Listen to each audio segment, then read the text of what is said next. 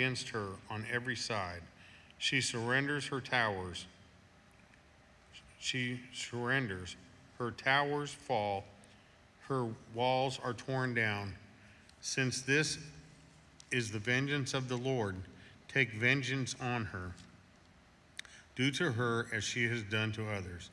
Cut off from Babylon the sower, and the reaper with his sickle at harvest. Because of the sword of the oppressor, let everyone return to their own people. Let everyone flee to their own land. Israel is a scattered flock that lions have chased away. The first to devour them was the king of Assyria. The last to crush their bones was Nebuchadnezzar, king of Babylon. Therefore, this is what the Lord Almighty, the God of Israel, says: I will punish the king of Babylon and his land, and as I punished the king of Assyria. But I will bring Israel back to their own pasture, and they will graze on Carmel and Bashan. Their appetite will be satisfied on the hills of Ephraim and Gilead. In those days, at that time, declares the Lord, search will be made for Israel's guilt, but there will be none, and for the sins of Judah, but none will be found. For I will forgive the remnant I spare. Attack the land of Merathaim and those who live in Pekod. Pursue, kill, and completely destroy them, declares the Lord. Do everything I have commanded you. The noise of battle is in the land, the noise of great destruction. How broken and shattered is the hammer of the whole earth. How desolate is Babylon among the nations. I set a trap for you, Babylon, and you were caught before you knew it. You were found and captured because you opposed the Lord. The Lord has opened his arsenal and brought out the weapons of his wrath. For the sovereign Lord Almighty has work to do in the land of the Babylonians. Come against her from afar, break open her granaries, pile her up like heaps of grain, completely destroy her and leave her no remnant. Kill her and her young bulls, let them go down to the slaughter. Woe to them, for their day has come, the time for them to be punished. Listen to the fugitives and refugees from Babylon, declaring in Zion how the Lord our God has taken vengeance for his people, for his temple. Summon archers against Babylon, all those who draw the bow, and camp all around her. Let no one escape. Repay her for her deeds. Do to her as she has done, for she has defied the Lord, the Holy One of Israel. Therefore her young men will fall in the streets. All her soldiers will be silenced in that day, declares the Lord. See, I am against you, you arrogant one, declares the Lord Almighty. For your day has come, the time for you to be punished. The arrogant one will stumble and fall, and no one will help her up. I will kindle a fire in her towns that will consume all around her. This is what the Lord Almighty says: the people of Israel are oppressed, and the people of Judah as well. All their captors hold them fast, refusing to let them go. Yet their Redeemer is strong.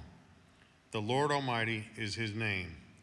He will vigorously defend their cause, so that he may bring rest to their land, but unrest to those who live in Babylon.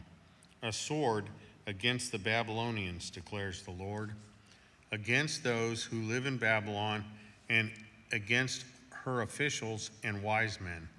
A sword against her false prophets. They will become fools. A sword against her warriors. They will be filled with terror. A sword against her horses and chariots, and all the foreigners in her ranks. They will become weaklings. A sword against her treasures. They will be plundered. A drought on her waters. They will dry up, for it is a land of idols, idols that will go mad with terror. So desert creatures and hyenas will live there, and there the owl will dwell. It will never again be inhabited or lived in from generation to generation. As I overthrew Sodom and Gomorrah along with their neighboring towns, declares the Lord, so no one will live there, no people will dwell in it. Look, an army is coming from the north, a great nation and many kings are being stirred up from the ends of the earth. They are armed with bows and spears. They are cruel and without mercy. They sound like the roaring sea as they ride on their horses. They come like men in battle formation to attack your daughter Babylon. The king of Babylon has heard reports about them, and his hands hang limp. Anguish has gripped him, pain like that of a woman in labor. Like a lion coming up from Jordan's thickets to a rich pasture land, I will chase Babylon from its land in an instant. Who is the chosen one I will appoint for this? Who is like me, and who can challenge me? And what shepherd can stand against me? Therefore, hear what the Lord has planned against Babylon, what he has purposed against the land of the Babylonians. The young of the flock will be dragged away. Their pasture will be appalled at their fate. At the sound of Babylon's capture, the earth will tremble. Its cry will resound among the nations. Jeremiah 51. This is what the Lord says. See, I will stir up the spirit of a destroyer against Babylon and the people of Leb-Kamai. I will send foreigners to Babylon to winnow her and to devastate her land. They will oppose her on every side. In the day of her disaster, let not the archer string his bow, nor let him put on his armor. Do not spare her young men, completely destroy her army. They will fall down slain in Babylon, fatally wounded in her streets. For Israel and Judah have not been forsaken by their God, the Lord Almighty. Though their land is full of guilt before the Holy One of Israel, flee from Babylon, run for your lives. Do not be destroyed because of her sins. It is time for the Lord's vengeance. He will repay her what she deserves. Babylon was a gold cup in the Lord's hand. She made the whole earth drunk. The nations drank her wine. Therefore, they have now gone mad. Babylon will suddenly fall and be broken. Wail over her. Get balm for her pain. Perhaps she can be healed. We would have healed Babylon, but she cannot be healed. Let us leave her and each go to our own land. For her judgment reaches to the skies. It rises as high as the heavens. The Lord has vindicated us. Come, let us tell Zion what the Lord our God has done. Sharpen the arrows, take up the shields. The Lord has stirred up kings of the Medes because his purpose is to destroy Babylon. The Lord will take vengeance for his temple. Lift up a banner against the walls of Babylon. Reinforce the guard station. The watchmen prepare an ambush. The Lord will carry out his purpose, his decree against the people of Babylon. You who live by many waters and are rich in treasures. Your end has come, the time for you to be destroyed. The Lord Almighty has sworn by himself, I will surely fill you with troops with a swarm of locusts, and they will shout in triumph over you. He made the earth by his power. He founded the world by his wisdom, and stretched out the heavens by his understanding.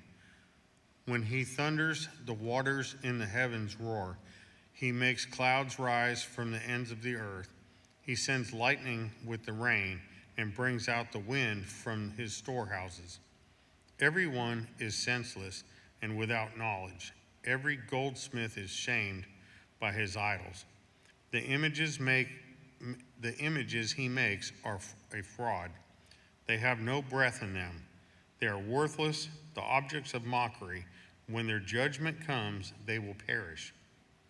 He who is the portion of Jacob is not like these, for he is the maker of all things, including the people of his inheritance. The Lord Almighty is his name. You are my war club, my weapon for battle. With you I shatter nations. With you I destroy kingdoms. With you I shatter horse and rider. With you I shatter chariot and driver. With you I shatter man and woman. With you I shatter old man and youth. With you I shatter man and young woman. With you I shatter shepherd and flock. With you I shatter farmer and oxen. With you I shatter governors and officials. Before your eyes I will repay Babylon and all who live in Babylonia for all the wrong they have done in Zion, declares the Lord. I am against you, you destroying mountain, you who destroy the whole earth, declares the Lord. I will stretch out my hand against you, roll you off the cliffs, and make you a burned out mountain. No rock will be taken from you for a cornerstone, nor any stone for a foundation, for you will be desolate forever, declares the Lord. Lift up a banner in the land, blow the trumpet among the nations. Prepare the nations for battle against her. Summon against her these kingdoms: Ararat, Minai, and Ashkenaz. Appoint a commander against her. Send up horses like a swarm of locusts. Prepare the nations for battle against her. The kings of the Medes, their governors, and all their officials, and all their countries they rule. The land trembles and writhes for the Lord's purpose against Babylon. Stand, lay to waste the land of Babylon so that no one will live there. Babylon's warriors have stopped fighting. They remain in their strongholds. Their strength is exhausted. They have become weaklings. Her dwellings are set on fire. The bars of her gates are broken. One courier follows another, and messenger follows messenger, to announce to the king of Babylon that his entire city is captured, the river crossing seized, the marshes set on fire, and the soldiers terrified. This is what the Lord Almighty, the God of Israel, says: Daughter Babylon is like a threshing floor at the time it is trampled. The time to harvest her will come soon. Soon come. Nebuchadnezzar, king of Babylon, has devoured us. He has thrown us into confusion. He has made us an empty jar. Like a serpent, he has swallowed us and filled his stomach with our delicacies, and then has spewed us out. May the violence done to our flesh be on Babylon, say the inhabitants of Zion. May our blood be on those who live in Babylonia, says Jerusalem. Therefore, this is what the Lord says: See, I will defend your cause and avenge you. I will dry up her sea and make her springs dry. Babylon will be a heap of ruins, a haunt of jackals, an object of horror and scorn, and a place where no one lives. Her people all roar like young lions. They will growl like lion cubs. But while they are aroused, I will set out a feast for them and make them drunk, so that they shout with laughter, then sleep forever and not awake, declares the Lord. I will bring them down like lambs to the slaughter, like rams and goats. How Sheshach will be captured, the boast of the whole earth seized. How desolate Babylon will be among the nations. The sea will rise over Babylon. Its roaring waves will cover her. Her towns will be desolate and dry, and desert land and land where no one lives, through which no one travels. I will punish Bel in Babylon and make him spew out what he has swallowed. The nations will no longer stream to him, and the wall of Babylon will fall. Come out of her, my people, run for your lives. Run from the fierce anger of the Lord. Do not lose heart or be afraid when rumors are heard in the land. One rumor comes this year, another the next, rumors of violence in the land and of ruler against ruler. For the time will surely come when I will punish the idols of Babylon. Her whole land will be disgraced, and her slain will all lie fallen within her. Then heaven and earth and all that is in them will shout for joy over Babylon. For out of the north destroyers will attack her, declares the Lord. Babylon must fall because of Israel's slain, just as the slain in all the earth have fallen because of Babylon. You who have escaped the sword, leave and do not linger. Remember, the Lord is in a distant land, and call to mind Jerusalem. We are disgraced, for we have been insulted, and shame covers our faces because foreigners have entered the holy place of the Lord's house. But days are coming, declares the Lord, when I will punish her idols, and throughout her land the wounded will groan. Even if Babylon ascends to the heavens and fortifies her lofty stronghold, I will send destroyers against her, declares the Lord.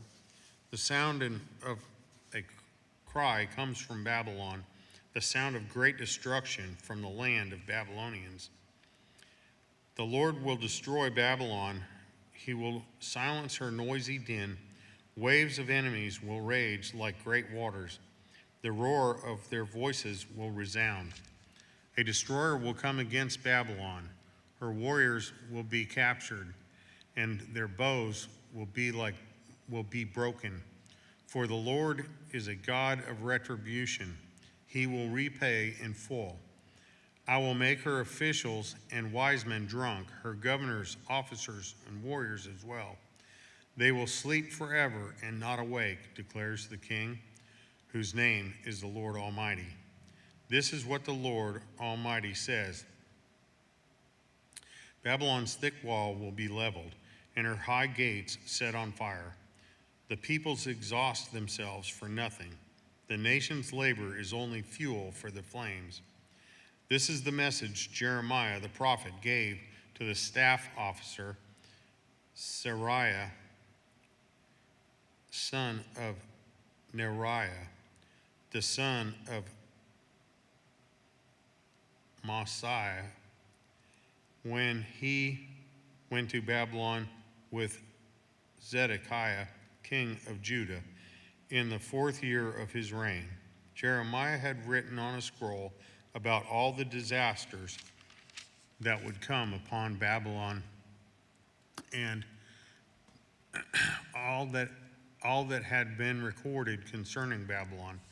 He said to Seraiah, when you get to Babylon, see that you read all these words aloud. Then say, Lord, you have said you will destroy this place so that neither people nor animal will live in it. It will be desolate forever. When you finish reading this scroll, tie a stone to it and throw it into the Euphrates. Then say, so will Babylon sink to rise no more, because of the disaster I will bring on her, and her people will fall. The words of Jeremiah end here. The fall of Jerusalem, Jeremiah 52. Zedekiah was 21 years old when he became king, and he reigned in Jerusalem 11 years. His mother's name was Hamatal, daughter of Jeremiah. She was from Libnah. He did evil in the eyes of the Lord, just as Jehoiakim had done. It was because of the Lord's anger that all this happened to Jerusalem and Judah, and in the end, he thrust them from his presence. Now Zedekiah rebelled against the king of Babylon. So in the 9th year of Zedekiah's reign, on the 10th day of the 10th month, Nebuchadnezzar, king of Babylon, marched against Jerusalem with his whole army. They encamped outside the city and built siege works all around it. The city was kept under siege until the 11th year of King Zedekiah. By the 9th day of the 4th month, the famine in the city had become so severe that there was no food for the people to eat. Then the city wall was broken through, and the whole army fled. They left the city at night through the gate between the two walls near the king's garden.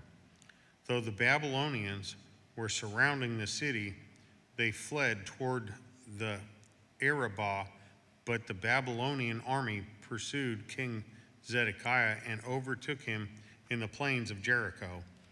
All his soldiers were separated from him and scattered, and he was captured. He was taken to the king of Babylon in Riblah, in the land of Hamath, where he pronounced sentence on him. There at Riblah, the king of Babylon killed the sons of Zedekiah before his eyes. He also killed all the officials of Judah. Then he put out Zedekiah's eyes, bound him with bronze shackles, and took him to Babylon, where he put him in prison till the day of his death. On the 10th day of the 5th month, in the 19th year of Nebuchadnezzar, king of Babylon, Nebuzaradan,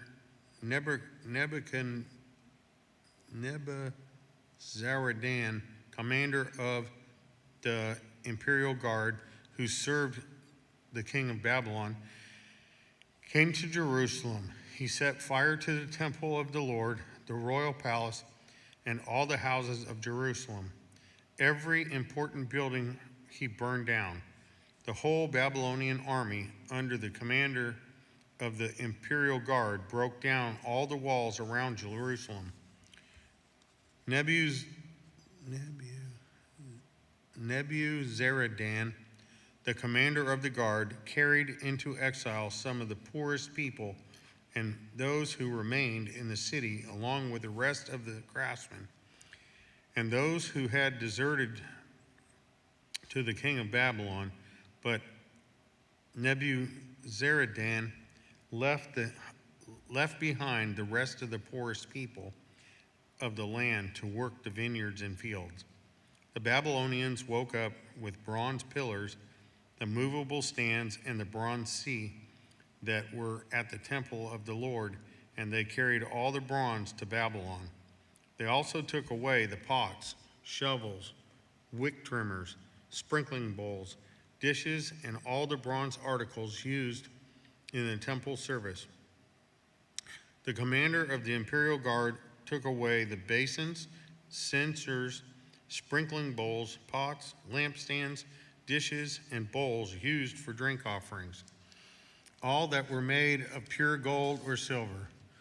The bronze from the two pillars the sea, and the 12 bronze bulls under it, and the movable stands which King Solomon had made for the temple of the Lord, was more than could be weighed.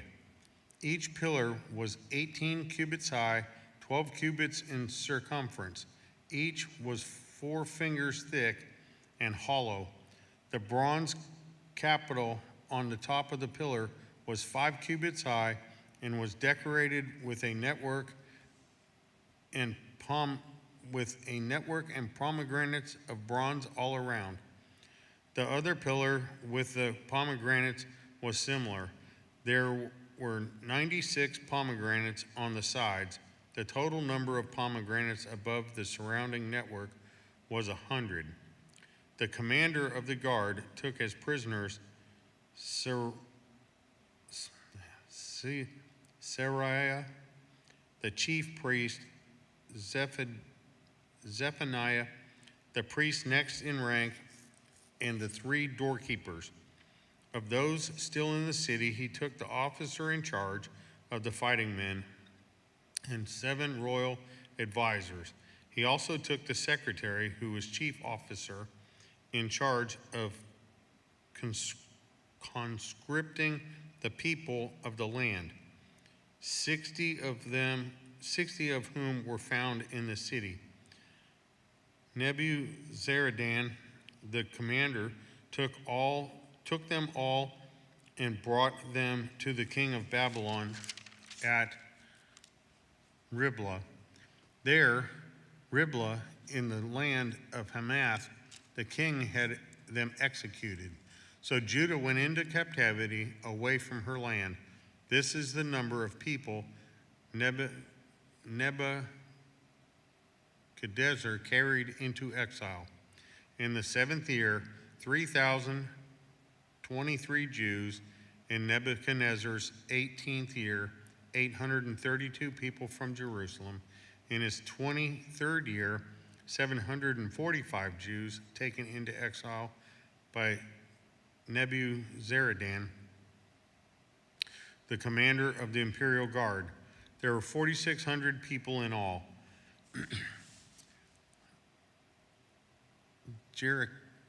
Jehoiakim released.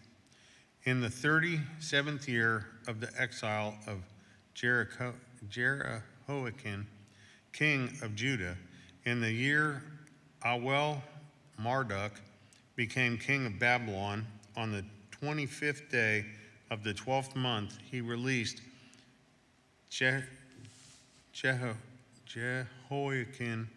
king of Judah, and freed him from prison.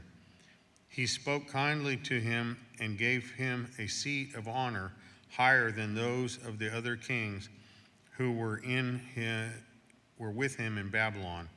So Jehoiakim put aside his prison clothes and for the rest of his life ate regularly at the king's table.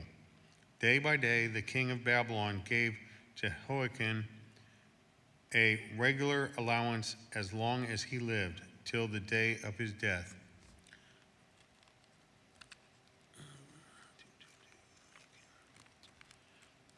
Lamentations, chapter 1.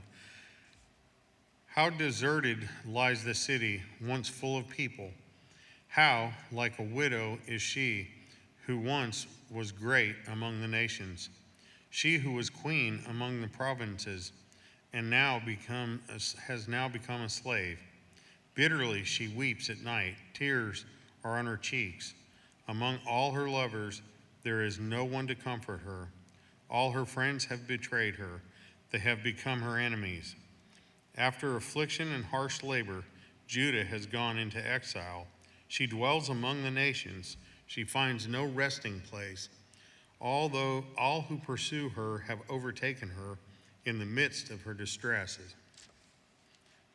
The roads to Zion mourn, for no one comes to her appointed festivals. All her gateways are desolate. Her priests groan. Her young women grieve, and she is in bitter anguish. Her foes have become her masters. Her enemies are at ease. The Lord has brought her grief because of her many sins. Her children have gone into exile, captive before the foe. All the splendor has departed from daughter Zion. Her princes are like deer, find no pasture. In weakness they have fled before the pursuer.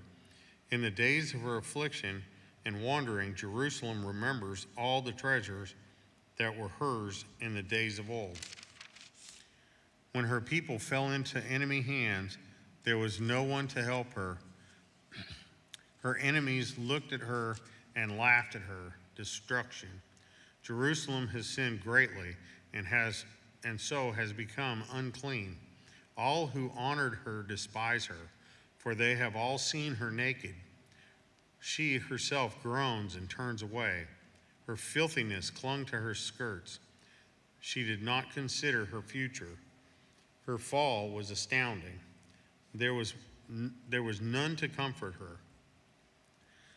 Look, Lord, on my afflictions, for the enemy has triumphed. The enemy laid hands on all her treasures.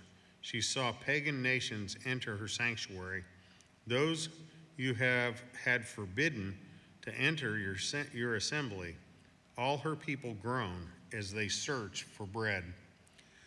They barter their treasures for food to keep themselves alive. Look, Lord, and consider, for I am despised. Is it nothing to you, all you who pass by? Look around and see. Is any suffering like my suffering that was inflicted on me, that the Lord brought on me in the day of his fierce anger? From on high he sent fire, set it down onto my bones. He spread a net for my feet and turned me back. He made me desolate, faint all the day long. My sins have been bound into a yoke. By his hands they were woven together. They have been hung on my neck, and the Lord has sapped my strength. He has given me into the hands of those I cannot withstand. The Lord has rejected all the warriors in my midst. He has summoned an army against me to crush my young men. In his winepress, the Lord has trampled virgin daughter Judah. This is why I weep, and my eyes overflow with tears. No one is near to comfort me. No one to restore my spirit. My children are destitute because the enemy has prevailed. Zion stretches out her hands, but there is no one to comfort her. The Lord has declared for Jacob that his neighbors become his foes. Jerusalem has become unclean, an unclean thing among them. The Lord is righteous, yet I rebelled against his command. Listen, all you people, look on my suffering. My young men and young women have gone into exile. I called to my allies, but they betrayed me. My priests and my elders perished in the city while they searched for food to keep themselves alive. See, Lord, how distressed I am. I am in torment within, and in my heart I am disturbed. For I have been most rebellious. Outside, the sword bereaves. Inside, there is only death. People have heard my groaning, but there is no one to comfort me. All my enemies have heard of my distress. They rejoice at what you have done. May you bring the day you have announced, so they may become like me. Let all their wickedness come before you. Deal with them as you have dealt with me, because of all my sins. My groans are many, and my heart is faint. Lamentations 2. How the Lord covered daughter Zion with a cloud of his anger. He has hurled down the splendor of Israel from heaven to the earth. He has not remembered his footstool in the day of his anger. Oh, come on.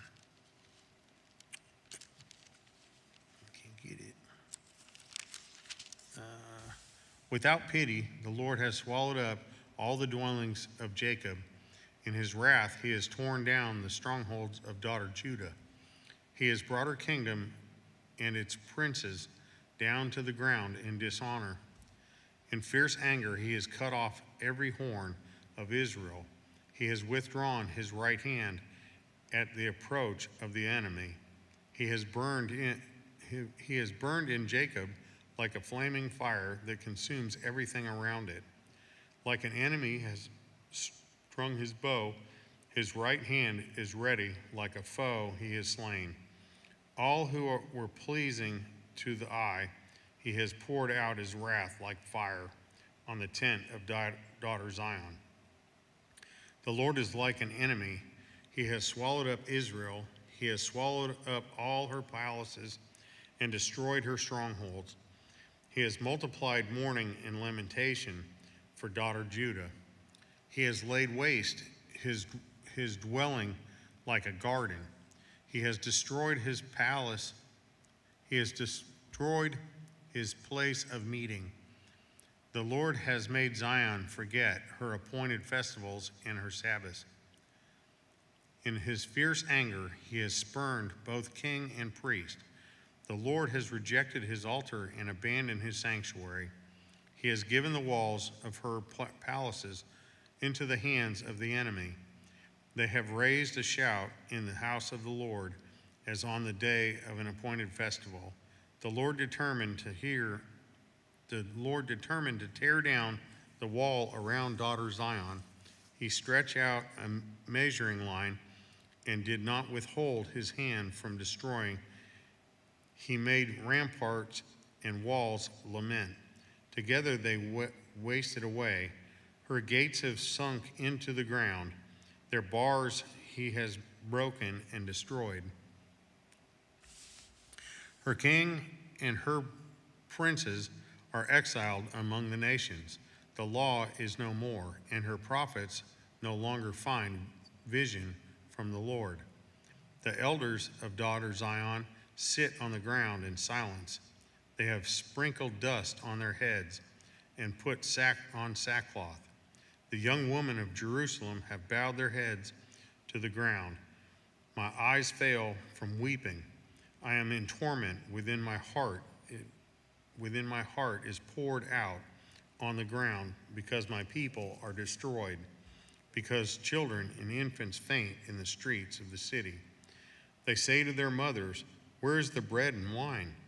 as they faint like the wounded in the streets of the city, as their lives ebb away in their mother's arms. What can I say for you?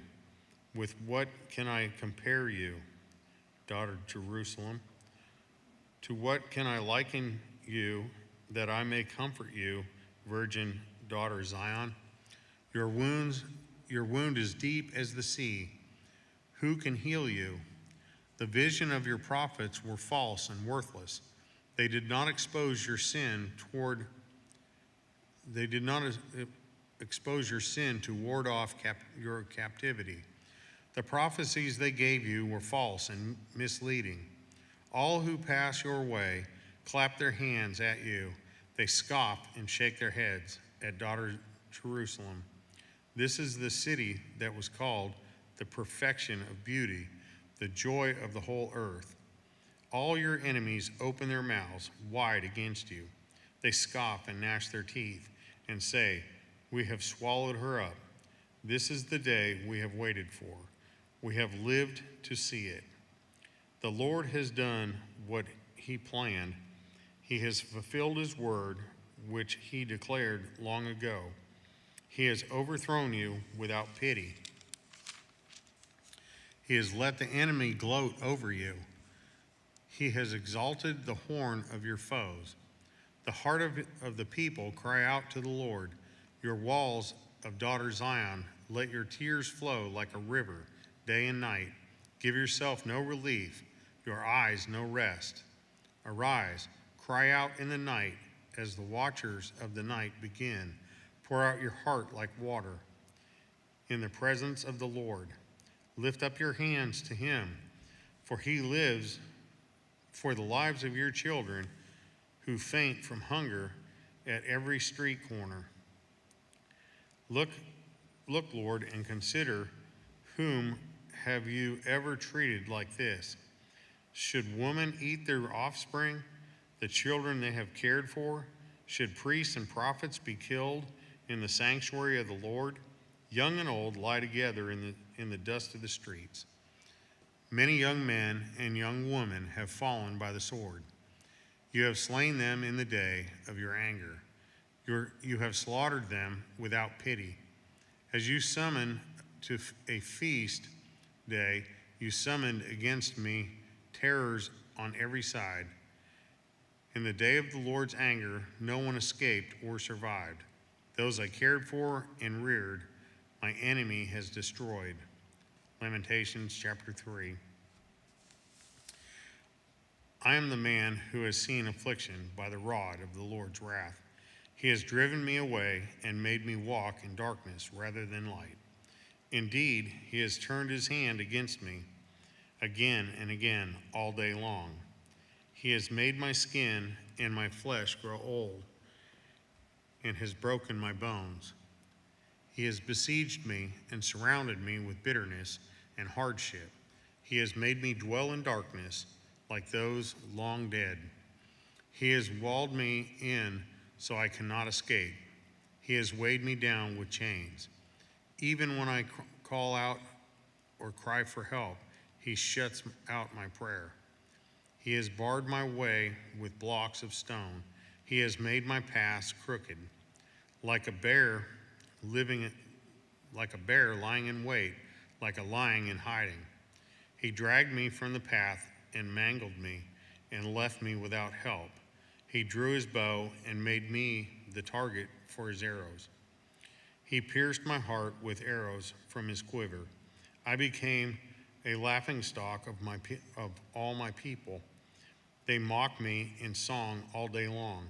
He has filled me with bitter herbs and given me gall to drink. He has broken my teeth with gravel. He has trampled me in the dust. I have been deprived of peace. I have forgotten what prosperity is. So I say, my splendor is gone, and all that I had hoped for from the Lord. I remember my affliction and my wandering, the bitterness and the gall. I well remember them, and my soul is downcast within me. Yet this I call to mind, and therefore I have hope. Because of the Lord's great love, we are not consumed, for his compassions never fail. They are new every morning. Great is your faithfulness. I say to myself, the Lord is my portion, therefore I will wait for him. The Lord is good to those who hope in him, to those who seek him. It is good to wait quietly for the salvation of the Lord. It is good for man to bear the yoke while he is young. Let him sit alone in silence, for the Lord has laid on him. Let him bury his face in the dust. There may yet be hope. Let him offer his cheek to one who would strike him, and let him be filled with disgrace. For no one is cast off by the Lord forever. Though he brings grief, he will show compassion.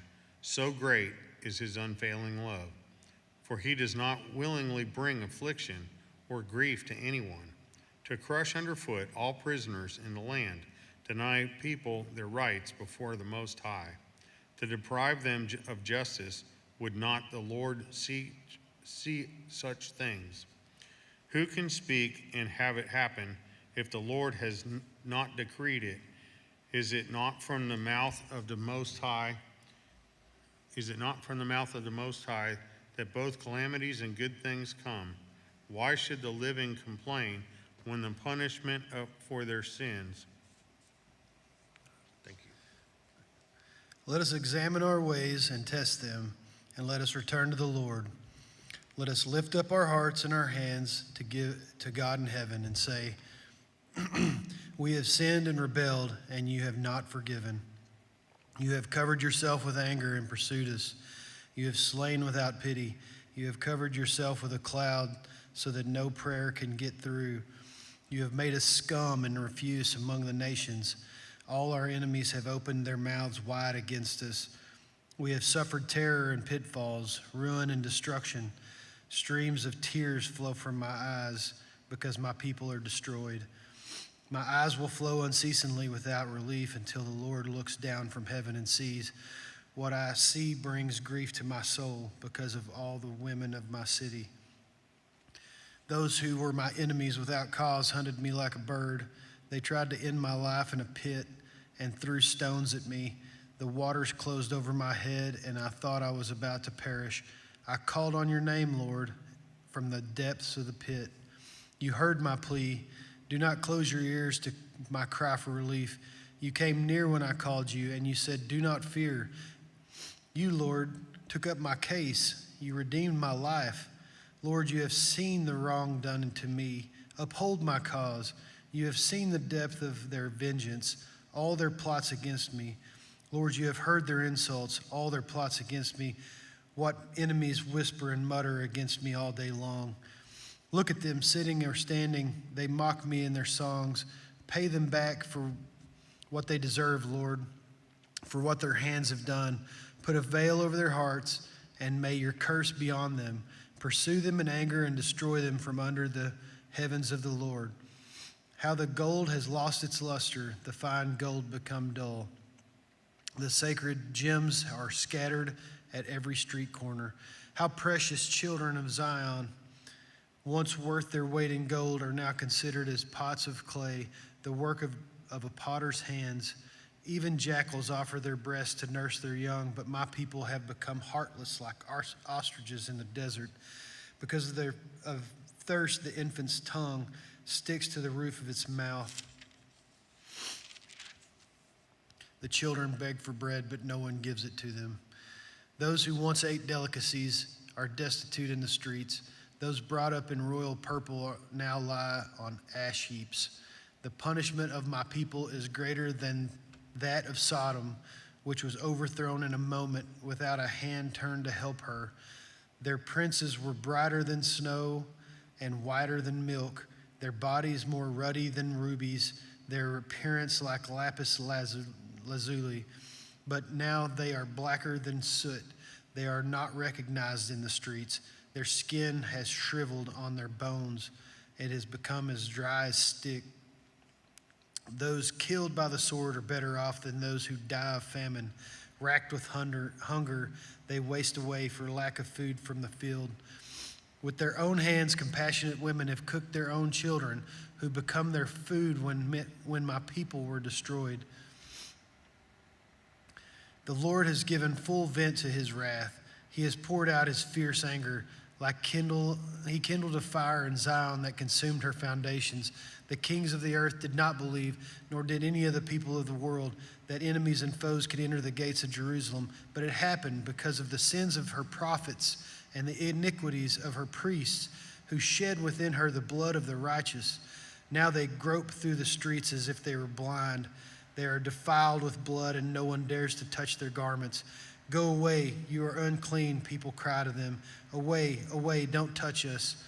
When they flee and wander about, many people among the nations say, they can stay here no longer. The Lord himself has scattered them. He no longer watches over them. The priests are shown no honor, the elders no favor. Moreover, our eyes failed, looking in vain for help.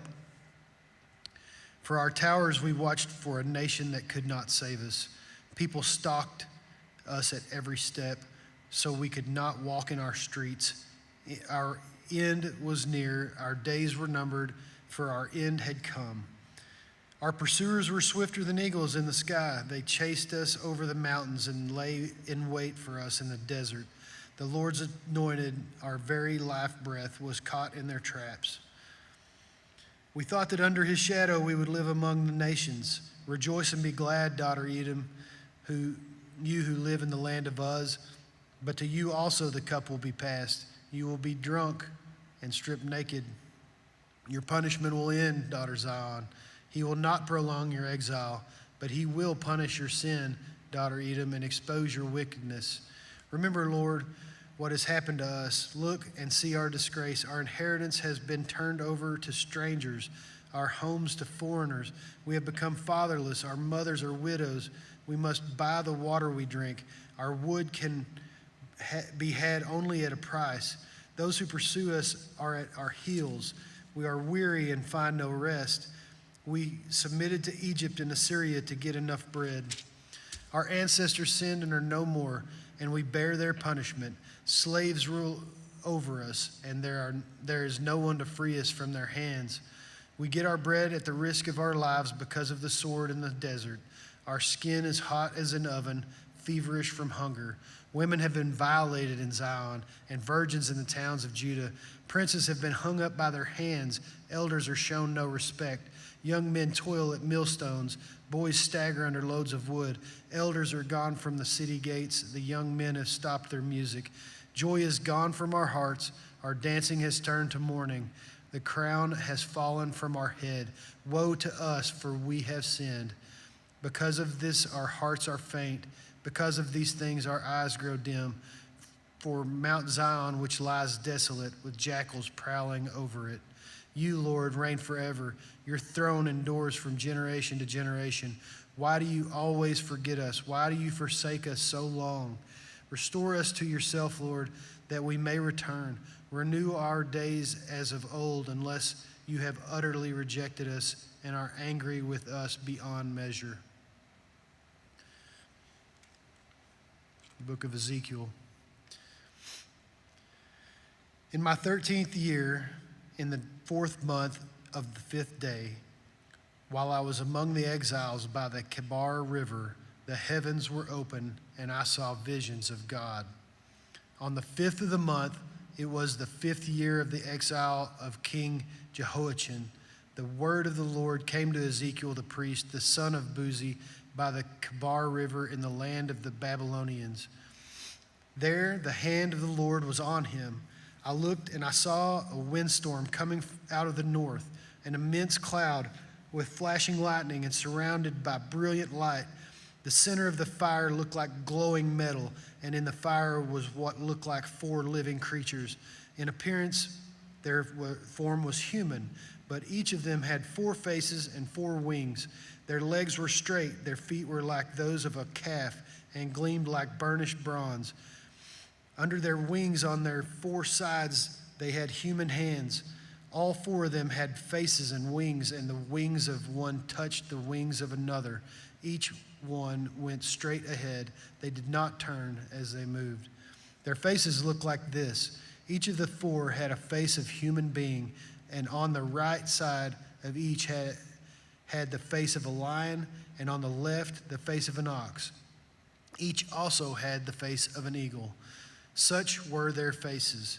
They each had 2 wings spreading out upward, each wing touching that of the creature on either side, and each had 2 other wings covering its body. Each one went straight ahead. Wherever the Spirit would go, they would go, without turning as they went. The appearance of the living creatures was like burning coals of fire or like torches. Fire moved back and forth among the creatures. It was bright, and lightning flashed out of it. The creatures sped back and forth like flashes of lightning. As I looked at the living creatures, I saw a wheel on the ground beside each creature with its 4 faces. This was the appearance and structure of the wheels. They sparkled like topaz, and all 4 looked alike. Each appeared to be made like a wheel intersecting a wheel. As they moved, they would go in any one of their 4 directions the creatures faced. The wheels did not change direction as the creatures went. Their rims were high and awesome, and all 4 rims were full of eyes all around. When the living creatures moved, the wheels beside them moved, and when the creatures rose from the ground, the wheels also rose. Wherever the Spirit would go, they would go, and the wheels would arise along with them, because the spirit of the living creatures was in the wheels. When the creatures moved, they also moved. When the creatures stood still, they also stood still. And when the creatures rose from the ground, the wheels rose along with them, because the spirit of the living creatures was in the wheels. Spread out above the heads of the living creatures was what looked like something like a vault. sparkling like crystal and awesome. Under the vault, their wings were stretched out, one towards the other, and each had 2 wings covering its body. When the creatures moved, I heard a sound of their wings like a roar of rushing waters, like the voice of the Almighty, like the tumult of an army. When they stood still, they lowered their wings. Then there came a voice from above the vault over their heads as they stood with lowered wings. Above the vault over their heads was what looked like a throne of lapis lazuli, and high above on the throne was a figure like that of a man. I saw that from what appeared to be his waist he looked like glowing metal, as if full of fire, and that from there down he looked like fire. A brilliant light surrounded him. Like the appearance of rainbow in the clouds on a rainy day, so was the radiance around him. This was the appearance of the likeness of the glory of the Lord. When I saw it, I fell face down, and I heard the voice of one speaking. He said to me, "Son of man, stand up on your feet, and I will speak to you." As he spoke, the Spirit came to me and raised me to my feet, and I heard him speaking to me. He said, "Son of man, I am sending you to the Israelites, to a rebellious nation that has rebelled against me. They and their ancestors have been in revolt against me to this very day. The people to whom I am sending you are obstinate and stubborn. Say to them, 'This is what the sovereign Lord says,' and whether they listen or fail to listen, for they are a rebellious people, they will know that a prophet has been among them. And you, son of man, do not be afraid of them or their words. Do not be afraid. Though briars and thorns are all around you and you live among scorpions, do not be afraid of what they say or be terrified by them, though they are a rebellious people. You must speak my words to them, whether they listen or fail to listen, for they are rebellious. But you, son of man, listen to what I say to you. Do not rebel like the rebellious people. Open your mouth and eat what I give you." Then I looked, and I saw a hand stretched out to me. In it was a scroll, which he unrolled before me. On both sides of it were written words of lament and mourning and woe. And he said to me, "Son of man, eat what is before you. Eat this scroll. Then go and speak to the people of Israel." So I opened my mouth, and he gave me the scroll to eat. Then he said to me, "Son of man, eat this scroll I am giving you and fill your stomach with it." So I ate it, and it tasted as sweet as honey in my mouth. He then said to me, "Son of man, go now to the people of Israel and speak my words to them. You are not being sent to a people of obscure speech and strange language, but to the people of Israel, not to many peoples of the obscure speech and strange language whose words you cannot understand. Surely if I had sent you to them, they would have listened to you. But the people of Israel are not willing to listen to you because they are not willing to listen to me. For all of the Israelites are hardened and obstinate. But I will make you as unyielding and hardened as they are. I will make your forehead like the hardest stone, harder than flint. Do not be afraid of them or terrified by them, though they are a rebellious people." And he said to me, "Son of man, listen carefully and take to heart all the words I speak to you. Go now to your people in exile and speak to them. Say to them, 'This is what the sovereign Lord says,' whether they listen or fail to listen." Then the Spirit lifted me up, and I heard behind me a loud rumbling sound as the glory of the Lord rose from the place where it was standing. It was the sound of the wings of the living creatures brushing against each other, and the sound of the wheels beside them, a loud rumbling sound. The Spirit then lifted me up and took me away, and I went in bitterness and in the anger of my spirit, with the strong hand of the Lord on me. I came to the exiles who lived in Tel Aviv near the Kebar River, and there, where they were living, I sat among them for 7 days, deeply distressed. At the end of 7 days, the word of the Lord came to me. "Son of man, I have made you a watchman for the people of Israel. So hear the word I speak and give them warning from me. When I say to a wicked person, 'You will surely die,' and you do not warn them or speak out to dissuade them from their evil ways or in order to save their lives, that wicked person will die for their sin, and I will hold you accountable for their blood. But if you do warn the wicked person and they do not turn from their wickedness or from their evil ways, then they will die for their sin, but you will have saved yourself. Again, when a righteous person turns from their righteousness and does evil, and I put a stumbling block before them, they will die. Since you did not warn them, they will die for their sin. The righteous things that person did will not be remembered, and I will hold you accountable for their blood. But if you do warn the righteous person not to sin, and they do not sin, they will surely live because they took warning, and you will have saved yourself.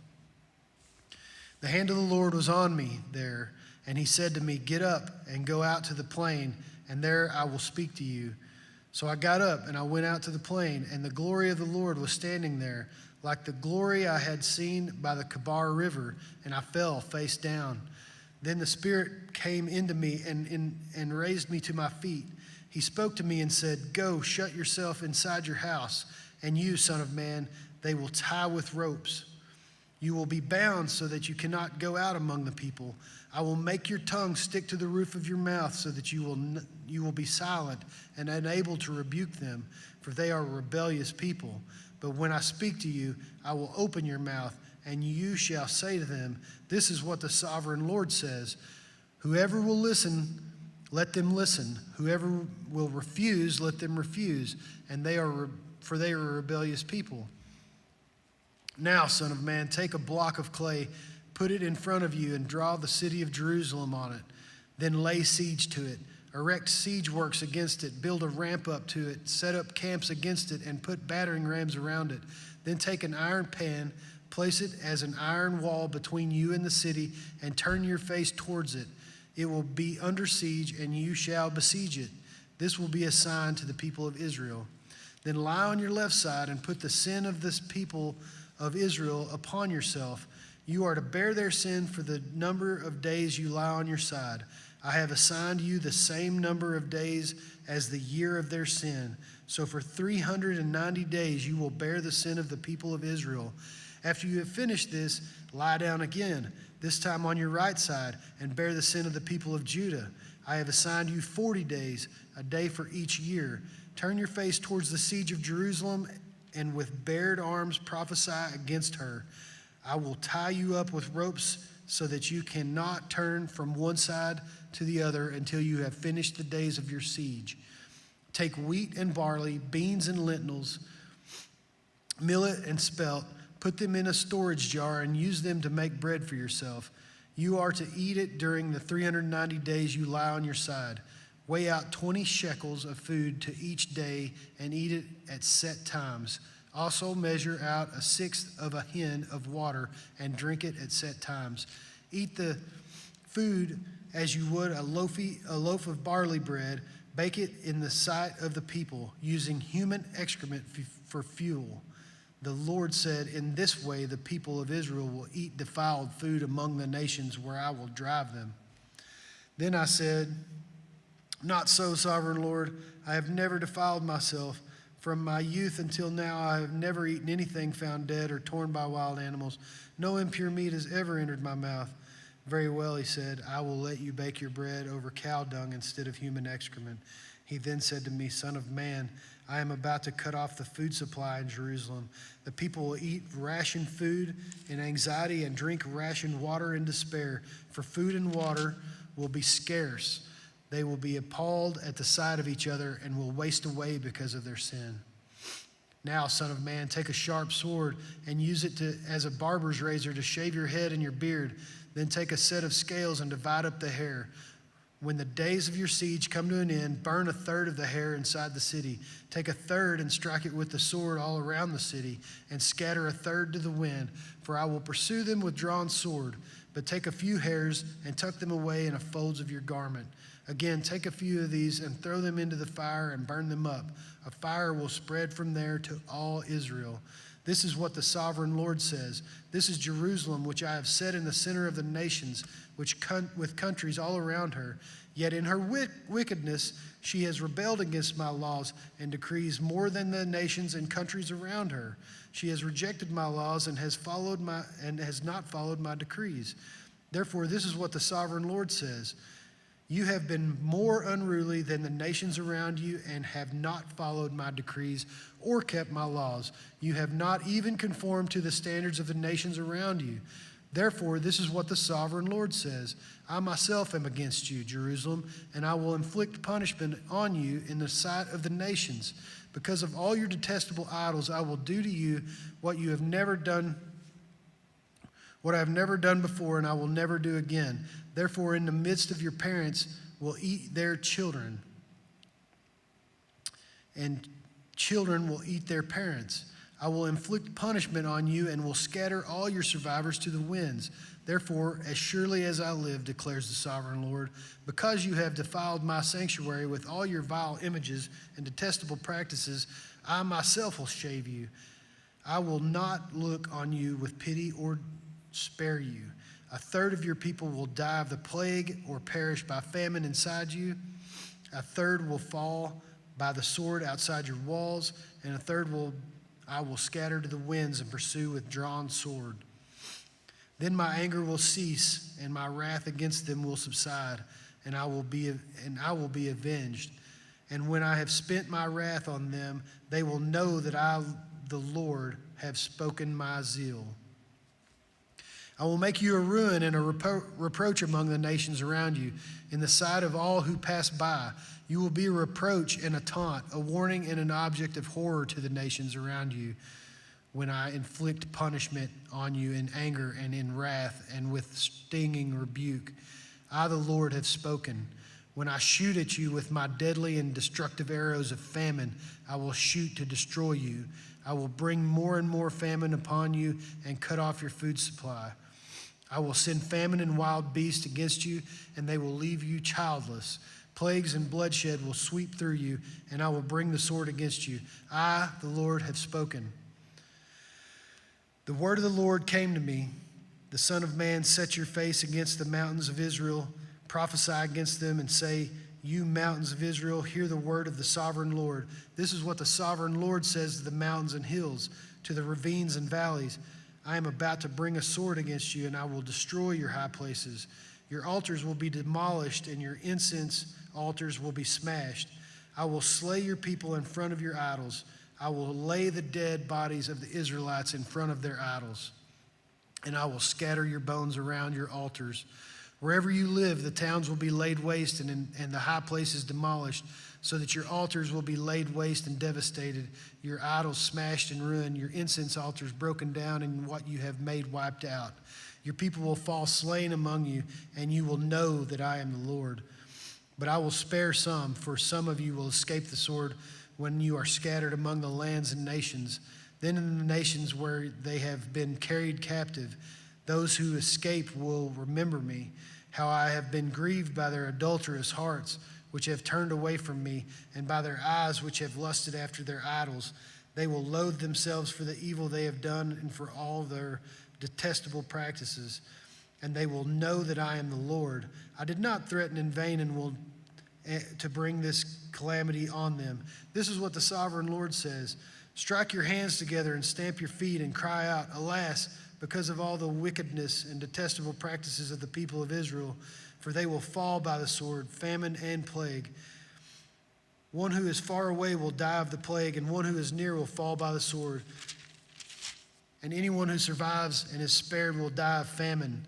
So will I pour out my wrath upon them, and they will know that I am the Lord when their people lie slain among their idols around their altars, on every high hill and on all the mountaintops, under every spreading tree and every leafy oak, places where they offered fragrant incense to all their idols.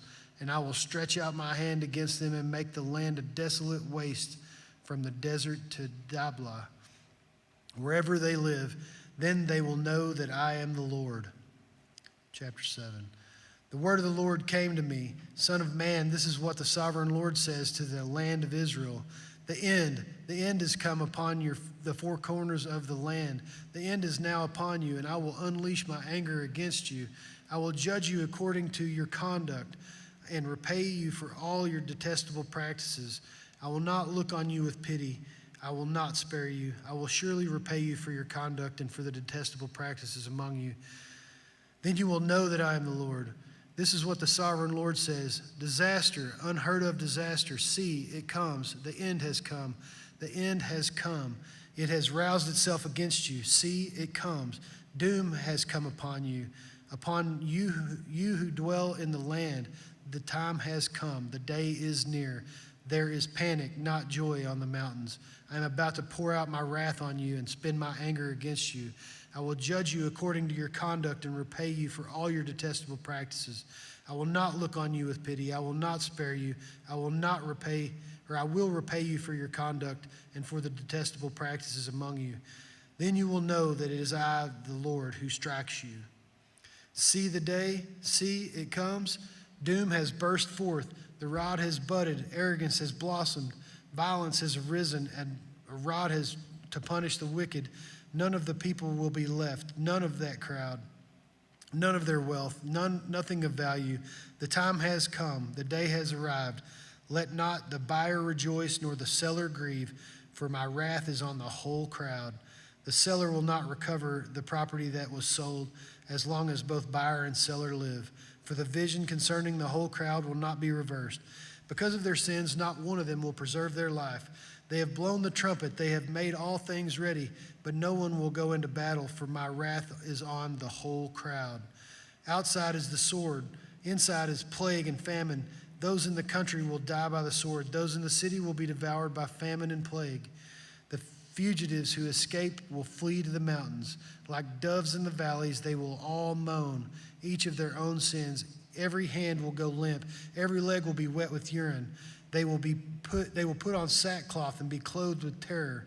Every face will be covered with shame. Every head will be shaved. They will throw their silver into the streets, and their gold will be treated as a thing unclean. Their silver and gold will not be able to deliver them in the day of the Lord's wrath. It will not satisfy their hunger or fill their stomachs, for it has caused them to stumble into sin. They took pride in their beautiful jewelry and used it to make their detestable idols. They made it into vile images. Therefore I will make it a thing unclean to them. I will give their wealth as plunder to foreigners and as loot to the wicked of the earth who will defile it. I will turn my face away from the people, and robbers will desecrate the place I treasure. They will enter it and will defile it. Prepare chains, for the land is full of bloodshed and the city is full of violence. I will bring the most wicked of nations to take possession of their houses. I will put an end to the pride of the mighty, and their sanctuaries will be desecrated. When terror comes, I will seek peace in vain. Calamity upon calamity will come, and rumor upon rumor. They will go searching for a vision from the prophet. Priestly instructions in the law will cease. The counsel of the elders will come to an end. The king will mourn, the prince will be clothed with despair, and the hands of the people of the land will tremble. I will deal with them according to their conduct, and by their own standards I will judge them. Then they will know that I am the Lord. Chapter 8. In the 6th year, in the 6th month of the 5th day, while I was sitting in my house and the elders of Judah were sitting before me, the hand of the sovereign Lord came on me there. I looked and I saw a figure like that of a man. From what appeared to be his waist down, he was like fire, and from there up his appearance was as bright as glowing metal. He stretched out what looked like a hand and took me by the hair of the head. The Spirit lifted me up between earth and heaven, and in visions of God he took me to Jerusalem, to the entrance of the north gate of the inner court, where the idols that provoke to jealous stood, and there before me was the glory of the God of Israel, as in the vision I had seen in the plain. Then he said to me, Son of man, look toward the north. So I looked, and in the entrance north of the gate of the altar I saw this idol of jealousy. And he said to me, Son of man, do you see what they are doing? The utterly detestable things the Israelites are doing here, things that will drive me far beyond my sanctuary? But you will see things that are even more detestable. Then he brought me to the entrance of the courts. I looked and I saw a hole in the wall. He said to me, Son of man, now dig into the wall. So I dug into the wall and saw a doorway there. He said to me, Go in and see the wicked and detestable things they are doing here. So I went in and looked, and I saw portrayed all over the walls all kinds of crawling things and unclean animals and all the idols of Israel. In front of them stood 70 elders of Israel, and Jaazaniah, son of Shaphan, was standing among them. Each had a censer in his hand, and a fragrant cloud of incense was rising. He said to me, Son of man, have you seen what the elders of Israel are doing in the darkness, each at a shrine of his own idol? They say, the Lord does not see us. The Lord has forsaken the land. Again, he said, you will see them doing things that are even more detestable. Then he brought me to the entrance of the north gate of the house of the Lord, and I saw a woman sitting there, mourning the god Tammuz. He said to me, do you see this, son of man? Will you see things that are even more detestable than this? He then brought me into the inner court of the house of the Lord, and there at the entrance to the temple between the portico and the altar were about 25 men with their backs towards the temple of the Lord and their faces towards the east. They were bowing down to the sun in the east. He said to me, have you seen this, son of man? Is it a trivial matter for the people of Judah to do the detestable things they are doing here? Must they also fill the land with violence and continually arouse my anger? Look at them putting the branch to their nose. Therefore I will deal with them in anger. I will not look on them with pity or spare them. Although they shout in my ear, I will not listen to them. Chapter 9. Then I heard him call out in a loud voice, bring near those who are appointed to me to execute judgment on the city, each with a weapon in his hand. And I saw 6 men coming from the direction of the upper gate, which faced north, each with a deadly weapon in his hand. With them was a man clothed in linen who had a riding kit at his side. They came in and stood beside the bronze altar. Now the glory of the God of Israel went up from above the cherubim where it had been, and moved to the threshold of the temple. Then the Lord called to the man clothed in linen who had the riding kit at his side and said to him, go throughout the city of Jerusalem and put a mark on the foreheads of those who grieve and lament over all the detestable things that are done in it. As I listened, he said to the others, follow him through the city and kill without showing pity or compassion. Slaughter the old men, the young men and women, the mothers and children, but do not touch anyone who has the mark. Begin at my sanctuary. So they began with the old men who were in front of the temple. Then he said to them, defile the temple and fill the courts with the slain. Go. So they went out and began killing throughout the city. While they were killing and I was left alone, I fell face down, crying out, alas, sovereign Lord, are you going to destroy the entire remnant of Israel in this outpouring of your wrath on Jerusalem? He answered me, the sin of the people of Israel and Judah is exceedingly great, and the land is full of bloodshed, and the city is full of injustice. They say, the Lord has forsaken the land. The Lord does not see, so I will not look on them with pity or spare them. But I will bring down on their own heads what they have done. Then the man in linen with the riding kit at his side brought back word saying, I have done as you commanded. Chapter 10, I looked and I saw the likeness of a throne of lapis lazuli above the vault that was over the heads of the cherubim. The Lord said to the man clothed in linen, go in among the wheels beneath the cherubim. Fill your hands with burning coals from among the cherubim and scatter them over the city. And as I watched, he went in. Now the cherubim were standing on the south side of the temple when the man went in, and a cloud filled the inner court. Then the glory of the Lord rose from above the cherubim and moved to the threshold of the temple. The cloud filled the temple, and the court was full of the radiance of the glory of the Lord. The sound of the wings of the cherubim could be heard as far away as outer court, like the voice of God Almighty when he speaks. When the Lord commanded the man in linen, take fire from among the wheels, from among the cherubim, the man went in and stood beside a wheel. Then one of the cherubim reached out his hand to the fire that was among them. He took up some of it and put it in the hands of the man in linen, who took it and went out. Under the wings of the cherubim could be seen what looked like human hands. I looked and I saw beside the cherubim 4 wheels, one beside each of the cherubim. The wheels sparkled like topaz. As for their appearance, the 4 of them looked alike. Each was like a wheel intersecting a wheel. As they moved, they would go in any one of the 4 directions the cherubim faced. The wheels did not turn about as the cherubim went. The cherubim went in whatever direction the head faced, without turning as they went.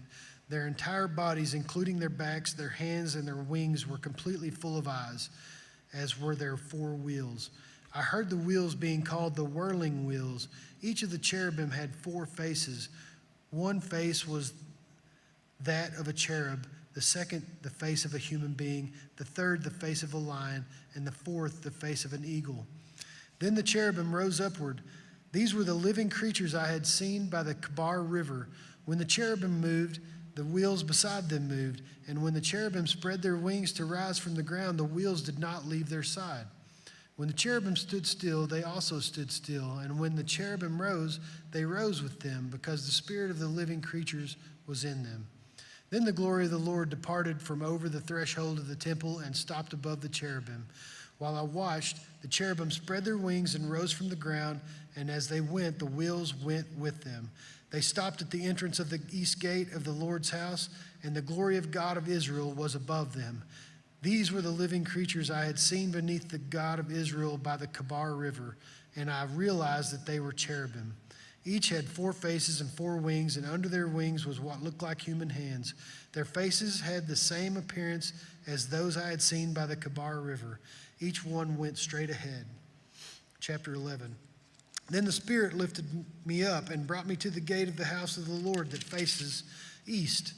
There at the entrance of the gate were 25 men, and I saw among them Jaazaniah, son of Azur, and Pelatiah, son of Benaiah, leaders of the people. The Lord said to me, Son of man, these are the men who are plotting evil and giving wicked advice to this city. They say, haven't our houses been recently rebuilt? This city is a pot, and we are the meat in it. Therefore, prophesy against them. Prophesy, Son of man. Then the Spirit of the Lord came to me, and he told me to say, this is what the Lord says. This is what you are saying, you leaders of Israel, but I know what is going through your mind. You have killed many people in this city and filled its streets with the dead. Therefore, this is what the sovereign Lord says. The bodies you have thrown there are the meat, and this city is the pot, but I will drive you out of it. You fear the sword, and the sword is what I will bring against you, declares the sovereign Lord. I will drive you out of the city and deliver you into the hands of the foreigners and inflict punishment on you. You will fall by the sword, and I will execute judgment on you at the border of Israel. Then you will know that I am the Lord. This city will not be a pot for you, nor will you be the meat in it. I will execute judgment on you at the border of Israel, and you will know that I am the Lord, for you have not followed my decrees or kept my laws, but have conformed to the standards of the nations around you. Now as I was prophesying, Pelatiah, son of Benaiah, died. Then I fell face down and cried out in a loud voice, Alas, sovereign Lord, will you completely destroy the remnant of Israel? The word of the Lord came to me. Son of man, the people of Jerusalem have said of your fellow exiles and all the other Israelites, they are far away from the Lord. This land was given to us as our possession. Therefore say, this is what the sovereign Lord says. Although I sent them far away among the nations and scattered them among the countries, yet for a little while I have been in sanctuary for them in the countries where they have gone. Therefore say, this is what the sovereign Lord says. I will gather you from the nations and bring you back from the countries where you have been scattered. I will give you back the land of Israel again. They will return to it and remove all its vile images and detestable idols. I will give them an undivided heart and put a new spirit in them. I will remove from them their heart of stone and give them a heart of flesh. Then they will follow my decrees and be careful to keep my laws. They will be my people, and I will be their God. But as for those whose hearts are devoted to their vile images and detestable idols, I will bring down on their own heads what they have done, declares the sovereign Lord. Then the cherubim, with the wheels beside them, spread their wings, and the glory of God of Israel was above them. The glory of the Lord went up from within the city and stopped above the mountain east of it. The Spirit lifted me up and brought me to the exiles of Babylonia in the vision given by the Spirit of God. Then the vision I had seen went up from me, and I told the exiles everything the Lord had showed me. Chapter 12. The word of the Lord came to me, Son of man, you are living among a rebellious people. They have eyes to see but do not see, and ears to hear but do not hear, for they are a rebellious people. Therefore, Son of man, pack your belongings for exile, and in the daytime, as they watch, set out and go from where you are to another place. Perhaps they will understand, though they are a rebellious people. During the daytime, while they watch, bring out your belongings packed for exile. Then in the evening, while they are watching, go out like those who go into exile. While they watch, dig through the wall and take your belongings out through it. Put them on your shoulder as they are watching and carry them out at dusk. Cover your face so that you cannot see the land, for I have made you a sign to the Israelites. So I did as I was commanded. During the day I brought out my things packed for exile. Then in the evening I dug through the wall with my hands. I took my belongings out at dusk, carrying them on my shoulders while they watched. In the morning the word of the Lord came to me, Son of man, did not the Israelites, that rebellious people, ask you, what are you doing? Say to them, this is what the sovereign Lord says. This prophecy concerns the prince in Jerusalem and all the Israelites who are there. Say to them, I am a sign to you. As I have done, so it will be done to them. They will go into exile as captives.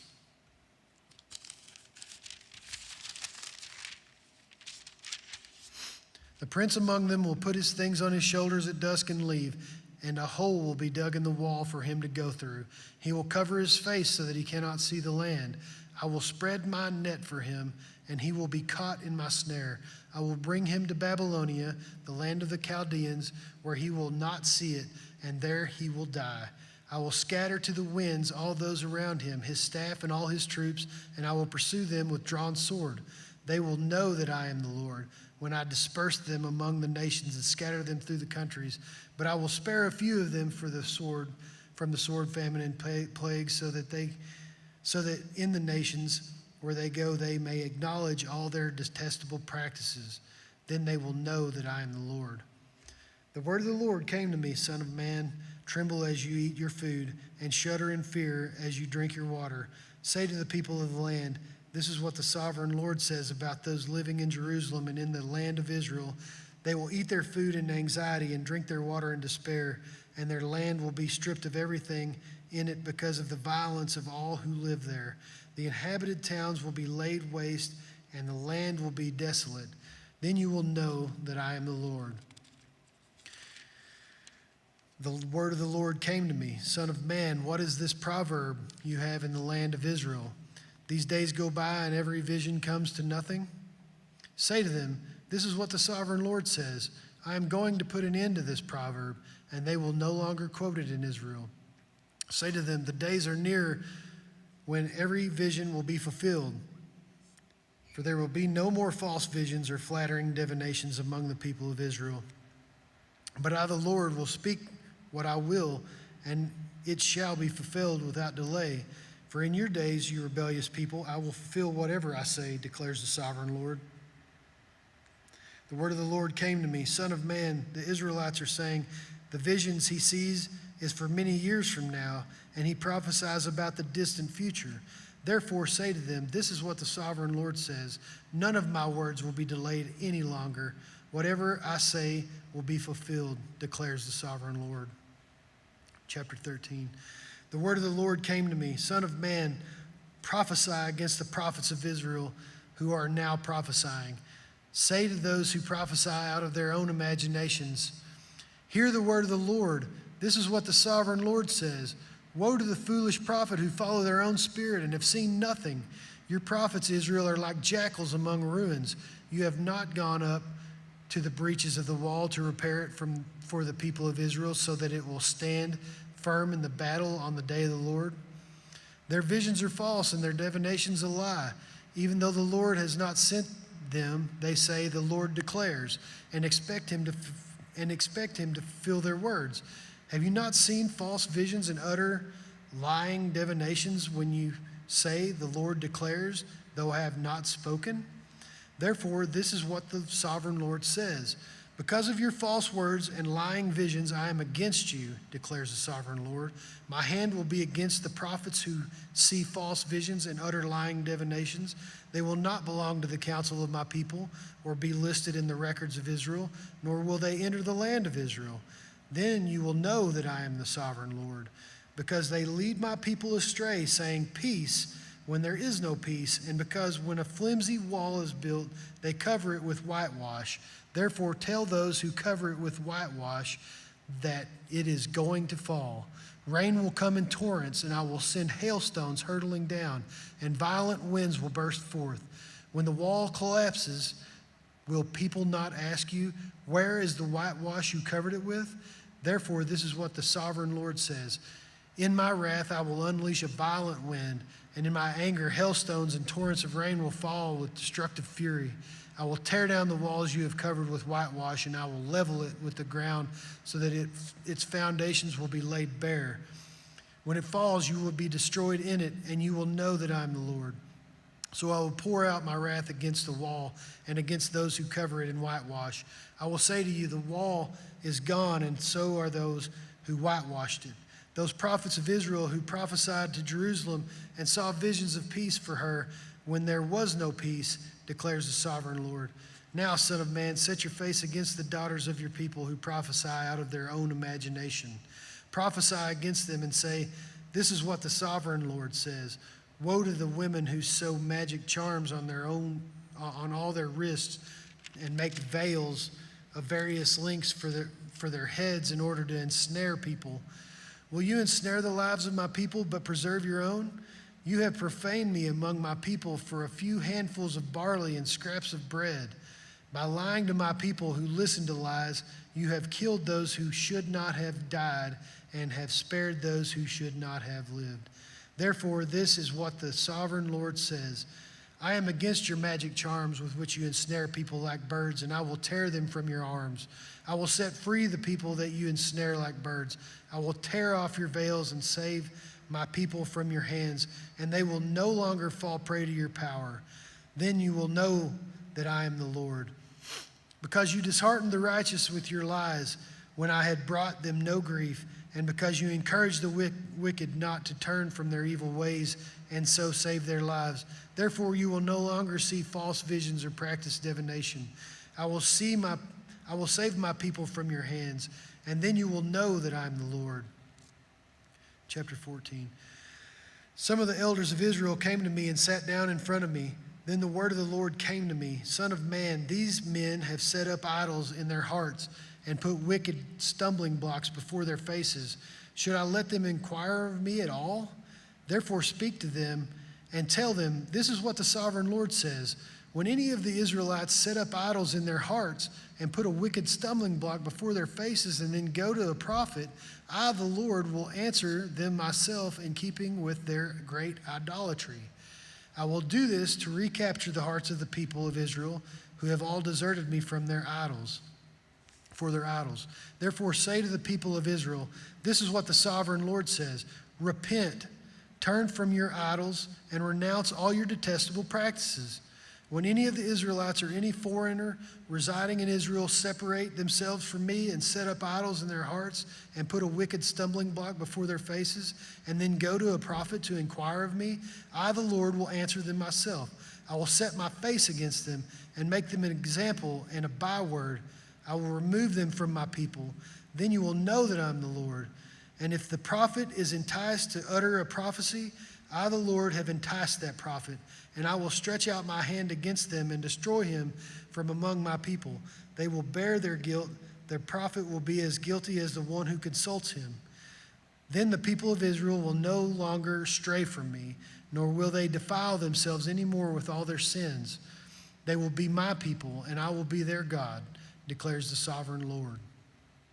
The word of the Lord came to me, Son of man, if a country sins against me by being unfaithful, and I stretch out my hand against it to cut off its food supply and send famine upon it and kill its people and their animals, even if these three men, Noah, Daniel, and Job, were in it, they could save only themselves by their righteousness, declares the sovereign Lord. Or if I send wild beasts through that country, and they leave it childless, and it becomes desolate so that no one can pass through it because of the beasts, as surely as I live, declares the sovereign Lord, even if these 3 men were in it, they could not save their own sons or daughters. They alone would be saved, but the land would be desolate.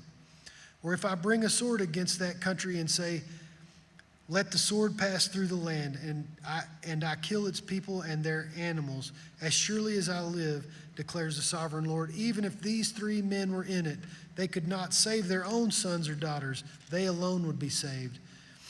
Or if I send a plague into that land and pour out my wrath on it through bloodshed, killing its people and their animals, as surely as I live, declares the sovereign Lord, even if Noah, Daniel, and Job were in it, they could not save neither son nor daughter. They would save only themselves by their own righteousness. For this is what the sovereign Lord says, how much worse will it be when I send against Jerusalem my 4 dreadful judgments, sword and famine and wild beast and plague, to kill its men and their animals. Yet there will be some survivors, sons and daughters who will be brought out of it. They will come to you, and when you see their conduct and their actions, you will be consoled regarding the disaster I have brought on Jerusalem. Every disaster I have brought on it, you will be consoled when you see their conduct and their actions. For you will know that I have done nothing in it without cause, declares the sovereign Lord. Chapter 15. The word of the Lord came to me, Son of man, how is the wood of a vine different from that of a branch from any of the trees in the forest? Is wood ever taken from it to make anything useful? Do they make pegs from it to hang things on? And after it is thrown on the fire as fuel, and the fire burns both ends and chars the middle, is it then useful for anything? If it was not useful for anything when it was whole, how much less can it be made into something useful when the fire has burned it and it is charred? Therefore, this is what the sovereign Lord says, as I have given the wood of the vine among the trees of the forest as fuel for the fire, so will I treat the people living in Jerusalem. I will set my face against them. Although they have come out of the fire will yet consume them. And when I set my face against them, you will know that I am the Lord. I will make the land desolate because they have been unfaithful, declares the sovereign Lord. Chapter 16. The word of the Lord came to me, Son of man, confront Jerusalem with their detestable practices and say, this is what the sovereign Lord says to Jerusalem. Your ancestry and birth were in the land of the Canaanites. Your father was an Amorite and your mother a Hittite. On the day you were born, your cord was not cut, nor were you washed with water to make you clean, nor were you rubbed with salt or wrapped in cloths. No one looked on you with pity or had compassion enough to do any of these things for you. Rather, you were thrown out into the open field, for on the day you were born, you were despised. Then I passed by and saw you kicking about in your blood. And as you lay there in your blood, you said to me, live. I made you grow like a plant of the field. You grew and developed and entered puberty. Your breast had formed and your hair had grown, yet you were stark naked. Later I passed by, and when I looked at you, I saw that you were old enough for love. I spread the corner of my garment over you and covered your naked body. I gave you my solemn oath and entered into a covenant with you, declares the sovereign Lord, and you became mine. I bathed you with water and washed the blood from you and put ointments on you. I clothed you with an embroidered dress and put sandals of fine leather on you. I dressed you in a fine linen and covered you with costly garments. I adorned you with jewelry. I put bracelets on your arms and a necklace around your neck, and I put a ring in your nose, earrings on your ears, and a beautiful crown on your head. So you were adorned with gold and silver. Your clothes were of fine linen and costly fabric and embroidered cloth. Your food was honey, olive oil, and the finest flour. You became very beautiful and rose to be a queen, and your fame spread among the nations on account of your beauty, because the splendor I had given you made your beauty perfect, declares the sovereign Lord. But you trusted in your beauty and used your fame to become a prostitute. You lavished your favors on anyone who passed by, and your beauty became his. You took some of your garments to make gaudy high places where you carried on your prostitution. You went to him, and he possessed your beauty. He also took the fine jewelry I gave you, the jewelry made of my gold and silver, and you made for yourself male idols and engaged in prostitution with them. And you took your embroidered clothes and put on them, and you offered my oil and incense before them. Also the food I provided for you, the flour, olive oil, and honey I gave you to eat, you offered as fragrant incense before them. That is what happened, declares the sovereign Lord. And you took your sons and daughters whom you bore to me and sacrificed them as food to the idols. Was your prostitution not enough? You slaughtered my children and sacrificed them to idols. In all your detestable practices and your prostitution, you did not remember the days of your youth when you were naked and bare, kicking about in your blood. Woe, woe to you, declares the sovereign Lord. In addition to all your other wickedness, you built a mound for yourself and made a lofty shrine in every public square. At every street corner you built your lofty shrines and degraded your beauty, spreading your legs with an increasing promiscuity to anyone who passed by. You engaged in prostitution with the Egyptians, your neighbors with the large genitals, and aroused my anger with your increasing promiscuity. So I stretched out my hand against you and reduced your territory. I gave you over to the greed of your enemies, the daughters of the Philistines, who were shocked by your lewd conduct. You engaged in prostitution with the Assyrians, too, because you were insatiable. And even after that, you still were not satisfied. Then you increased your promiscuity to include Babylonia, a land of merchants, but even with this you were not satisfied. I am filled with fury against you, declares the sovereign Lord, when you do all these things acting like a brazen prostitute, when you built your mounds at every street corner and made your lofty shrines in every public square. You were unlike a prostitute. You were unlike a prostitute because you scorned payment. You adulterous wife, you prefer strangers to your own husband. All prostitutes receive gifts, but you give gifts to all your lovers, bribing them to come to you from everywhere from your illicit favors. So in your prostitution, you are in the opposite of the others. No one runs after you for your favors. You are the very opposite, for you give payment and none is given to you. Therefore, you prostitute, hear the word of the Lord. This is what the sovereign Lord says, because you poured out your lust and exposed your naked body in your promiscuity with your lovers, and because of your detestable idols, and because you gave them your children's blood, therefore I am going to gather all your lovers with whom you have found pleasure, those you loved as well as those you hated. I will gather them against you from all around, and I will strip you in front of them, and they will see you stark naked. I will sentence you to the punishment of women who commit adultery and who shed blood. I will bring on you the blood vengeance of my wrath and jealous anger. Then I will deliver you into the hands of your lovers, and they will tear down your mounds and destroy your lofty shrines. They will strip you of your clothes and take your fine jewelry and leave you stark naked. They will bring a mob against you who will stone you and hack you to pieces with their swords. They will burn down your houses and inflict punishment on you in the sight of many women. I will put a stop to your prostitution, and you will no longer pay your lovers. Then my wrath against you will subside, and my jealous anger will turn away from you. I will be calm and no longer angry.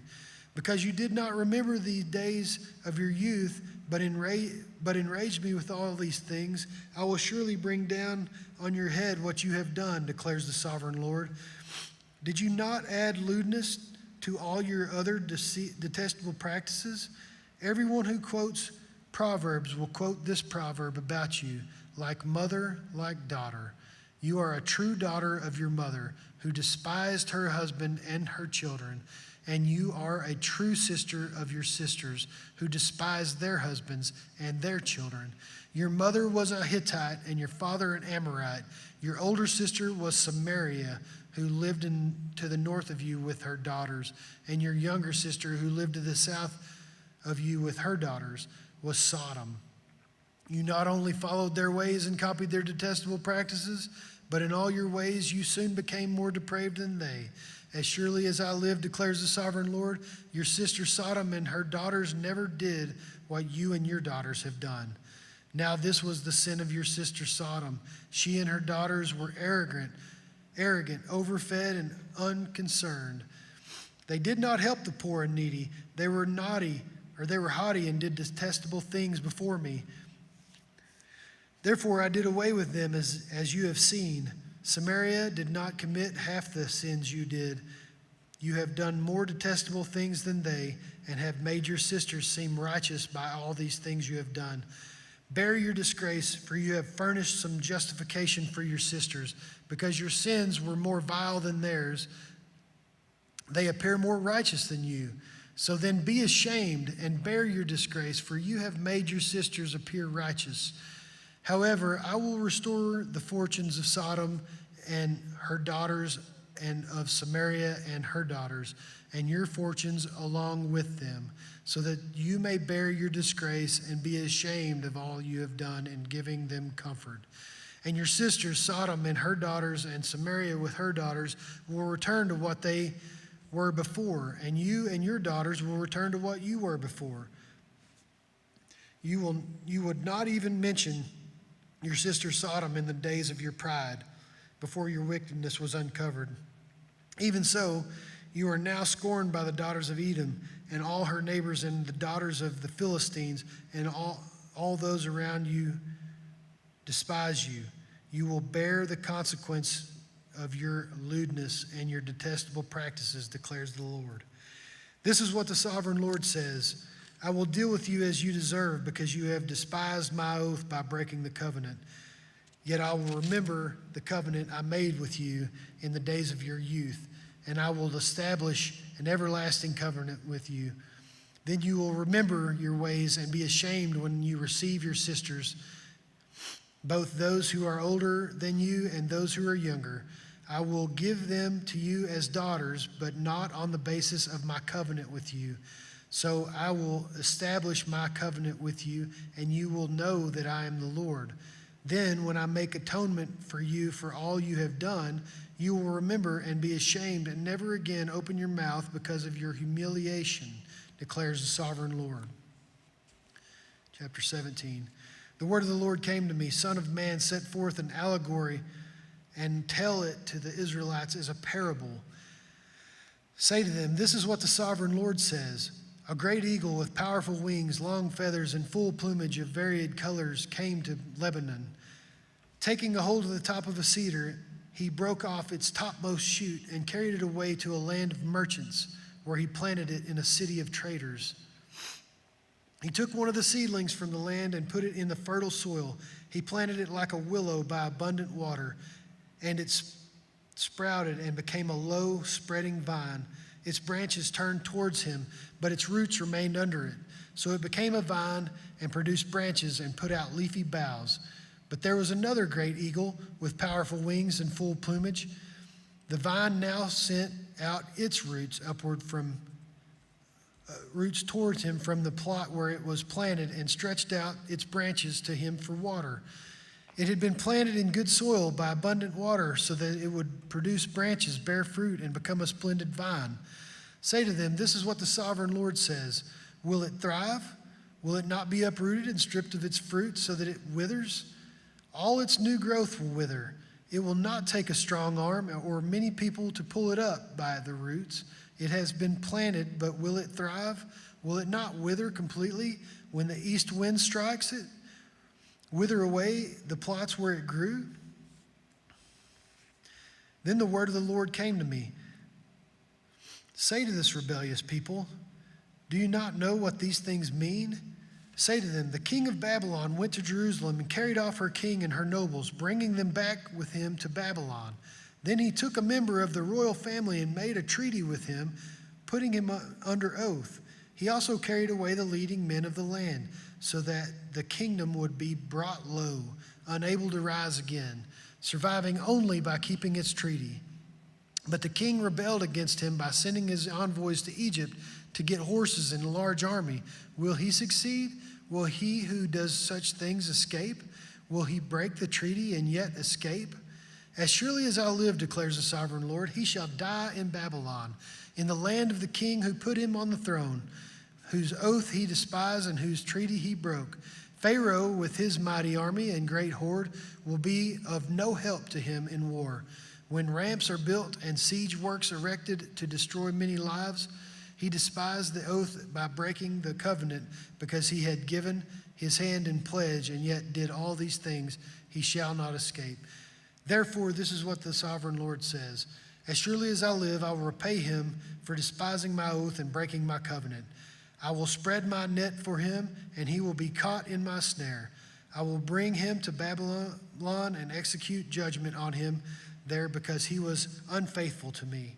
All his choice troops will fall by the sword, and the survivors will be scattered to the winds. Then you will know that I, the Lord, have spoken. This is what the sovereign Lord says. I myself will take a shoot from the very top of a cedar and plant it. I will break off the tender sprig from its topmost shoots and plant it on a high and lofty mountain.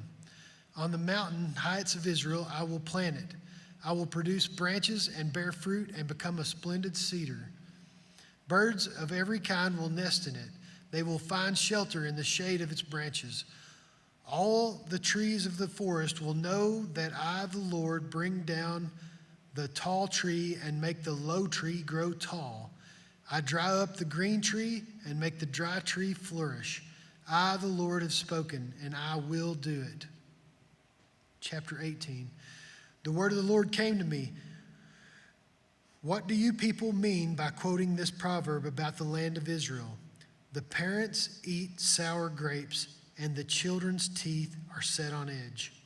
As surely as I live, declares the sovereign Lord, you will no longer quote this proverb in Israel.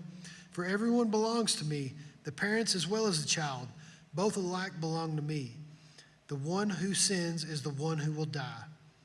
Suppose there is a righteous man who does what is just and right.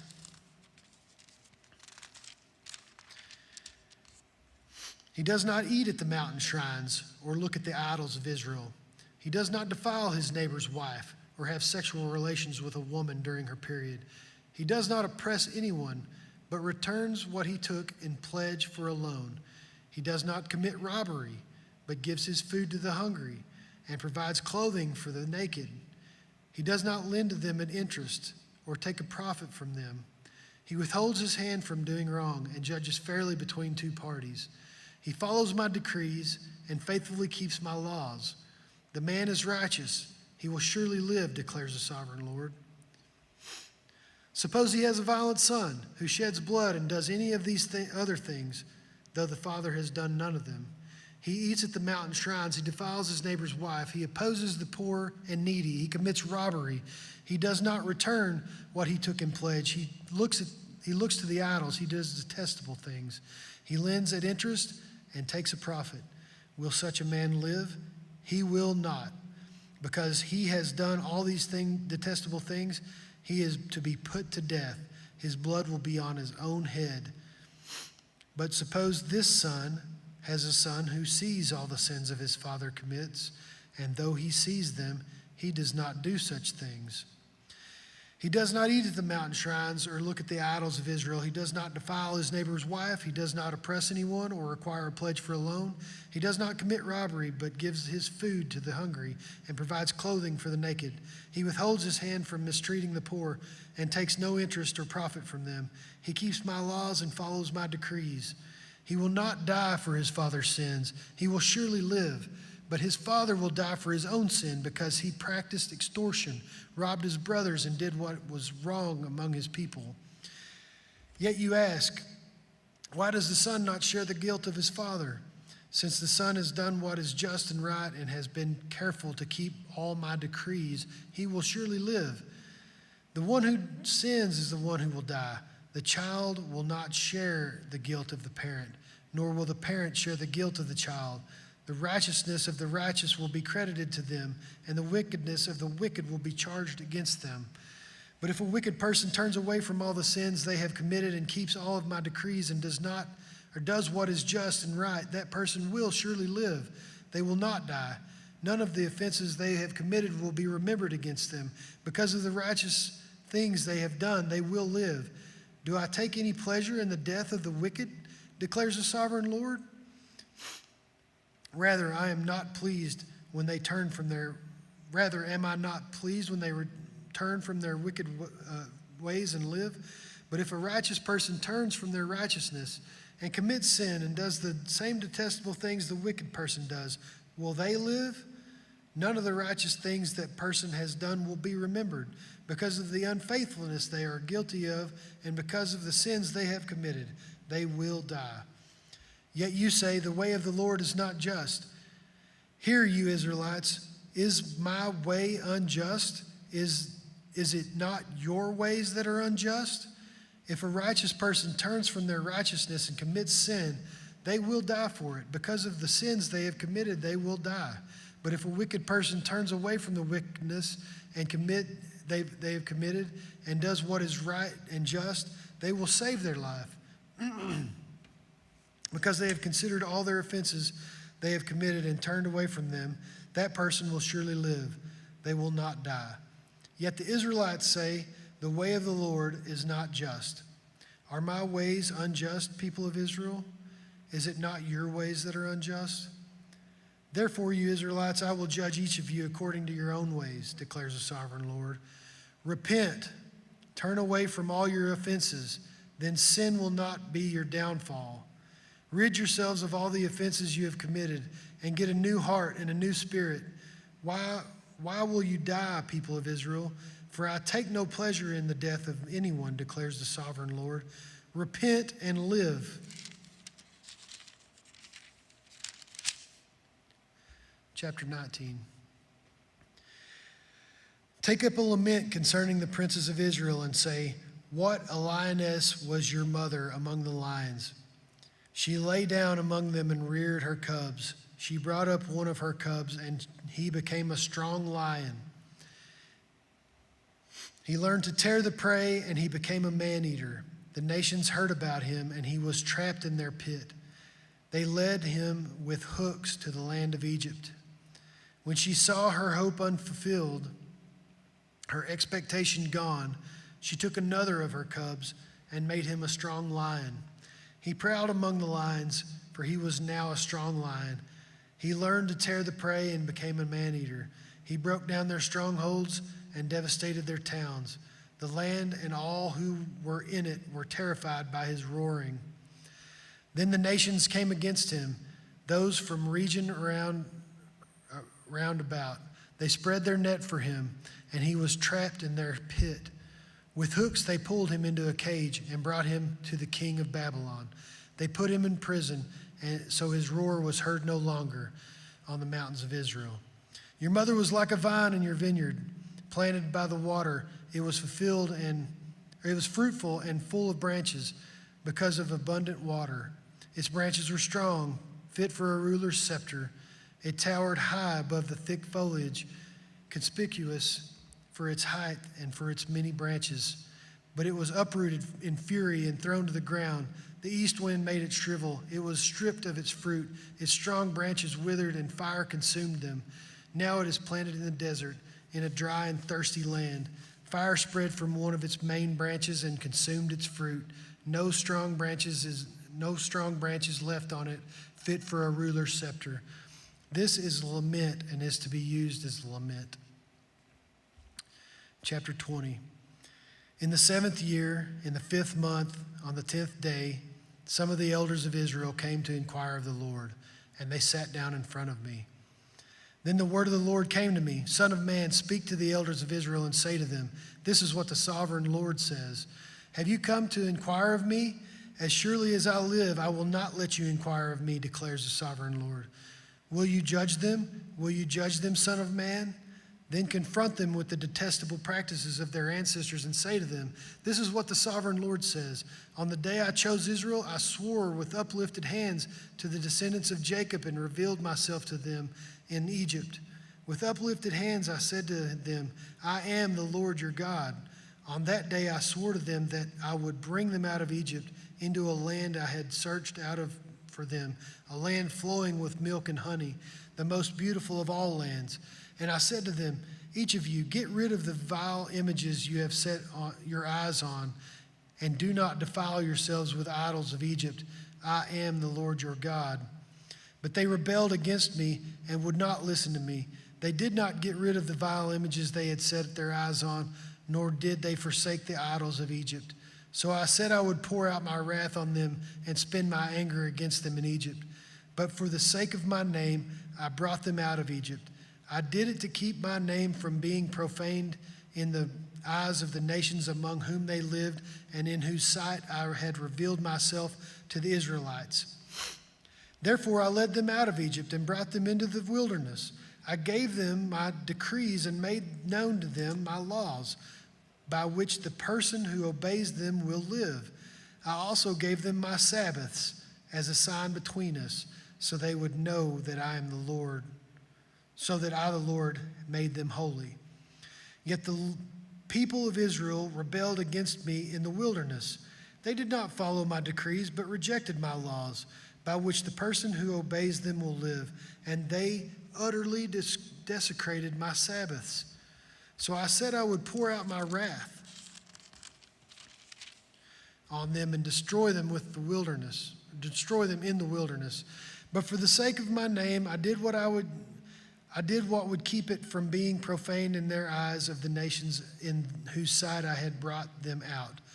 Also with uplifted hand I swore to them in the wilderness that I would not bring them into a land I had given them, a land flowing with milk and honey, the most beautiful of all lands, because they rejected my laws and did not follow my decrees and desecrated my Sabbaths. For their hearts were devoted to their idols, yet I looked on them with pity and did not destroy them or put an end to them in the wilderness. I said to their children in the wilderness, do not follow the statutes of your parents or keep their laws or defile yourself with their idols. I am the Lord your God. Follow my decrees and be careful to keep my laws. Keep my Sabbaths holy, that they may be a sign between us. Then you will know that I am the Lord your God. But the children rebelled against me. They did not follow my decrees. They were not careful to keep my laws, of which I said, the person who obeys them will live by them. And they desecrated my Sabbaths. So I said I would pour out my wrath on them and spend my anger against them in the wilderness. But I withheld my hand, and for the sake of my name, I did what would keep it from being profaned in the eyes of the nations in whose sight I had brought them out. Also with uplifted hand, I swore to them in the wilderness that I would disperse them among the nations and scatter them through the countries, because they had not obeyed my laws, but had rejected my decrees and desecrated my Sabbaths, and their eyes lusted after their parents' idols. So I gave them other statutes that were not good, and laws through which they could not live. I defiled them through their gifts. They sacrificed the sacrifice of every firstborn, that I might fill them with horror, so they would know that I am the Lord. Therefore, Son of Man, speak to the people of Israel and say to them, this is what the sovereign Lord says. In this also your ancestors blasphemed me by being unfaithful to me. When I brought them into the land I had sworn to give them, and they saw any high hill or any leafy tree, there they offered their sacrifices made of offerings that aroused my anger, presented their fragrant incense, and poured out their drink offerings. Then I said to them, what is this high place you go to? It is called Bama to this day. Therefore say to the Israelites, this is what the sovereign Lord says. Will you defile yourselves the way your ancestors did and lust after their vile images? When you offer your gifts, the sacrifice of your children in the fire, you continue to defile yourselves with all your idols to this day. Am I to let you inquire of me, you Israelites? As surely as I live, declares the sovereign Lord, I will not let you inquire of me. You say, we want to be like the nations, like the people of the world, who serve wood and stone. But what you have in mind will never happen. As surely as I live, declares the sovereign Lord, I will reign over you with a mighty hand and an outstretched arm and with outpoured wrath. I will bring you from the nations and gather you from the countries where you have been scattered, with a mighty hand and an outreached arm and with outpoured wrath. I will bring you into the wilderness of the nations, and there, face to face, I will execute judgment upon you. As I judged your ancestors in the wilderness and the land of Egypt, so I will judge you, declares the sovereign Lord. I will take note of you as you pass under my rod. I will bring you into the bond of the covenant. I will purge you of those who revolt and rebel against me. Although I will bring them out of the land where they are living, yet they will not enter the land of Israel. Then you will know that I am the Lord. As for you, people of Israel, this is what the sovereign Lord says. Go and serve your idols, every one of you, but afterwards you will surely listen to me and no longer profane my holy name with your gifts and idols. For on my holy mountain, the high mountain of Israel, declares the sovereign Lord, there in the land all the people of Israel will serve me, and there I will accept them. There I will require your offerings and your choice gifts, along with all your holy sacrifices. I will accept you as a fragrant incense when I bring you out from the nations and gather you from the countries where you have been scattered. I will be proved holy through you in the sight of the nations. Then you will know that I am the Lord when I bring you into the land of Israel, the land I had sworn with uplifted hands to give to your ancestors. There you will remember your conduct and all the actions by which you have defiled yourself, and you will loathe yourself for all the evil you have done.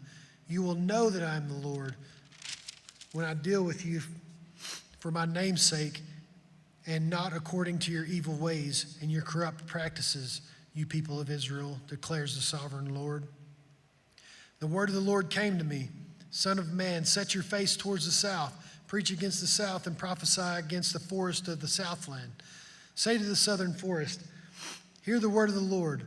This is what the sovereign Lord says. I'm about to set fire to you, and it will consume all of your trees, both green and dry. The blazing flame will not be quenched, and every face from south to north will be scorched by it. Everyone will see that I, the Lord, have kindled it. It will not be quenched. Then I said, Sovereign Lord, they are saying of me, isn't he just telling parables? Chapter 21. The word of the Lord came to me, Son of man, set your face against Jerusalem and preach against the sanctuary. Prophesy against the land of Israel and say to her, this is what the Lord says, I am against you. I will draw my sword from its sheath and cut off from you both the righteous and the wicked. Because I am going to cut off the righteous and the wicked, my sword will be unsheathed against everyone from the south to north. Then all the people will know that I am the Lord. Know that I, the Lord, have drawn my sword from its sheath. It will not return again. Therefore groan, Son of man, groan before them with broken heart and bitter grief. And when they ask you, why are you groaning, you shall say, because the news that is coming. Every heart will melt with fear, and every hand go limp. Every spirit will become faint, and every leg will be wet with urine. It is coming. It will surely take place, declares the sovereign Lord. The word of the Lord came to me, Son of man, prophesy and say, this is what the Lord says. A sword, sharpened and polished, sharpened for the slaughter, polished to flash like lightning. Shall we rejoice? Yeah, I'm good. Yeah.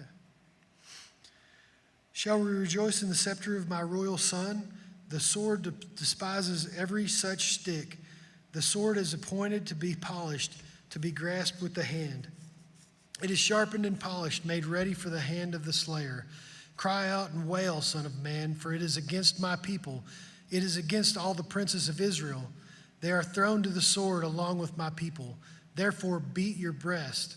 Testing will surely come.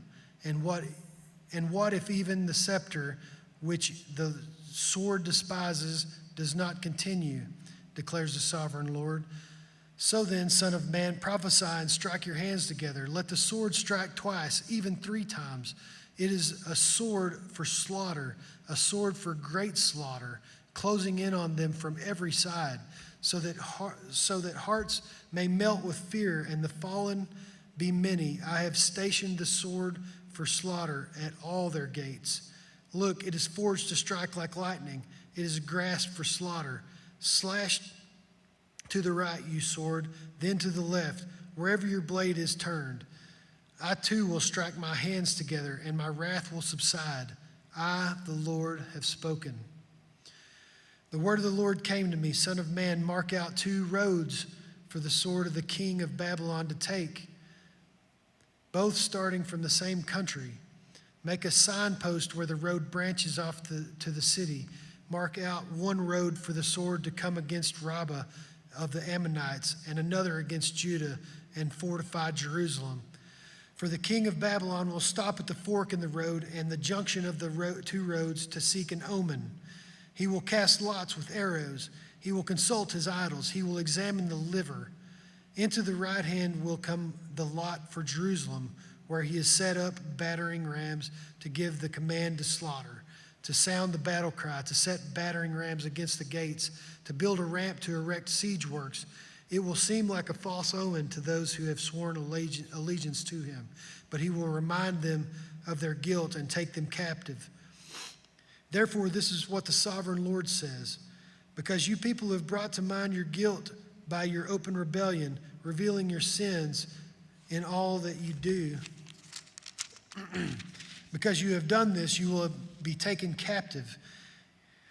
You profane and wicked prince of Israel, whose day has come, whose time of punishment has reached its climax. This is what the sovereign Lord says. Take off the turban, remove the crown. It will not be as it was. The lowly will be exalted, and the exalted will be brought low. A ruin, I will make it a ruin. The crown will not be restored till he to whom it rightfully belongs shall come. To him I will give it. And you, son of man, prophesy and say, this is what the sovereign Lord says about the Ammonites and their insults. A sword drawn for the slaughter, polished to consume, and to flash like lightning. Despite false visions concerning you and lying divinations about you, it will be laid on the necks of the wicked who are to be slain, whose day has come, whose time of punishment has reached its climax. Let the sword return to its sheath. In the place where you were created, in the land of your ancestry, I will judge you. I will pour out my wrath on you and breathe out my fiery anger against you. I will deliver you into the hands of the brutal men skilled in destruction. You will be fuel for their fire. Your blood will be shed in your land. You will be remembered no more, for I, the Lord, have spoken. Chapter 22. The word of the Lord came to me, Son of man, will you judge her? Will you judge this city of bloodshed? Then confront her with all her detectable practices and say, this is what the sovereign Lord says.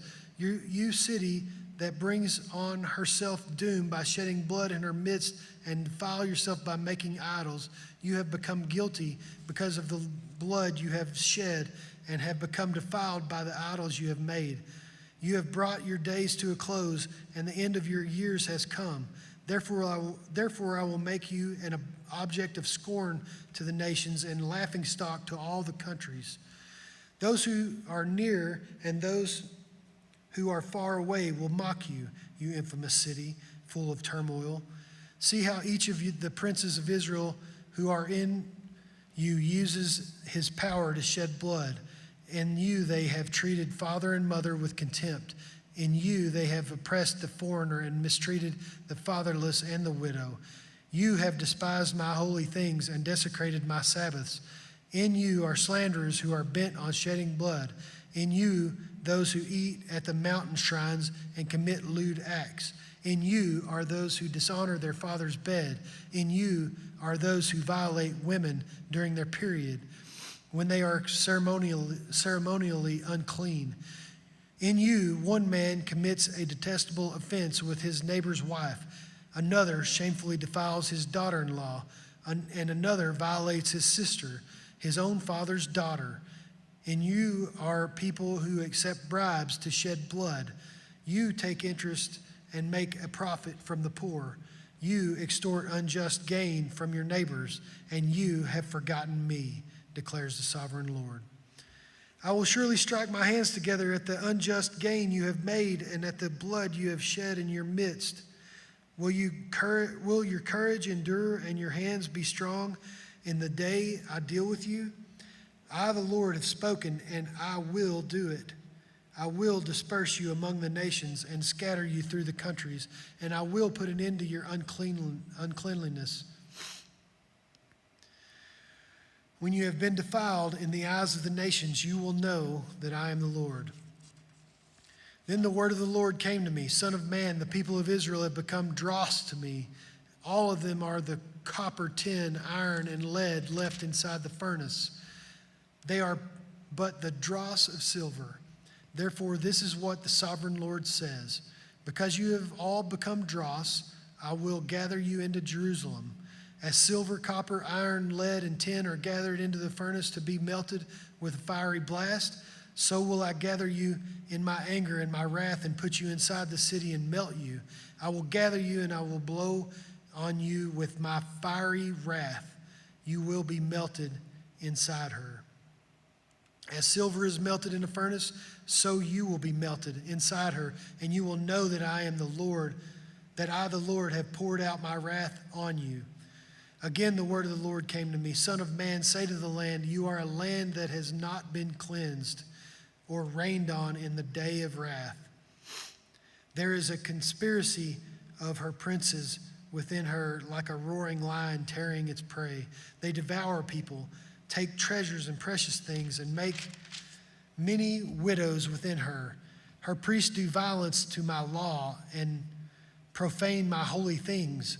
They do not distinguish between the holy and the common. They teach that there is no difference between the unclean and the clean. They shut their eyes to the keeping of the Sabbaths, or my Sabbaths, so that I am profaned among them. Her officials within her are like wolves tearing their prey. They shed blood and kill people to make unjust gain. Her prophets whitewash these deeds for them by false visions and lying divinations. They say, this is what the sovereign Lord says, when the Lord has not spoken. The people of the land practice extortion and commit robbery. They oppress the poor and needy and mistreat the foreigner, denying them justice. I looked for someone among them who would build up the wall and stand before me in the gap on behalf of the land so that I would not have to destroy it, but I found no one. So I will pour out my wrath on them and consume them with my fiery anger, bringing down on their own heads all they have done, declares the sovereign Lord. Chapter 23. The word of the Lord came to me, Son of man, there were two women, daughters of the same mother. They became prostitutes in Egypt, engaging in prostitution from their youth. In that land their breasts were fondled and their virgin bosoms caressed. The older was named Oholah and her sister Oholibah. They were mine and gave birth to sons and daughters. Oholah is Samaria and Oholibah is Jerusalem. Oholah engaged in prostitution while she was still mine, and she lusted after her lovers, the Assyrians, warriors clothed in blue, governors and commanders, all of them handsome young men and mounted horsemen. She gave herself as a prostitute to all the elite of the Assyrians and defiled herself with all the idols of everyone she lusted after. She did not give up the prostitution she began in Egypt, when during her youth men slept with her, caressing her virgin bosom and poured out their lust on her. Therefore I delivered her into the hands of her lovers, the Assyrians for whom she lusted. They stripped her naked, took away her sons and daughters, and killed her with the sword. She became a byword among women, and punishment was inflicted on her. Her sister Oholibah saw this, yet in her lust and prostitution, she was more depraved than her sister. She too lusted after the Assyrians, governors and commanders, warriors in full dress, mounted horsemen, all handsome young men. I saw that she too defiled herself. Both of them went the same way. But she carried her prostitution still further. She saw men portrayed on a wall, figures of Chaldeans portrayed in red, with belts around their waist and flowing turbans on their head. All of them looked like Babylonian chariot officers, natives of Chaldea. As soon as she saw them, she lusted after them and sent messengers to them in Chaldea. Then the Babylonians came to her to the bed of love, and in their lust they defiled her. After she had been defiled by them, she turned away from them in disgust. When she carried on her prostitution openly and exposed her naked body, I turned away from her in disgust, just as I had turned away from her sister. Yet she became more and more promiscuous, and she recalled the days of her youth when she was a prostitute in Egypt. There she lusted after her lovers, whose genitals were like those of donkeys, of whose emissions was like those of horses. So you longed for the lewdness of your youth, when in Egypt your bosom was caressed and your young breast fondled. Therefore, O Heliba, this is what the sovereign Lord says. I will stir up your lovers against you. Those who turned away from you in disgust, I will bring them against you from every side. The Babylonians and all the Chaldeans, the men of Pekod and Shoa and Koa, and all of the Assyrians with them, handsome young men, all of them governors and commanders, chariot officers and men of high rank, all mounted on horses. They will come against you with weapons, chariots, and wagons, and with a throng of people. They will take up positions against you on every side with large and small shields and with helmets. I will turn you over to them for punishment, and they will punish you according to their standards. I will direct my jealous anger against you, and they will deal with you in fury. They will cut off your noses and your ears, and those of you who are left will fall by the sword. They will take away your sons and daughters, and those of you who are left will be consumed by fire. They will also strip you of your clothes and take your fine jewelry. So I will put a stop to the lewdness and prostitution you began in Egypt. You will not look on these things and with longing or remember Egypt anymore. For this is what the sovereign Lord says. I'm about to deliver you into the hands of those who you hate, to those you turned away from in disgust. They will deal with you in a hatred and take away everything you have worked for. They will leave you stark naked, and the shame of your prostitution will be exposed. Your lewdness and promiscuity will be brought on. You have brought this on you because you lusted after the nations and defiled yourself with their idols. You have gone the way of your sister, so I will put her cup into your hand. This is what the sovereign Lord says. You will drink your sister's cup, a cup large and deep, and it will bring scorn and derision, for it holds so much. You will be filled with drunkenness and sorrow, the cup of ruin and desolation, the cup of your sister Samaria. You will drink it and drain it dry, and chew on its pieces, and you will tear your breasts. I have spoken, declares the sovereign Lord.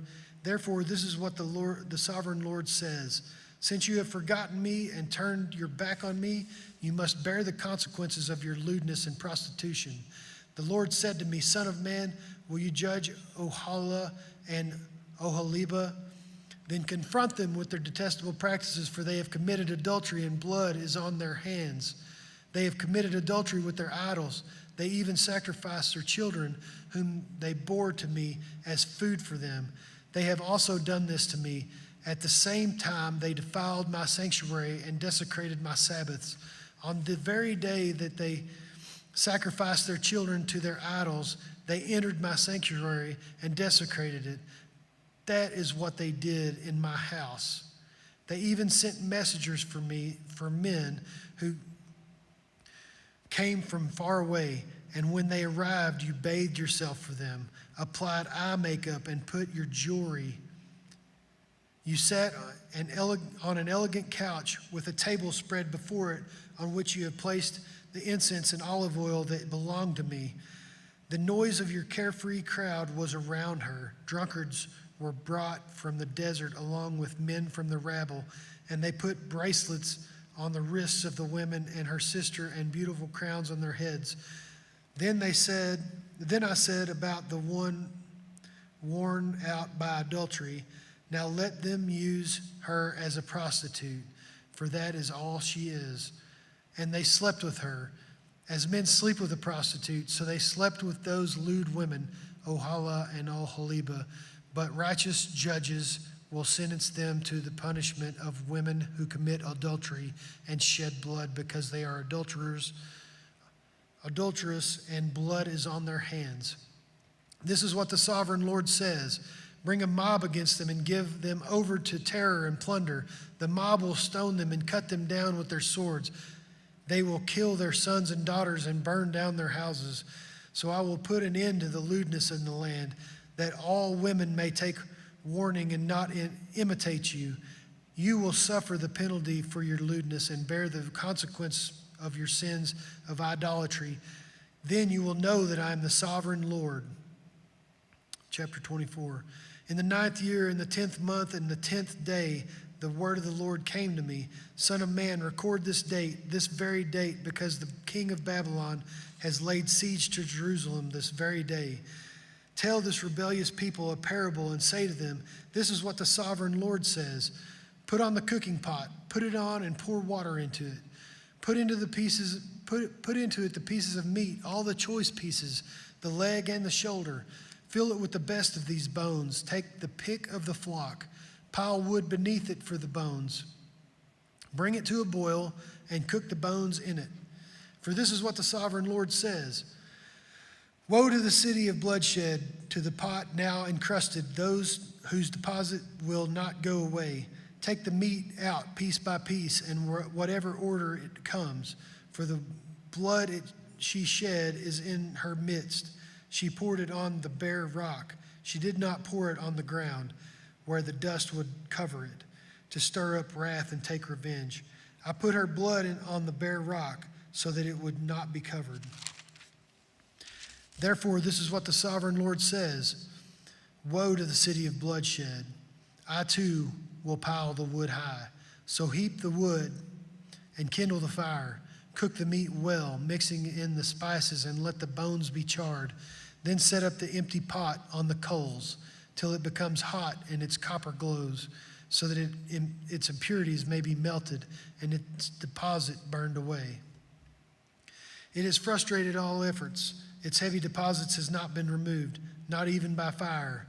Now your impurity is lewdness, because I tried to cleanse you, but you would not be cleansed from your impurity.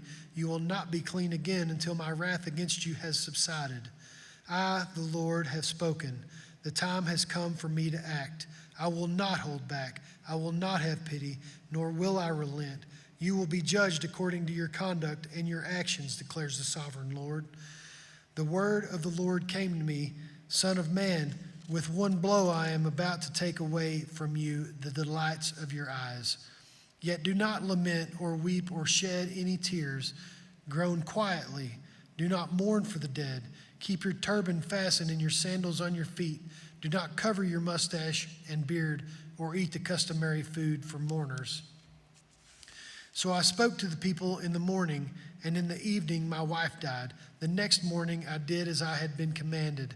Then the people asked me, won't you tell us what these things have to do with us? Why are you acting like this? So I said to them, the word of the Lord came to me. Say to the people of Israel, this is what the sovereign Lord says. I'm about to desecrate my sanctuary, the stronghold in which you take pride, the delight of your eyes, the object of your affection.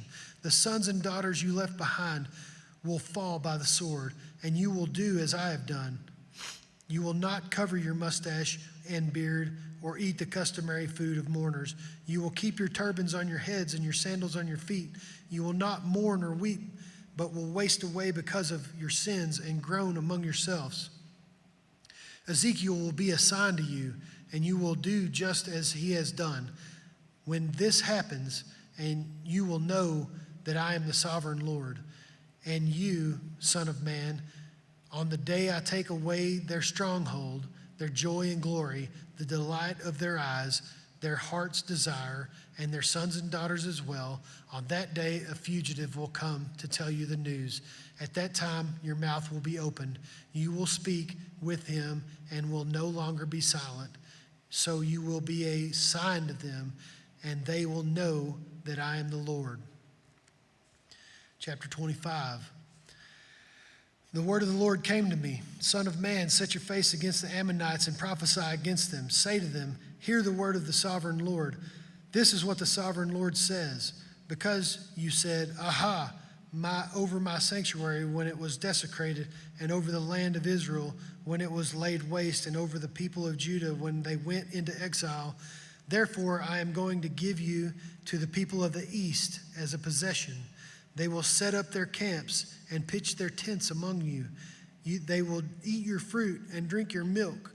I will turn Rabbah into a pasture for camels and Ammon into a resting place for sheep.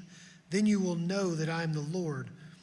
For this is what the sovereign Lord says: because you have clapped your hands and stamped your feet, rejoicing with all the malice of your heart against the land of Israel, therefore I will stretch out my hand against you and give you as plunder to the nations. I will wipe you out from among the nations and exterminate you from the countries. I will destroy you, and you will know that I am the Lord. This is what the sovereign Lord says: because Moab and Seir said, look, Judah has become like all the other nations. Therefore, I will expose the flank of Moab, beginning at its frontier towns, Beth Jeshimoth, Baal Meon, and Kiriathaim, the glory of that land. I will give Moab along with the Ammonites to the people of the east as a possession, so that the Ammonites will not be remembered among the nations, and I will inflict punishment on Moab. Then they will know that I am the Lord. This is what the sovereign Lord says: because Edom took revenge on Judah and became very guilty by doing so, therefore this is what the sovereign Lord says: I will stretch out my hand against Edom and kill both man and beast. I will lay it waste, and from the Teman to Dedan they will fall by the sword. I will take vengeance on Edom by the hand of my people Israel, and they will deal with Edom in accordance with my anger and my wrath. They will know my vengeance, declares the sovereign Lord. This is what the sovereign Lord says: because the Philistines acted in vengeance and took revenge with malice in their hearts, and with ancient hostility sought to destroy Judah, therefore this is what the sovereign Lord says: I am about to stretch out my hand against the Philistines, and I will wipe out their Kerethites and destroy those remaining along the coast. I will carry out great vengeance on them and punish them in my wrath. Then they will know that I am the Lord when I take vengeance on them. Chapter 26. In the 11th month of the 12th year, on the first day of the month, the word of the Lord came to me: Son of man, because Tyre has said of Jerusalem, aha, the gate to the nation is broken, and its doors have swung open to me. Now that she lies in ruins, I will prosper. Therefore, this is what the sovereign Lord says: I am against you, Tyre, and I will bring many nations against you, like the sea casting up its waves. They will destroy the walls of Tyre and put down her towers. I will scrape away her rubble and make her a bare rock. Out in the sea she will become a place to spread fish nets, for I have spoken, declares the sovereign Lord. She will become plunder for the nations, and her settlements on the mainland will be ravaged by the sword. Then they will know that I am the Lord. For this is what the sovereign Lord says: From the north I am going to bring against Tyre Nebuchadnezzar, king of Babylon, king of kings, with horses and chariots, with horsemen and a great army. He will ravage your settlements on the mainland with the sword. He will set up siege works against you, build up a ramp up to your walls, and raise his shields against you. He will direct the blows of his battering rams against your walls and demolish your towers with his weapons. His horses will be so many that they will cover you with dust. Your walls will tremble at the noise of the war horses, wagons, and chariots when he enters your gates, as men enter a city whose walls have been broken through. The hooves of his horses will trample all your streets. He will kill your people with the sword, and your strong pillars will fall to the ground. They will plunder your wealth and loot your merchandise. They will break down your walls and demolish your fine houses and throw your stones, timber, and rubble into the sea. I will put an end to your noisy songs, and the music of your harps will be heard no more. I will make you a bare rock, and you will become a place to spread fish nets. You will never be rebuilt, For I, the Lord, have spoken, declares the sovereign Lord. This is what the sovereign Lord says to Tyre. Will not the coastlands tremble at the sound of your fall, when the wounded groan and the slaughter take place in you? Then all the princes of the coast will step down from their thrones and lay aside their robes and take off their embroidered garments. Clothed with terror, they will sit on the ground, trembling every moment, appalled at you. Then they will take up a lament concerning you and say to you, how you are destroyed, city of renown, peopled by men of the sea. You were a power on the seas, you and your citizens. You put your terror on all who lived there. Now the coastlands tremble on the day of your fall. The islands in the sea are terrified at your collapse. This is what the sovereign Lord says. When I make you a desolate city like the cities no longer inhabited, and when I bring the ocean depths over you and its vast waters cover you, then I will bring you down with those who go down into the pit, to the people of long ago. I will make you dwell in the earth below, as in ancient ruins, with those who go down to the pit, and you will not return or take your place in the land of the living. I will bring you to a horrible end, and you will be no more. You will be sought, but you will never again be found, declares the sovereign Lord. Chapter 27. The word of the Lord came to me, Son of man, take up a lament concerning Tyre. Say to Tyre, situated in the gateway to the sea, merchant of the peoples of many coasts, this is what the sovereign Lord says. You say, Tyre, I am perfect in beauty.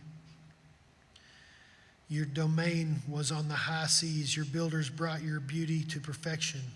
They made all your timbers of juniper from Senir. They took a cedar from Lebanon to make you a mast for you. Of oak from Bashan, they made your oars. Of cypress wood from the coast of Cyprus, they made your deck. Adorned with ivory, fine embroidered linen from Egypt was your sail and served as your banner. Your awnings were of blue and purple from the coast of Elisha. Men of Sidon and Arvad were your oarsmen. Your skilled men, Tyre, were aboard as your sailors. Veteran craftsmen of Byblos were on board as shipwrights to caulk your seams. As the ships of the sea and their sailors came alongside to trade for your wares, men of Persia, Lydia, and Put served as soldiers in your army. They hung their shields and helmets on your walls, bringing you splendor. Men of Arvad and Helic guarded your walls on every side. Men of Gamad were in your towers. They hung your shields around your walls and brought your beauty to perfection. Tarshish did business with you because of your great wealth and goods. They exchanged silver, iron, tin, and lead for your merchandise. Greece, Tubal, and Meshech did business with you. They traded human beings and articles of bronze for your wares. Men of Beth Togarmah exchanged chariot horses, cavalry horses, and mules for your merchandise. The men of Rhodes traded with you, and many coastlands were your customers. They paid you with ivory tusks and ebony.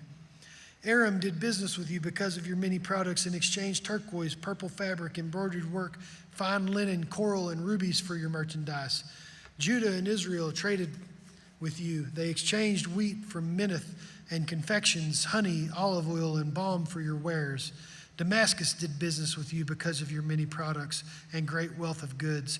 They offered fine wine from Helbon, wool from Zahar, and casks of wine from Azal in exchange for your wares, wrought iron, cassia, and calamus. Dedan traded in saddle blankets with you. Arabia and all the princes of Kedar were your customers. They did business with you in lambs, rams, and goats. The merchants of Sheba and Ramah traded with you. For your merchandise, they exchanged the finest of all kinds of spices and precious stones and gold. Haran, Canaan, and Eden, and merchants of Sheba, Ashur, and Kilmad traded with you.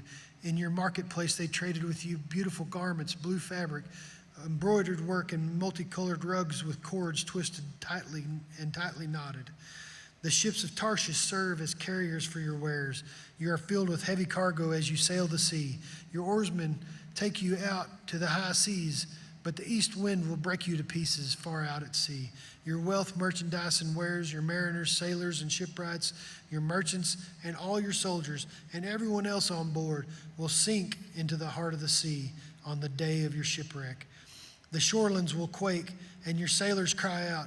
All who handles the oar will abandon their ship. The mariners and all the sailors will stand on the shore. They will raise their voice and cry bitterly over you. They will sprinkle dust on their heads and roll in ashes. They will shave their heads because of you and will put on sackcloth. They will weep over you with anguish of soul and with bitter mourning. As they wail and mourn over you, they will take up a lament concerning you. Who was ever silenced like Tyre, surrounded by the sea? When your merchandise went out to the seas, you satisfied many nations. With your great wealth and your wares, you enriched the kings of the earth. Now you are shattered by the sea. In the depths of the waters, your wares and all your company have gone down with you. All who have lived in the coastlines are appalled at you. Their kings shudder with horror, and their faces are distorted with fear. The merchants among the nations scoff at you. You have come to a horrible end and will be no more. Chapter 28. The word of the Lord came to me, Son of man. The word of the Lord came to me, Son of man, say to the ruler of Tyre, this is what the sovereign Lord says. In the pride of your heart you say, I am God. I sit on the throne of God in the heart of the seas. But you are a mere mortal and are not God, though you think you are as wise as a God. Are you wiser than Daniel? Is no secret hidden from you? By your wisdom and understanding you have gained wealth for yourself and amassed gold and silver in your treasuries. By your great skill in trading you have increased your wealth, and because of your wealth your heart has grown proud. Therefore this is what the sovereign Lord says. Because you think you are wise as a god, I am going to bring foreigners against you, the most ruthless of nations. They will draw their swords against your beauty and wisdom and pierce your shining splendor. They will bring down to the pit, and you will die a violent death in the heart of the sea. Will you then say, I am a god, in the presence of those who kill you? You will be but a mortal, not a god, in the hands of those who slay you. You will die the death of the uncircumcised at the hands of foreigners. I have spoken, declares the sovereign Lord. The word of the Lord came to me, Son of man, take up a lament concerning the king of Tyre and say to him, this is what the sovereign Lord says. You were the seal of perfection, full of wisdom and perfect in beauty. You were in Eden, the garden of God. Every precious stone adorned you, carnelian, chrysolite, and emerald, topaz, onyx, and jasper, lapis lazuli, turquoise, and beryl. Your settings and mountings were made of gold. On the day you were created, they were prepared. You were anointed as a guardian cherub, for so I ordained you. You were the holy mount of God. You walked among the fiery stones. You were blameless in your ways from the day you were created, till wickedness was found in you. Through your widespread trade, you were filled with violence, and you sinned. So I drove you in disgrace from the mount of God, and I expelled you, guardian cherub, from among the fiery stones. Your heart became proud on account of your beauty, and you corrupted your wisdom because of your splendor. So I threw you to the earth. I made a spectacle of you before kings. By your many sins and dishonest trade, you have desecrated your sanctuaries. So I made a fire come out from you, and it consumed you. And I reduced you to ashes on the ground in the sight of all who were watching. All the nations who knew you were appalled at you. You have come to a horrible end and will be no more. The word of the Lord came to me, Son of man, set your face against Sidon, prophesy against her and say, this is what the sovereign Lord says. I am against you, Sidon, and among you I will display my glory. You will know that I am the Lord when I inflict punishment on you, and within you I am proved to be holy. I will send a plague upon you and make blood flow in your streets. The slain will fall within you with the sword against you on every side. Then you will know that I am the Lord. No longer will the people of Israel have malicious neighbors who are painful briars and sharp thorns. Then they will know that I am the sovereign Lord. This is what the sovereign Lord says. When I gather the people of Israel from the nations where they have been scattered, I will be proved holy through them in the sight of the nations. Then they will live in their own land, which I gave to my servant Jacob. They will live in safety and will build houses and plant vineyards. They will live in safety when I inflict punishment on all their neighbors who maligned them. Then they will know that I am the Lord their God. You did really good. Good job. Thank you.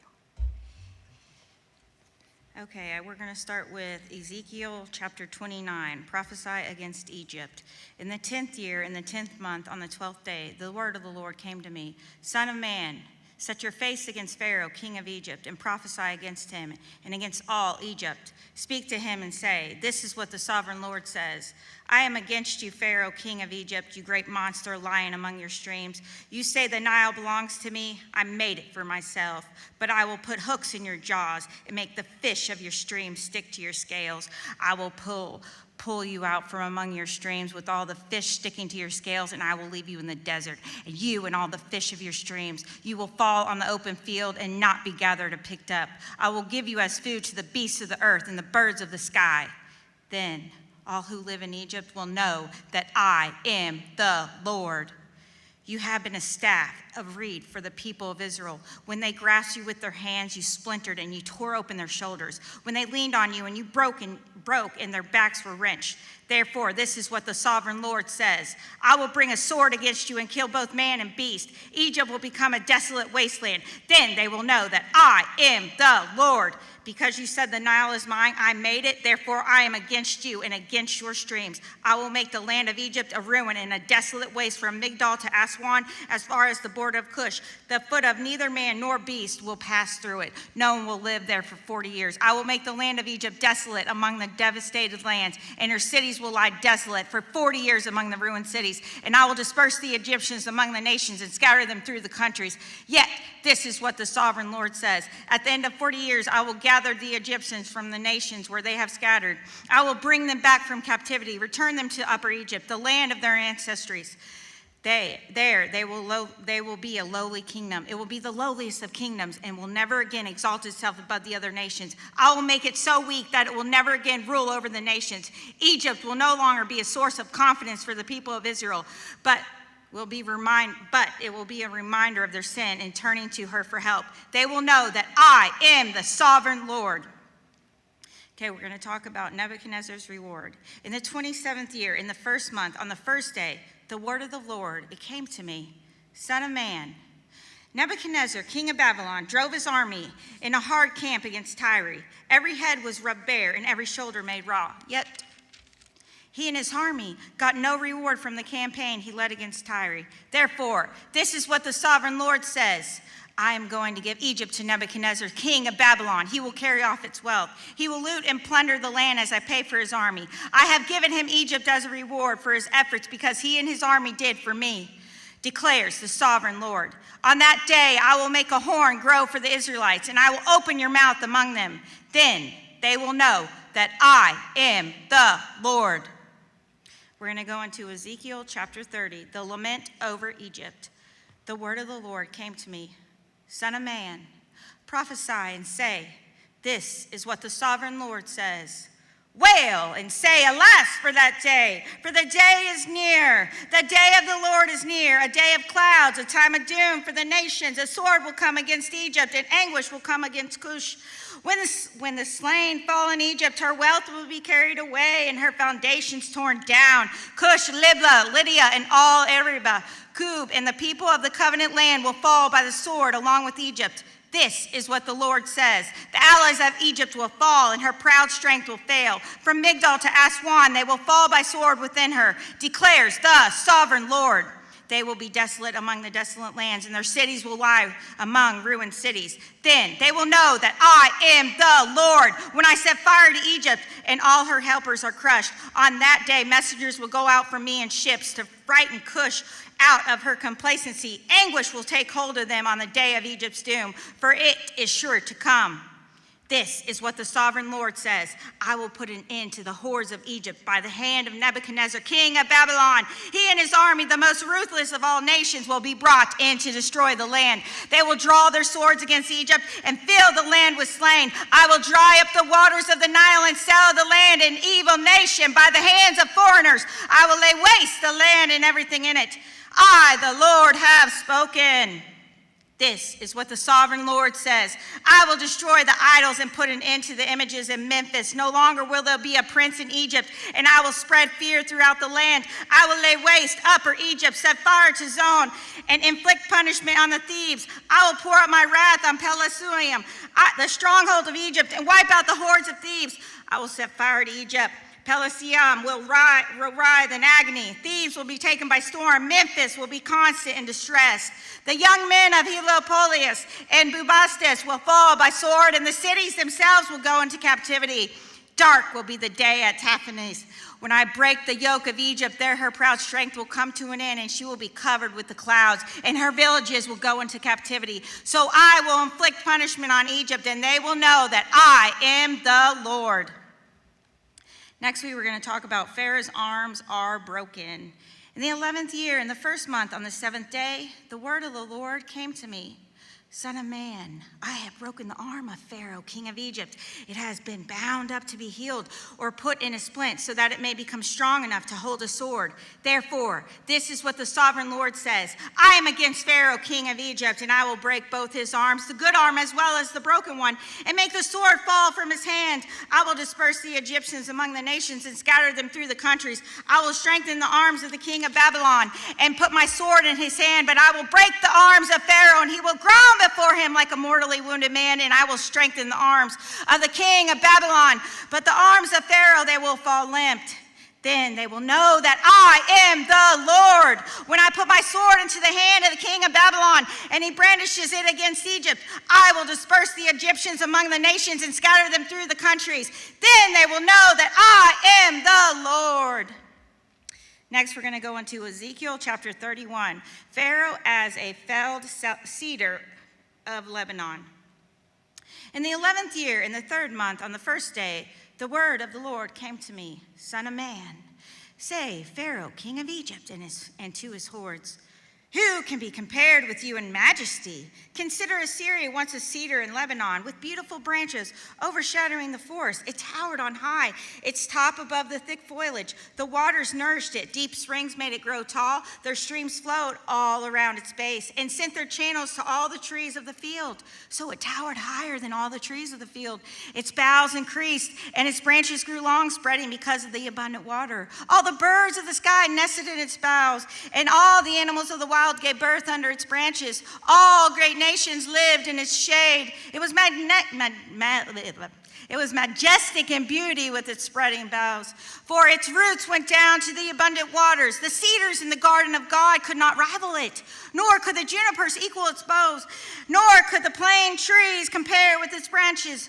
No tree in the garden of God could match its beauty. Well, I made it beautiful with abundant branches, the envy of all the trees of Eden in the garden of God. Therefore, this is what the sovereign Lord says.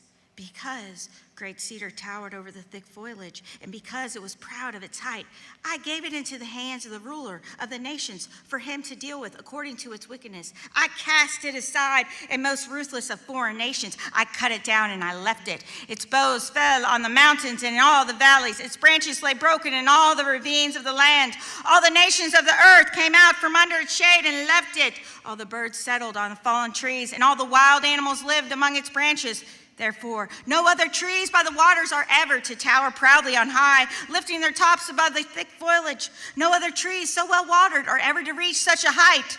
They are all destined for death, for the earth below, among the mortals who go down to the realm of the dead.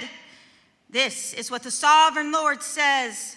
On the day it was brought down to the realm of the dead, I covered the deep spring with mourning for it. I held back its streams, and its abundant waters were restrained. Because of it, I clothed Lebanon with gloom, and all the trees of the field withered away. I made the nations tremble at the sound of its fall when I brought it down to the realm of dead to be with those who go down to the pit. And then all the trees of Eden, the choicest of the best of Lebanon, the well-watered trees, were consoled in the earth below. They too, like the great cedar, had gone down to the realm of the dead, to those killed by the sword, along with the armed men who lived in its shade among the nations. Which of the trees of Eden can be compared with you in the splendor and majesty? Yet you too will be brought down with the trees of Eden to the earth below. You will lie among the uncircumcised with those killed by sword. This is Pharaoh and all his hordes, declares the sovereign Lord. Next, we are going to go into Ezekiel chapter 32, the lament over Pharaoh. In the 12th year, in the 12th month, on the first day, the word of the Lord came to me. Son of man, take a lament concerning Pharaoh, king of Egypt, and say to him, you are like a lion among the nations. You are like a monster in the seas, thrashing about in your streams, churning the water with your feet and muddying the streams. This is what the sovereign Lord says. With a great throng of people, I will cast my net over you, and they will haul you up in my net. I will throw you on the land and hurl you on the open field. I will let all the birds of the sky settle on you, and all the animals of the wild gorge themselves on you. I will spread your flesh on the mountains and fill the valleys with your remains. I will drench the land with your flowing blood. All the way to the mountains and the ravines will be filled with your flesh. I will snuff you out. I will cover the heavens and darken their stars. I will cover the sun with a cloud, and the moon will not give its light. All the shining lights in the heavens I will darken over you. I will bring darkness over your land, declares the sovereign Lord. I will trouble the hearts of many people. When I bring about your destruction among the nations, among the lands you have not known, I will cause many peoples to be appalled at you, and their kings will shudder with horror because of you. When I brandish my sword before them on the day of your downfall, each of them will tremble every moment for his life. For this is what the sovereign Lord says. The sword of the king of Babylon will come against you. I will cause hordes to fall by swords of the mighty men, the most ruthless of all the nations. They will shatter the pride of Egypt, and all her hordes will be overthrown. I will destroy all her cattle from beside abundant waters. No longer will be stirred by the foot of man, or muddy by the hooves of the cattle. And then I will let her waters settle and make her streams flow like oil, declares the sovereign Lord. When I make Egypt desolate and strip the land of everything in it, when I strike down all who live there, then they will know that I am the Lord. This is the lament they will chant for her. The daughters of the nations will chant it for Egypt and all her hordes. They will chant it, declares the sovereign Lord. Okay, next we're going to talk about Egypt's descent into the realm of the dead. In the 12th year, on the 15th day of the month, the word of the Lord came to me. Son of man, wail for the horrors of Egypt and consign to the earth below, both her and the daughters of mighty nations, along with those who go down to the pit. Say to them, are you more favored than the others? Go down and be laid among the uncircumcised. They will fall among those killed by the sword. The sword is drawn. Let her be dragged off with all her hordes. From within the realm of the dead, the mighty leaders will say of Egypt and her allies, they have come down and they lie with the uncircumcised, with those killed by sword.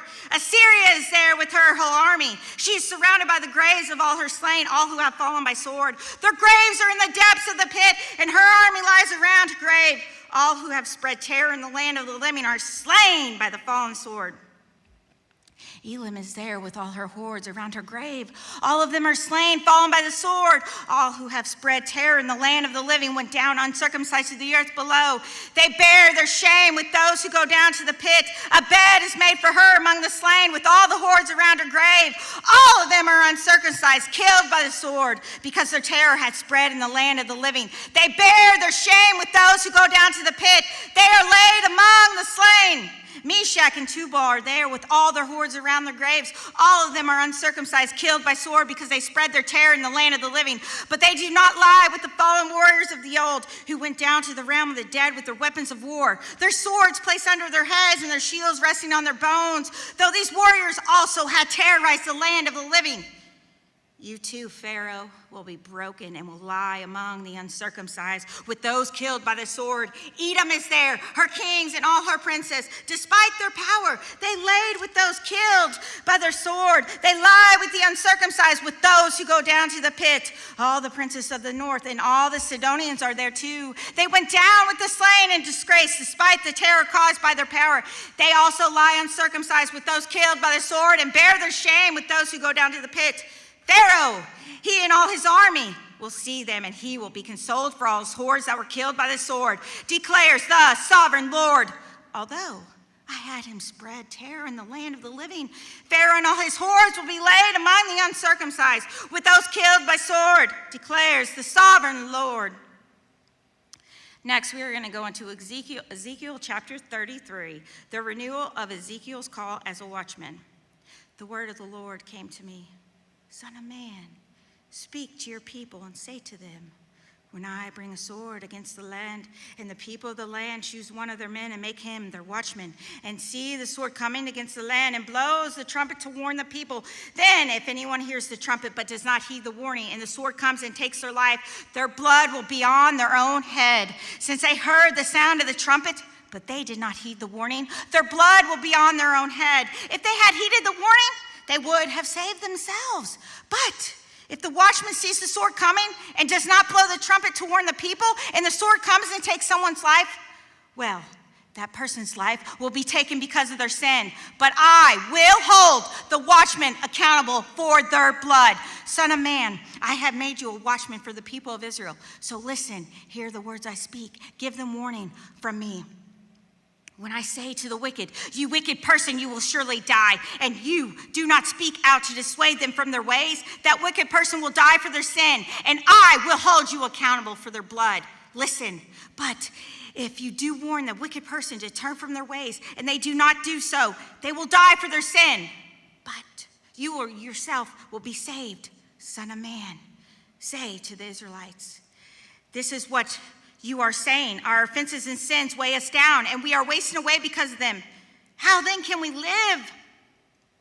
Say to them, as surely as I live, declares the sovereign Lord, I do take no pleasure in the death of the wicked, but rather they turn from their ways and live. Turn from your evil ways.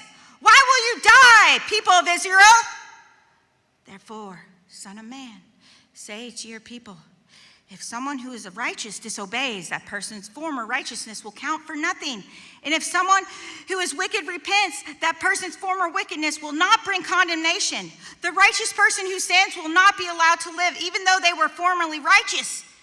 If I tell a righteous person that they will surely live, but then they trust in their righteousness and they do evil, none of the righteous things that the person has done will be remembered, and they will die for the evil they have done. But if I say to a wicked person, you will surely die, and then they turn away from their sin and do what is just and right, if they get back what they took in the pledge for a loan, return what they have stolen, they follow the decrees that give life and do no evil, well, then that person will surely live and they will not die. None of the sins that person has committed will be remembered against them. They have done what is just and right, and they will surely live. Yet, your people say, the way of the Lord is not just, but it is their way that is not just. If a righteous person turns from their righteousness and does evil, they will die for it. And if a wicked person turns away from their wickedness and does what is just and right, they will live by doing so. Yet, you Israelites say, the way of the Lord is not just, but I will judge each of you according to your own ways. Remember that. Jerusalem, next we're going to talk about Jerusalem fall explained. In the 12th year of our exile, in the 10th month on the 5th day, a man who had escaped from Jerusalem came to me and said, the city has fallen. Now, the evening before the man arrived, the hand of the Lord was on me, and he opened my mouth before the man came to me in the morning. So my mouth was open, and I was no longer silent. Then the word of the Lord came to me, Son of man, the people living in those ruins in the land of Israel are saying, Abraham was only one man, yet he possessed the land, but we are many. Surely the land has been given to us as our possession. Therefore, say to them, this is what the sovereign Lord says. Since you eat meat with the blood still in it and look to your idols and shed blood, should you then possess the land?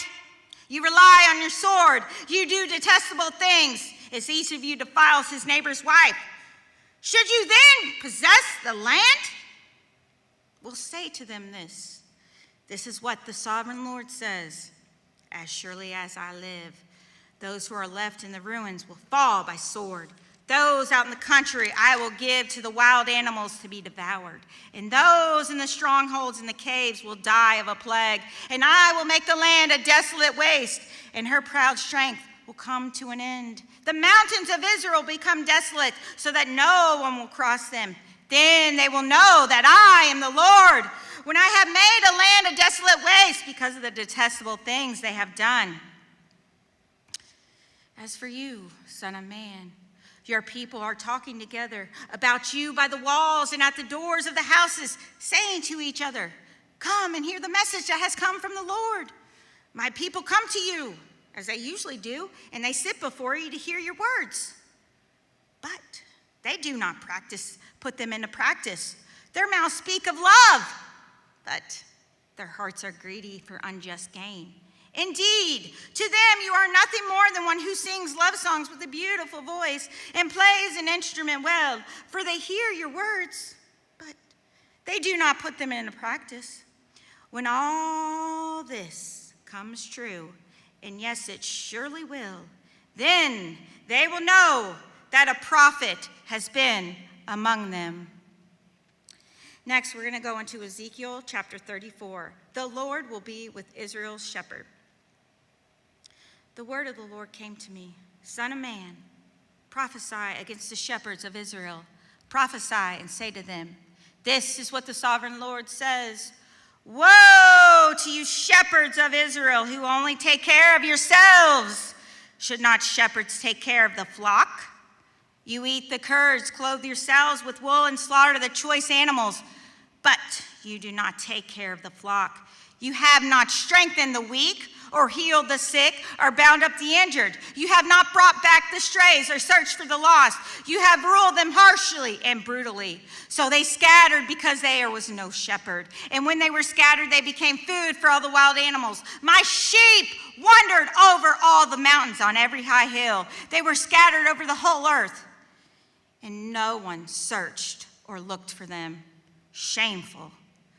Therefore, you shepherds, listen, hear the word of the Lord. As surely as I live, declares the sovereign Lord, because my flock lacks a shepherd, and so has been plundered and has become food for all the wild animals, and because my shepherd did not search for my flock, but cared for themselves rather than for my flock. Therefore, you shepherds, hear the word of the Lord. This is what the sovereign Lord says. I am against the shepherds, and I will hold them accountable for my flock. I will remove them from the tending the flock so that the shepherds can no longer feed themselves. I will rescue my flock from their mouths, and it will no longer be food for them. For this is what the sovereign Lord says. I myself will search for my sheep and look after them, as a shepherd looks after his scattered flock when he is with them. So I will look after my sheep. I will rescue them from all the places where they were scattered on the day of the clouds and darkness. Yes, I will bring them out from the nations and gather them from the countries. I will bring them into their own land. I will pasture them on the mountains of Israel and the ravines and all the settlements in the land. I will tend them in good pasture, and the mountains heights of Israel will be their grazing land. There they will lie down in good grazing land, and they will feed in the rich pasture on the mountains of Israel. I, myself, will tend my sheep. I will have them lie down, declares the sovereign Lord. I will search for the lost and bring back the strays. I will bind up the injured and strengthen the weak, but the sleek and the strong I will destroy. I will shepherd the flock with justice. As for you, my flock, this is what the sovereign Lord says. I will judge between one sheep and another, and between the rams and the goats. Is it not enough for you to feed on good pasture? Must you also trample the rest of your pasture with your feet? Is it not enough for you to drink clear water? Must you also muddy the rest with your feet? Must my flock feed on what you have trampled and drink what you have muddied with your feet? Therefore, this is what the sovereign Lord says to them. See, I myself will judge between the fat sheep and the lean sheep, because you shoved with the flank and shoulder, butting all the weak sheep with your horns until you have driven them away. I will save my flock, and they will no longer be plundered. I will judge between one sheep and another. I will place over them one shepherd, my servant David, and he will tend to them, and he will tend them and be their shepherd. I, the Lord, will be their God. My servant David will be their prince among them. I, the Lord, have spoken. I will make a covenant of peace with them and rid the land of savage beasts so that they may live in the wilderness and sleep in the forest in safety. I will make them in the places surrounding my hill a blessing. I will send down showers in the seasons. There will be showers of blessing. The trees will yield their fruit, and the ground will yield its crops, and the people will be secure in their land. They will know that I am the Lord. When I break the bars of the yoke and rescue them from the hands of those who enslave them, they will no longer be plundered by nations, nor will wild animals devour them. They will live safety, and no one will make them afraid. I will provide for them a land renowned for its crops. They will no longer be victims of famine in the land or bear the scorn of the nations. Then they will know that I, the Lord, their God, am with them, and that the Israelites are my people, declares the sovereign Lord. You are my sheep, the sheep of my pasture. I am your God, declares the sovereign Lord. Next, we're going to go into Ezekiel chapter 35, the prophecy against Edom. The word of the Lord came to me. Son of man, set your face against Mount Seir. Prophesy against them and say, this is what the sovereign Lord says. I am against you, Mount Seir, and I will stretch out my hand against you and make you a desolate waste. I will turn your towns into ruins, and you will be desolate. Then you will know that I am the Lord. Because you harbored an ancient hostility and delivered the Israelites over to the sword at the time of their calamity, the time their punishment reached to its climax. Therefore, as surely as I live, declares the sovereign Lord, I will give you over to your bloodshed, and it will pursue you. Since you did not hate bloodshed, bloodshed will pursue you. I will make Mount Seir a desolate waste and cut off from all who come and go. I will fill your mountains with the slain. Those killed by sword will fall in the hills, and you're in valleys and in all your ravines. I will make you desolate forever. Your towns will not be inhabited. Then you will know that I am the Lord. Because you have said, these two nations and countries will be ours, and we will take possession of them, even though the Lord was there. Therefore, as surely as I live, declares the sovereign Lord, I will treat you in accordance with anger and jealousy you showed in your hatred of them, and I will make myself known among them when I judge you. Then you will know that I, the Lord, have heard all the contemptible things you have said against the mountains of Israel. You said they have been laid waste, and have been given over to us to devour. You boasted against me and spoke against me without restraint. I heard it. This is what the sovereign Lord says. While the whole earth rejoices, I will make you desolate, because you rejoiced when inheritance of Israel became desolate. This is how I will treat you. You will be desolate, Mount Seir, you and all of Edom. Then they will know that I am the Lord. Next, we are going into Ezekiel chapter 36, the hope for the mountains of Israel. Son of man, prophesy to the mountains of Israel and say, mountains of Israel, hear the word of the Lord. This is what the sovereign Lord says. An enemy said to you, aha! The ancient heights have become our possession. Therefore, prophesy and say, this is what the sovereign Lord says. Because they ravaged and crushed you from every side, so that you became the possession of the rest of the nations, an object of the people's malicious talk and slander. Therefore, mountains of Israel, hear the word of the sovereign Lord. This is what the sovereign Lord says to the mountains and hills, to the ravines and valleys, to the desolate ruins and the deserted towns that have been plundered and ridiculed by the rest of the nations around you. This is what the sovereign Lord says. In my burning zeal, I have spoken against the rest of the nations, against all of Edom, For with glee and with malice in their hearts, and they made my land their own possession, so they might plunder its pasture land. Therefore, prophesy concerning the land of Israel, and say to the mountains and hills, to the ravines and valleys, this is what the sovereign Lord says. I speak in my jealous wrath because you have suffered the scorn of the nations. Therefore, this is what the sovereign Lord says. I swear with an uplifted hand that the nations around you will also suffer scorn. But you, mountains of Israel, will produce branches and fruit for my people of Israel, for they will come home. I am concerned for you and will look on you with favor, and you will be plowed and sown. I will cause many people to live on you. Yes, all of Israel. The towns will be inhabited and the ruins rebuilt. I will increase the number of people and animals living on you, and they will be fruitful and become numerous. I will settle people on you as in the past and will make you prosper more than before. Then you will know that I am the Lord. I will cause people, my people Israel, to live on you. They will possess you, and you will be their inheritance. You will never again deprive them of their children. This is what the sovereign Lord says. Because some say to you, you devoured people and deprived your nation of its children. Therefore, you will no longer devour people or make your nation childless, declares the sovereign Lord. No longer will I make you hear the taunts of the nations, and no longer will you suffer the scorn of the peoples or cause your nations to fall, declares the sovereign Lord. Next, we're going to talk about Israel's restoration assured. Again, the word of the Lord came to me, Son of man. When the people of Israel were living in their own land, they defiled it by their conduct and their actions.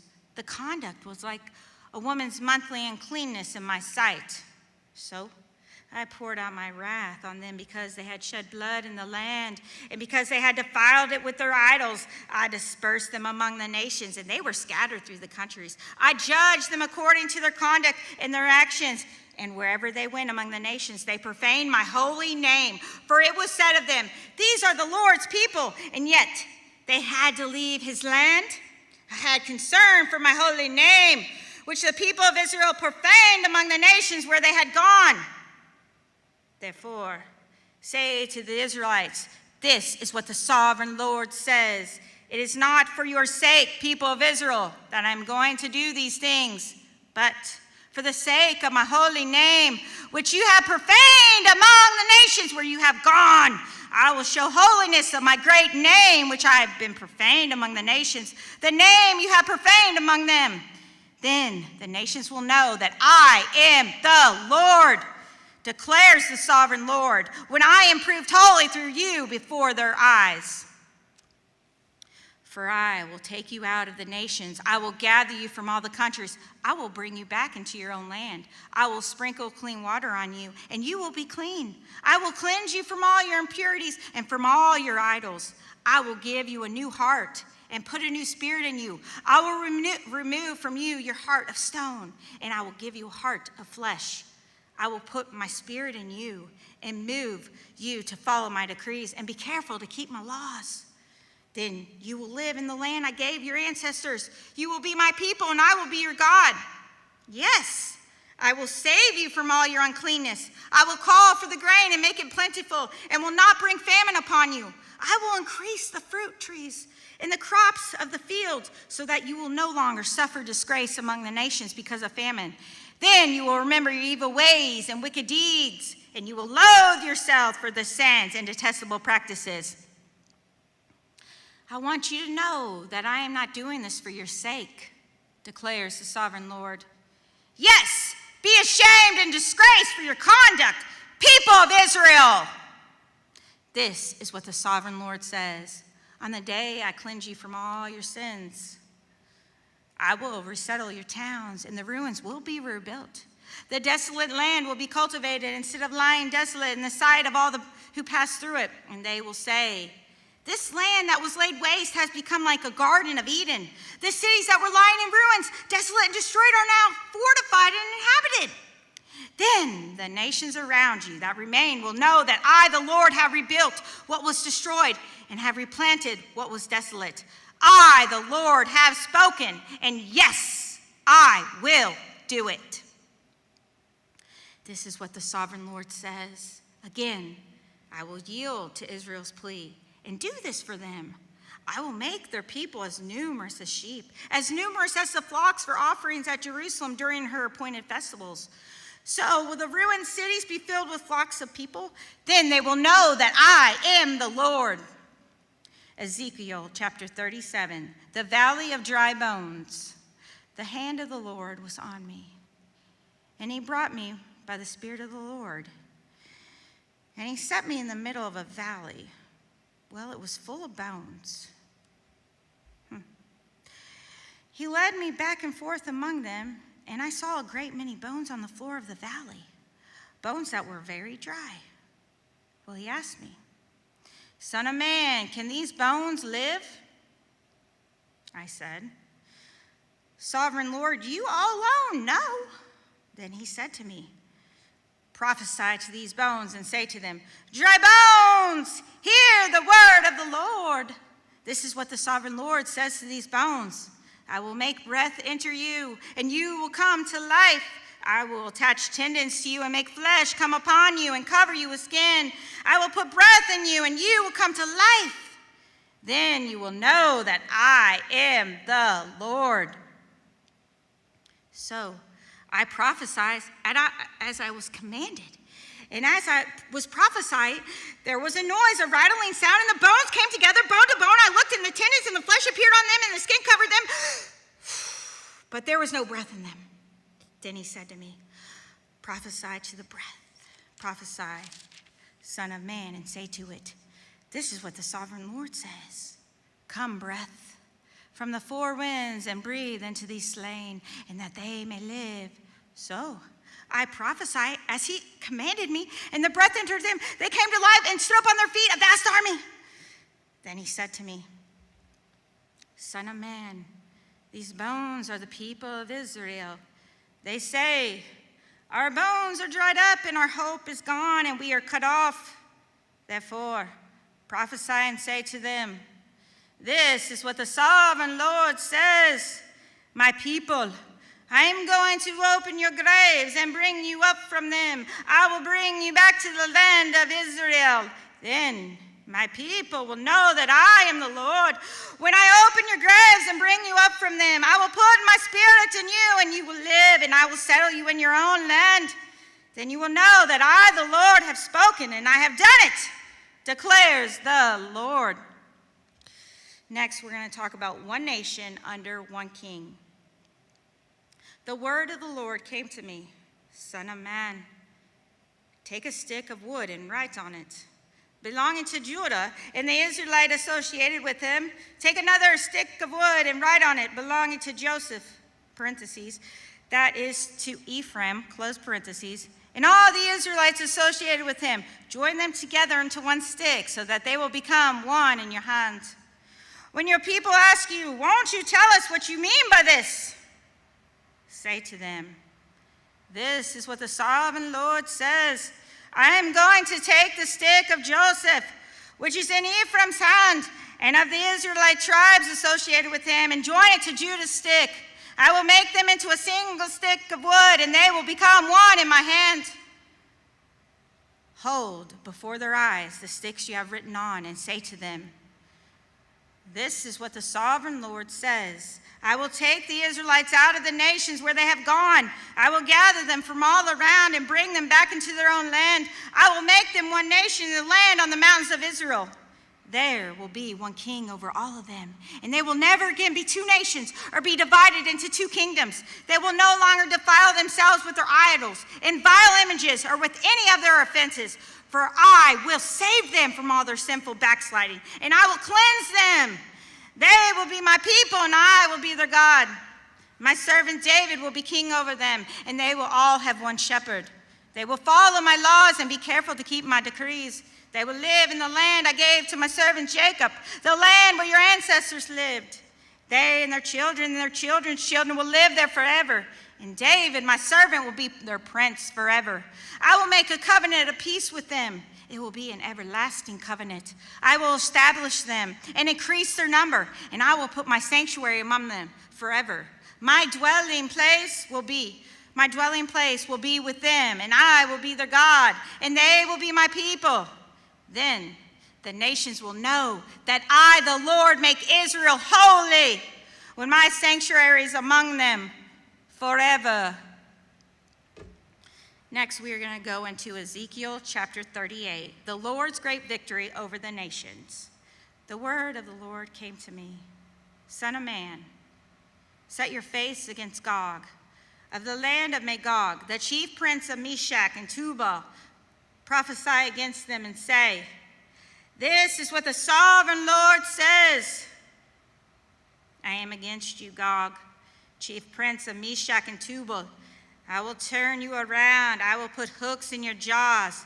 I will bring you out with your whole army, your horses, your horsemen fully armed, and a great horde with the large and small shields, all of them brandishing their swords. Persia, Cush, and Put will be with them all with shields and helmets. Also Gomer with all its troops, and Beth Togarmah from the far north with all its troops, the many nations with you. Get ready, be prepared! You and all the hordes gathered about you, and take command of them. After many days you will be called to the arms. In future years you will invade a land that has recovered from war, whose people were gathered from many nations to the mountains of Israel, which had long been desolate. They have been brought out from the nations, and now all of them live in safety. And you and all your troops and many nations will go up, advancing like a storm. You will be like a cloud covering the land. This is what the sovereign Lord says. On that day, thoughts will come into your mind, and you will devise an evil scheme. You will say, I will invade a land of unwalled villages. I will attack a peaceful and unsuspecting people, all of them living without walls and without gates and bars. I will plunder and loot and turn my hand against the resettled ruins and the people gathered from the nations, rich in livestock and goods, living at the center of the land. Sheba and Dedan and the merchants of Tarshish and all her villages will say to you, have you come to plunder? Have you gathered the hordes to loot, to carry off silver and gold, to take away livestock and goods, and to seize much plunder? Therefore, Son of man, prophesy and say to Gog, this is what the sovereign Lord says. In that day, my people Israel are living in safety. Will you not take notice of it? You will come from your place in the far north, you and many nations with you, all of them riding on horses, a great horde, a mighty army. You will advance against my people Israel like a cloud that covers the land. In the days to come, Gog, I will bring against my land so that the nations may know me when I am proved holy through you before their eyes.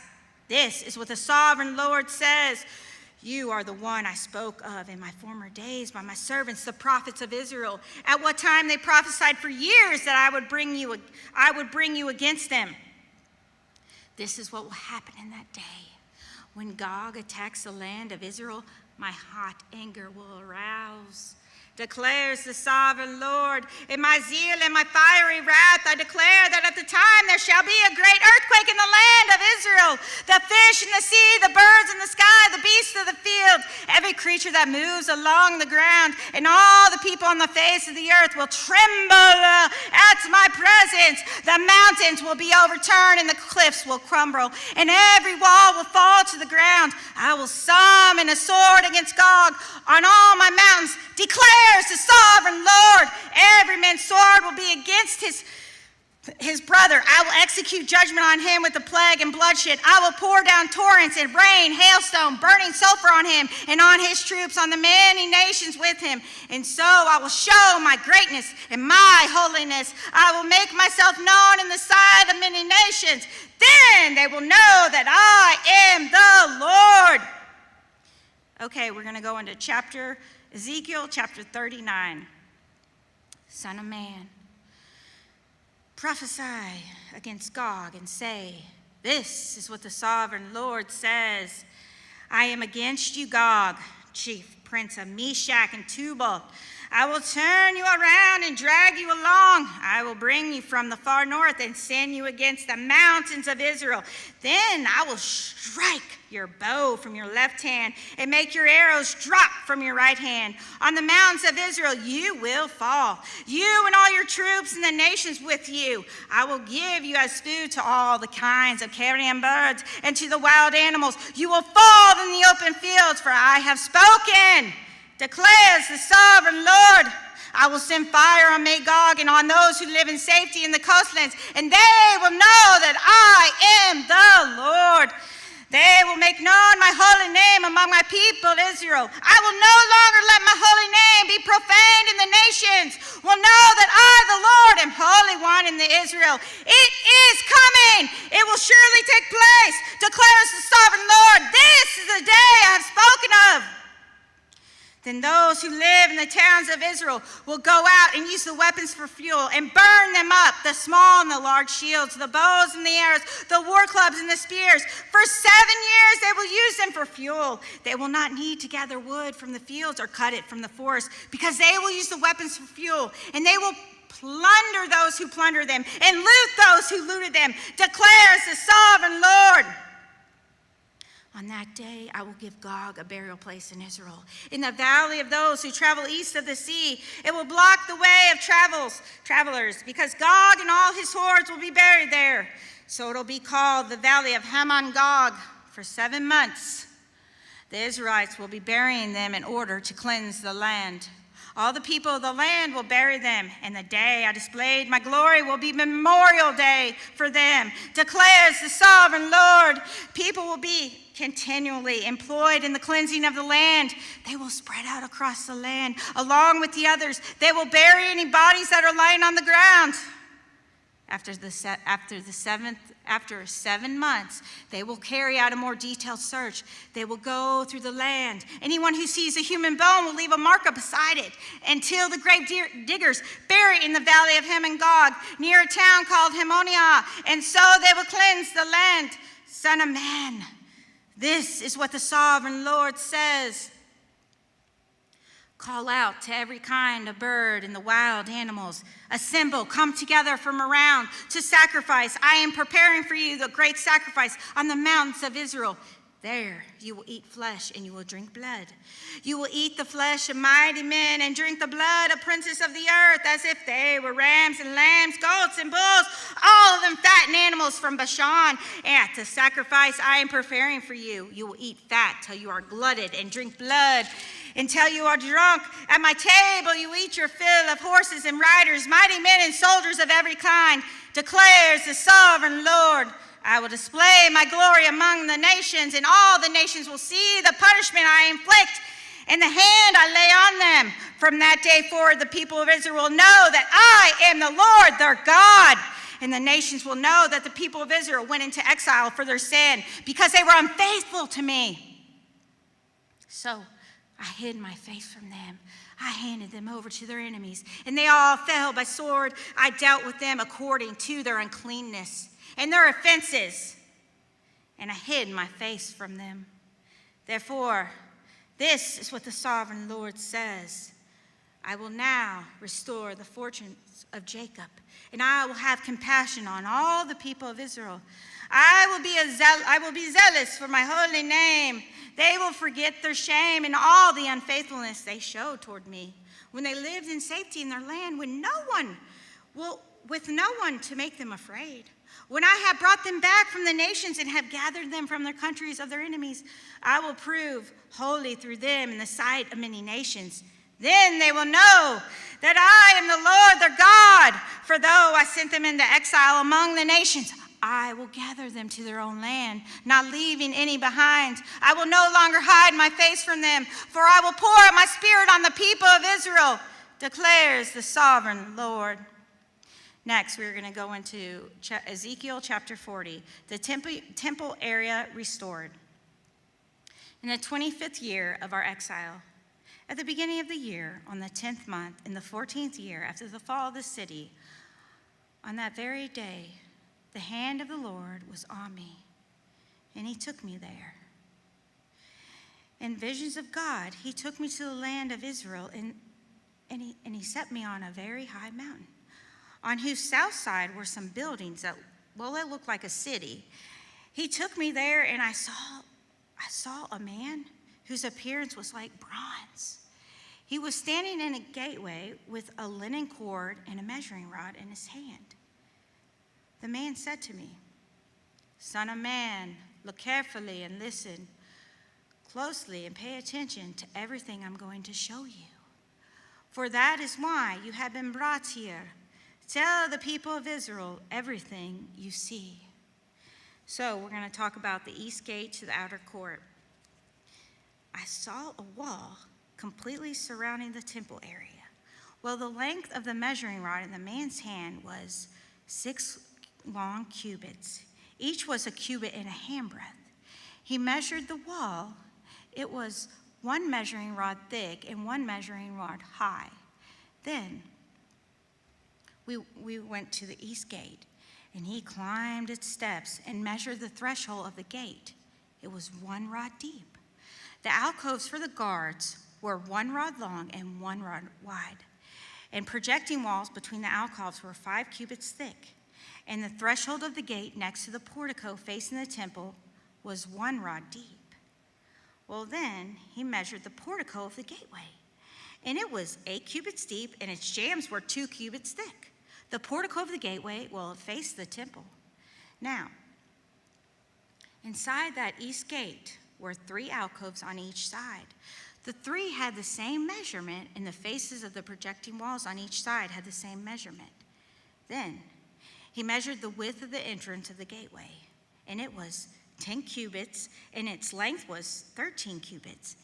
In front of each alcove was a wall, 1 cubit high, and the alcoves were 6 cubits square. Then he measured the gateway from the top of the rear wall of one alcove to the top of the opposite one. The distance was 25 cubits from one parapet opening to the opposite one. He measured along the faces of the projecting walls all around the inside of the gateway. It was 60 cubits. The measurement was up to the portico facing the courtyard. The distance from the entrance of the gateway to the far end of its portico was 50 cubits. The alcoves in the projecting walls inside the gateway were surrounded by narrow parapet openings all around, as was the portico. The openings all around faced inward. The faces of the projecting walls, well, they were decorated with palm trees. We're going to talk about the outer court. Then he brought me into the outer court. Well, there I saw some rooms and a pavement that had been constructed all around the court. There were exactly 30 rooms along the pavement. It abutted the sides of the gateways, and it was as wide as they were long. Well, this was the lower pavement. Well, then he measured the distance from the inside of the lower gateway to the outside of the inner court, and it was 100 cubits on the east side as well as on the north. All right, now we're going to discuss the north gate. Well, then he measured the length and width of the north gate. Well, leading into the outer court, its alcoves, well, there's 3 on each side. Its projecting walls and its portico had the same measurements as those of the first gateway, and it was 50 cubits long and 25 cubits wide. Its opening, its portico, and its palm tree decorations had the same measurement as those of the gate facing east. 7 steps led up to it, with its portico opposite them. There was a gate to the inner court facing the north gate, just as there was on the east. He measured from one gate to the opposite one, and it was 100 cubits. All right, next we're going to discuss the south gate. Then he led me to the south side. Well, I saw the south gate, and he measured its jambs and its portico, and they had the same measurement as the others.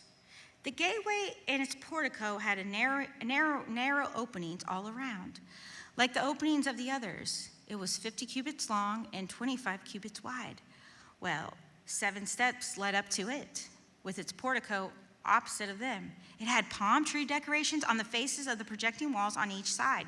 The inner court also had gate facing south, and he measured from this gate to the outer gate on the south side, and it was 100 cubits. Next, we're going to talk about the gates to the inner court. Well, next, he brought me into the inner court through the south gate. And he measured the south gate. It had the same measurements as the others. Its alcoves, its projecting walls, and its portico had the same measurements as the others. The gateway and its portico had openings all around, and it was 50 cubits long and 25 cubits wide. Parentheses. The porticos of the gateway around the inner court were 25 cubits wide and 5 cubits deep. Close parentheses. Its portico faced the outer court. Palm trees decorated at its jambs, and the 8 steps led up to it. Then he brought me to the inner court on the east side, and he measured the gateway. It had the same measurements as the others. Well, its alcoves, its projecting walls, and its portico had the same measurements as the others. Now, the gateway and its portico had openings all around, and it was 50 cubits long and 25 cubits wide. Its portico faced the outer court. Palm trees decorated the jambs on either side, and 8 steps led up to it. Then he brought me to the north gate and measured it. It had the same measurements as the others, as did the alcoves, its projecting walls, and its portico. It had openings all around. It was 50 cubits long and 25 cubits wide. Its portico faced the outer court. Palm trees decorated the jambs on either side, and 8 steps led up to it. Now we're going to discuss the rooms for preparing sacrifices. A room with a doorway was by the portico and each of the inner gateways, where the burnt offerings were washed. And in the portico of the gateway, there were 2 tables on each side, on which the burnt offerings, the sin offerings, and the guilt offerings were slaughtered. By the outside wall of the portico of the gateway, near the steps at the entrance of the north gateway, were 2 tables. And on the other side of the steps were 2 more tables. So there were 4 tables on one side of the gateway and 4 on the other. 8 tables in all, on which the sacrifices were slaughtered. There were also 4 tables of dressed stone for burnt offerings, each 1.5 cubits long and 1.5 cubits wide and 1 cubit high. On them were placed the utensils for slaughtering the burnt offerings and the other sacrifices, and a double-pronged hook, each had a handbreadth long, were attached to the wall all around. And the tables were for the flesh of the offerings.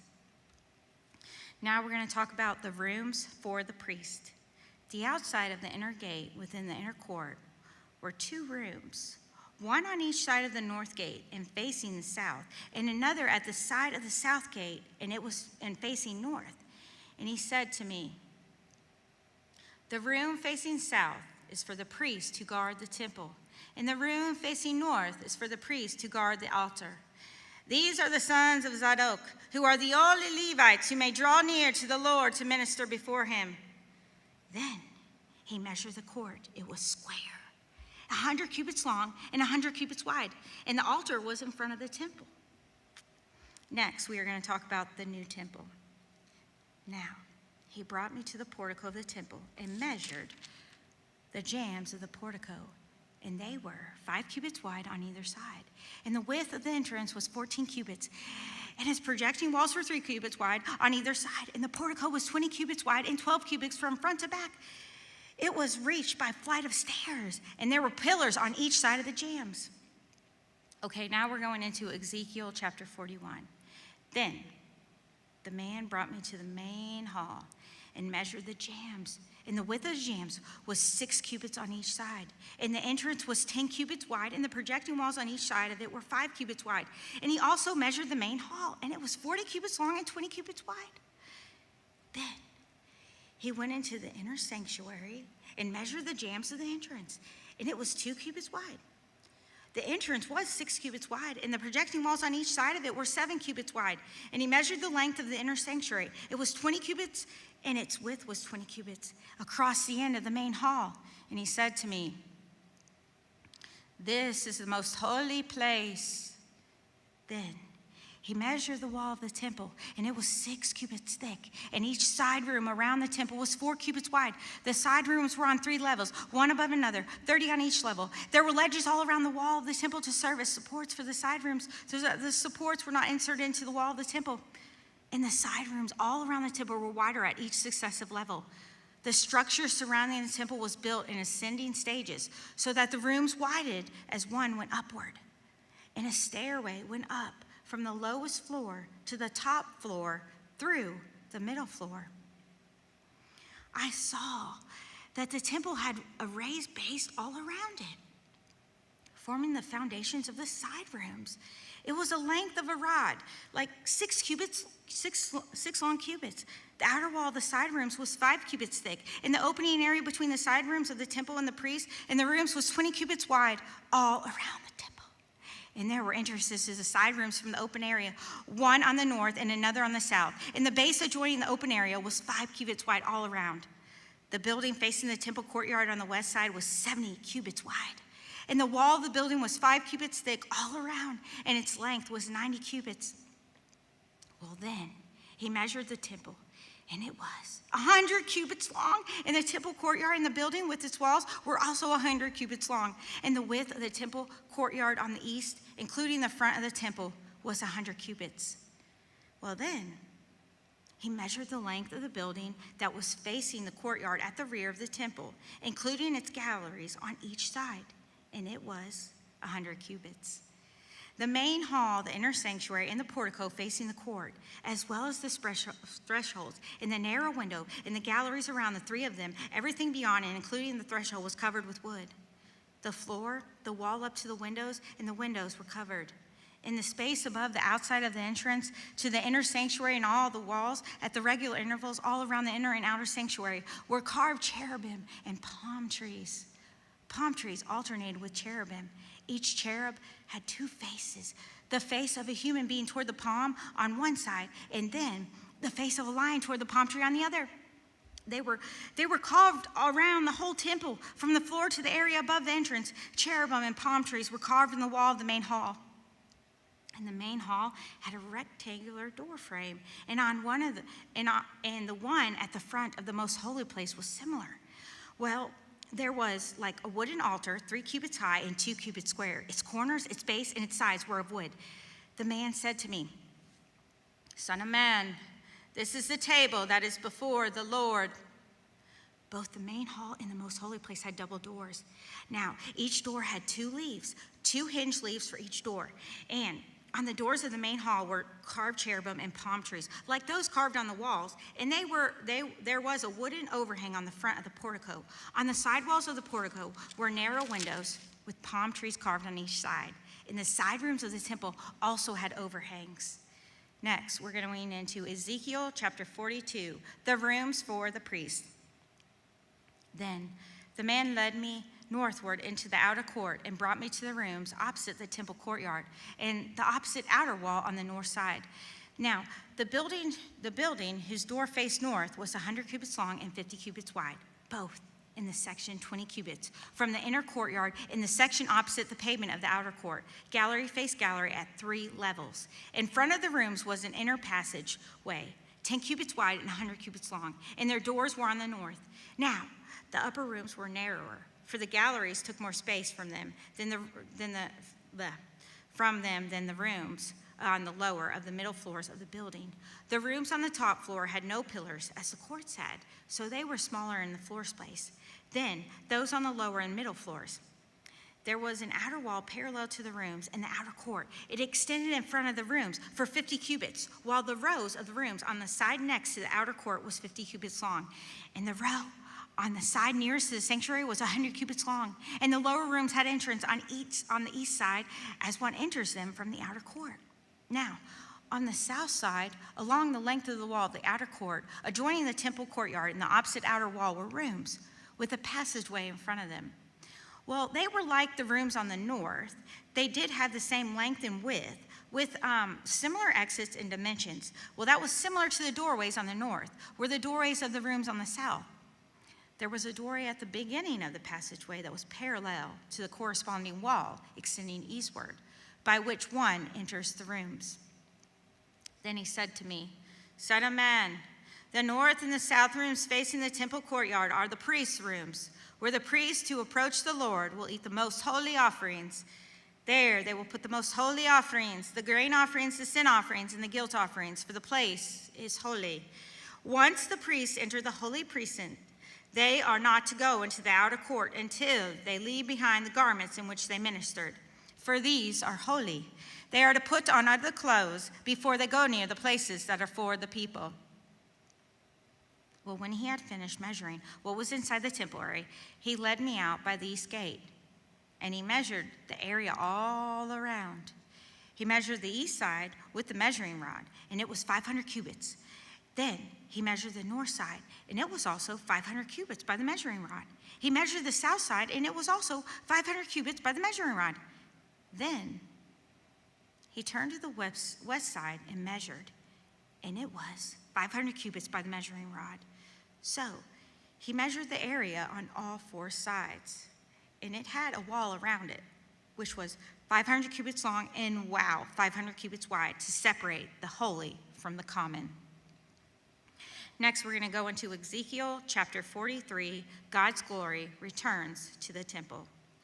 Then the man brought me to the gate facing east.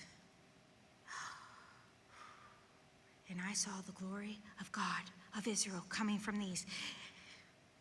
His voice was like the roar of rushing waters, and the land was radiant with his glory. The vision I saw was like the vision I had seen when he came to destroy the city, and like the visions I had seen by the Kibar River, and I fell face down.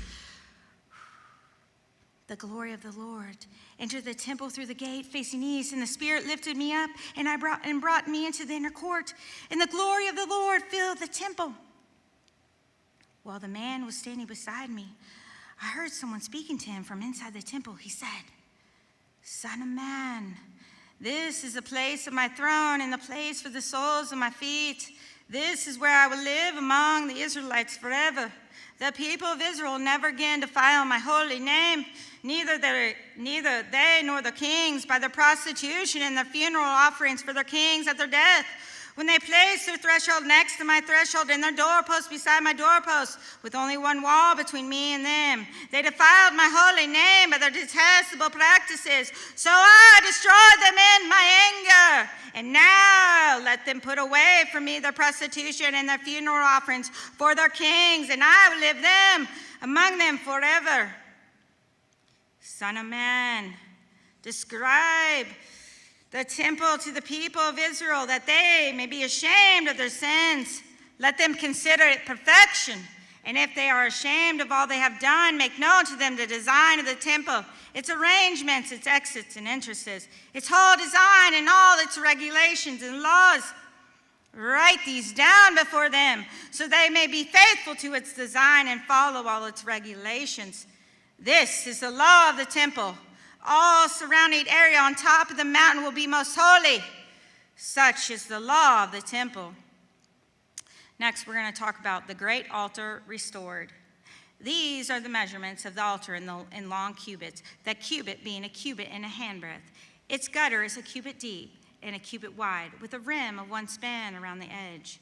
And this is the height of the altar. From the gutter on the ground up to the lower ledge that goes around the altar, it is 2 cubits high, and the ledge is a cubit wide. From this lower ledge to the upper ledge that goes around the altar is 4 cubits high, and the ledge is also a cubit wide. Now, above that, the altar hearth is 4 cubits high, and 4 horns project upward from the hearth. The altar hearth is square, 12 cubits long and 12 cubits wide. The upper ledge also is square, and now it's 14 cubits long and 14 cubits wide. Now all around the altar is a gutter of 1 cubit with a rim of a half cubit, and the steps of the altar face east. Then he said to me, "Son of man, this is what the sovereign Lord says. These will be regulations for sacrificing burnt offerings and splashing blood against the altar when it is built. You are to give a young bull as a sin offering to the Levitical priests of the family of Zadok, who come near to minister before me, declares the sovereign Lord. You are to take some of its blood and put it on the 4 horns of the altar and on the 4 corners of the upper ledge and all around the rim, and so purify the altar and make atonement for it. You are to take the bull for the sin offering and burn it in the designated part of the temple area outside the sanctuary. On the 2nd day, you are to offer a male goat without defect for a sin offering, and the altar is to be purified as it was purified with the bull. When you have finished purifying it, you are to offer a young bull and a ram from the flock, both without defect. You are to offer them before the Lord, and the priests are to sprinkle salt on them and sacrifice them as a burnt offering to the Lord. For 7 days you are to provide a male goat daily for a sin offering. You are also to provide a young bull and a ram from the flock, both without defect. For 7 days they are to make atonement for the altar and cleanse it. Thus they will dedicate it.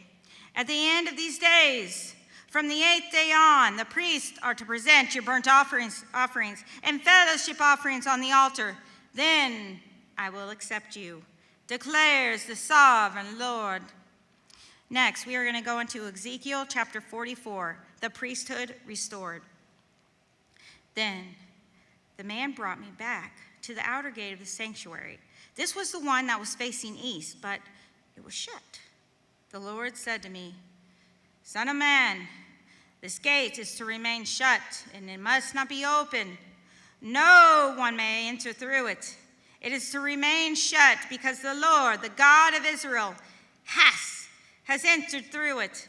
The prince himself is the only one who may sit inside the gateway to eat in the presence of the Lord. He is to enter by the way of the portico of the gateway and go out the same way. Well, then, the man brought me by the way of the north gate to the front of the temple. I looked and I saw the glory of the Lord filling the temple of the Lord. I fell face down. The Lord said to me, Son of man, look carefully, listen closely, give attention to everything I tell you concerning all the regulations and instructions regarding the temple of the Lord. Give attention to the entrance to the temple and all the exits of the sanctuary. Say to rebellious Israel, this is what the sovereign Lord says. Enough of your detestable practices, people of Israel. In addition to all the other detestable practices, you brought foreigners uncircumcised in the heart and flesh into my sanctuary, desecrated my temple while you offered me food, fat, and blood, and you broke my covenant. Instead of carrying out your duty in regard to my holy things, you put others in charge of my sanctuary. This is what the sovereign Lord says. No foreigner uncircumcised in heart and flesh is to enter my sanctuary, not even the foreigners who live among the Israelites. The Levites who went far from me, when Israel went astray and who wandered from me after their idols, must bear the consequences of their sin. They may serve in my sanctuary, having charge of the gates of the temple and serving in it. They may slaughter the burnt offerings and sacrifice for the people and stand before the people and serve them. But because they served them in the presence of their idols and made the people of Israel fall into sin, therefore I have sworn with an uplifted hand that they must bear the consequences of their sin, declares the sovereign Lord. They are not to come near to serve me as priests or come near any of my holy things or my most holy offerings. They must bear the shame of their detestable practices, and I will appoint them to guard the temple for all the work that is to be done in it. But the Levitical priests, who are descendants of Zadok and who guarded my sanctuary when the Israelites went astray from me, are to come near to minister before me. And they are to stand before me to offer sacrifices of fat and blood, declares the sovereign Lord. They alone are to enter my sanctuary. They alone are to come near my table to minister before me and serve me as gods. When they enter the gates of the inner court, they are to wear linen clothes. They must not wear any woolen garment while ministering at the gates of the inner court or inside the temple. They are to wear linen turbans on their heads and linen undergarments around their waist. They must not wear anything that makes them perspire. When they go out into the outer court where the people are, they are to take off their clothes they have been ministering in and are to leave them in the sacred rooms and put on other clothes so that the people are not consecrated through contact with their garments. They must not shave their heads or let their hair grow long, but they are to keep their hair of their heads trimmed. No priest is to drink wine when he enters the inner court. They must not marry widows or divorced women. They may marry only virgins of Israelite descent or widows of priests. They are to teach my people the difference between the holy and the common and show them how to distinguish between the unclean and the clean. In any dispute, The priests are to serve as judges and decide it according to my ordinance. They are to keep my laws and my decrees for all my appointed festivals, and they are to keep my Sabbaths holy. A priest must not defile himself by going near a dead person. However, if that dead person was his father or mother, son or daughter, brother or unmarried sister, then he may defile himself. After he is cleansed, he must wait exactly 7 days. On the day he goes into the inner court of the sanctuary to minister in the sanctuary, he is to offer a sin offering for himself, declares the sovereign Lord. I am to be the only inheritance the priests have. You are to give them no possession in Israel. I will be the possession. They will eat grain offerings, the sin offerings and guilt offerings, and everything in Israel devoted to the Lord will belong to them. The best of all their first fruits, of all their special gifts will belong to the priest. You are to give them the first portions of your ground meal, so that a blessing may rest on your household. And the priest must not eat anything, whether bird or animal found dead or torn by wild animals. Next, we're going into Ezekiel chapter 45, Israel fully restored. When you allot the land as an inheritance, you are to present the Lord a portion of the land as a sacred district that is 25,000 cubits long and 20,000 cubits wide. The entire area will be holy. Of this, a section 500 cubits square is to be for the sanctuary, with 50 cubits around it for open land. In the sacred district, measured off section, 25,000 cubits long and 10,000 cubits wide. In it will be the sanctuary, the most holy place. It will be the sacred portion of the land for the priests who minister in the sanctuary, who draw near to minister before the Lord. It will be a place for the houses as well as a holy place for the sanctuary. An area that's 25,000 cubits long and 10,000 cubits wide will belong to the Levites who serve in the temple as their possessions for the towns to live in. Listen, you are to give the city as its property an area of 5,000 cubits wide, 25,000 cubits long, adjoining the sacred portions. It will belong to all Israel. The prince will have the land bordering each side of the area, formed by sacred districts and the property of the city. It will extend westward from the west side and eastward from the east, running lengthwise from the western to the eastern border parallel to one of the tribal portions. This land will be his possession in Israel, and my princes will no longer oppress my people, but will allow the people of Israel to possess the land according to their tribes.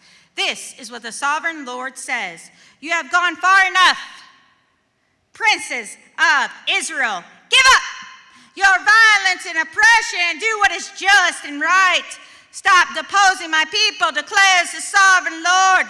You are to use accurate scales and an accurate ephah, an accurate bath. The ephah and the bath are to be the same size. Bath containing 1/10 of a homer, and the ephah 1/10 of a homer. And the homer is to be the standard measure for both.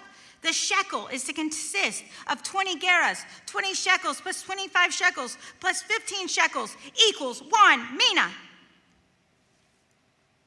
This is a special gift you are to offer, a 1/6 of an ephah from each homer of wheat, and a 1/6 of an ephah from each homer of barley. The prescribed portion of olive oil, measured by the bath, is 1/10 of bath from each parentheses, which consists of 10 baths or 1 homer, for 10 baths are equivalent to a homer, close parentheses. Also, 1 sheep is to be taken from every flock of 200 from the well-watered pasture of Israel. These will be used for grain offerings, burnt offerings, fellowship offerings, to make atonement for the people, declares the sovereign Lord.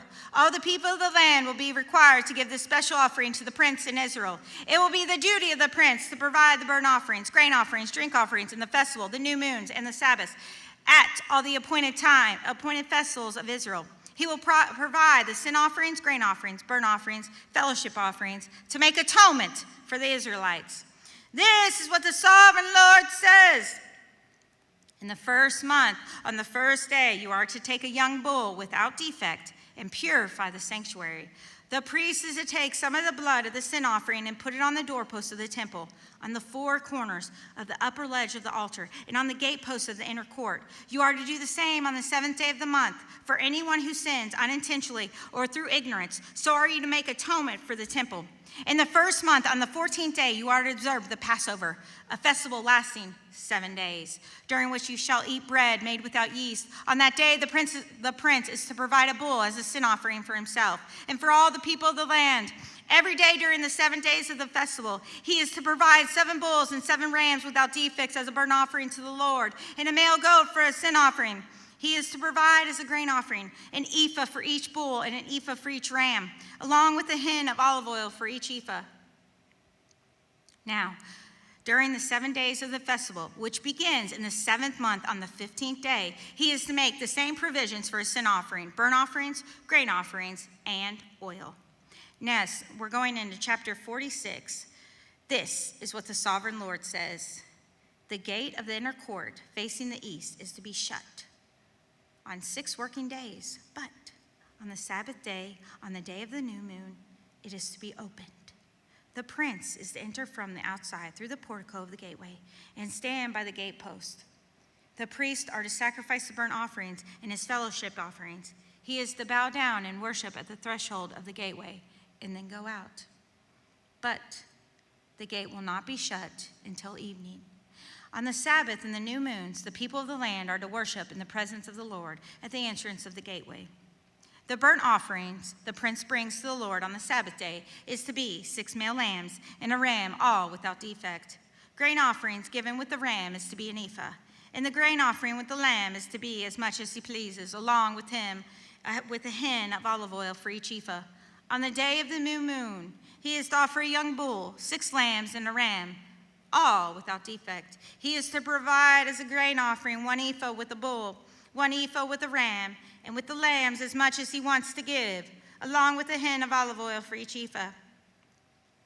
When the prince enters, he is to go in through the portico of the gateway, and he is to come out the same way. When the people of the land come before the Lord at the appointed festivals, whoever enters by the north gate to worship is to go out the south gate. Whoever enters by the south gate is to go out the north gate. Listen, no one is to return through the gate by which they entered, but each is to go out the opposite gate. The prince is to be among them, going in when they go in, and going out when they go out. At the feast and at the appointed festivals, the grain offering is to be an ephah with the bull, an ephah with the ram, and with lambs as much as he pleases, along with the hin of oil for each ephah. When the prince provides a freewill offering to the Lord, whether a burnt offering or fellowship offerings, the gate facing east is to be open for him. He shall offer his burnt offerings or his fellowship offerings as he does on the Sabbath day, and then he shall go out.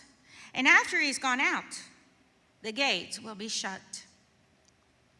Every day you are to provide a year-old lamb without defect for an offering to the Lord. Morning by morning you shall provide it. You are also to provide with it morning by morning a grain offering consisting of 6 of an ephah, with 1/3 of a hin of oil to moisten the flour. The presenting of this grain offering to the Lord is a lasting ordinance. So the lamb and the grain offering and the oil shall be provided morning by morning for a regular burnt offering. This is what the sovereign Lord says. If the prince makes a gift from his inheritance to be one of his sons, it will also belong to his descendants. It is to be their property by inheritance. If, however, he makes a gift from his inheritance to one of his servants, the servant may keep it until the year of freedom. Then it will revert to the prince. His inheritance belongs to his sons only. It is theirs. The prince must not take any of the inheritance of the people, driving them off of their property. He is to give his sons their inheritance out of his own property, so that not one of my people will be separated from the property. Then the man brought me through the entrance at the side of the gate to the sacred rooms facing north, which belonged to the priest. And he showed me a place at the western end. He said to me, "Son of man, this is the place where the priests are to cook the guilt offering and the sin offering and bake the grain offering, to avoid bringing them into the outer court and consecrating the people." He then brought me to the outer court, and he led me around to its 4 corners.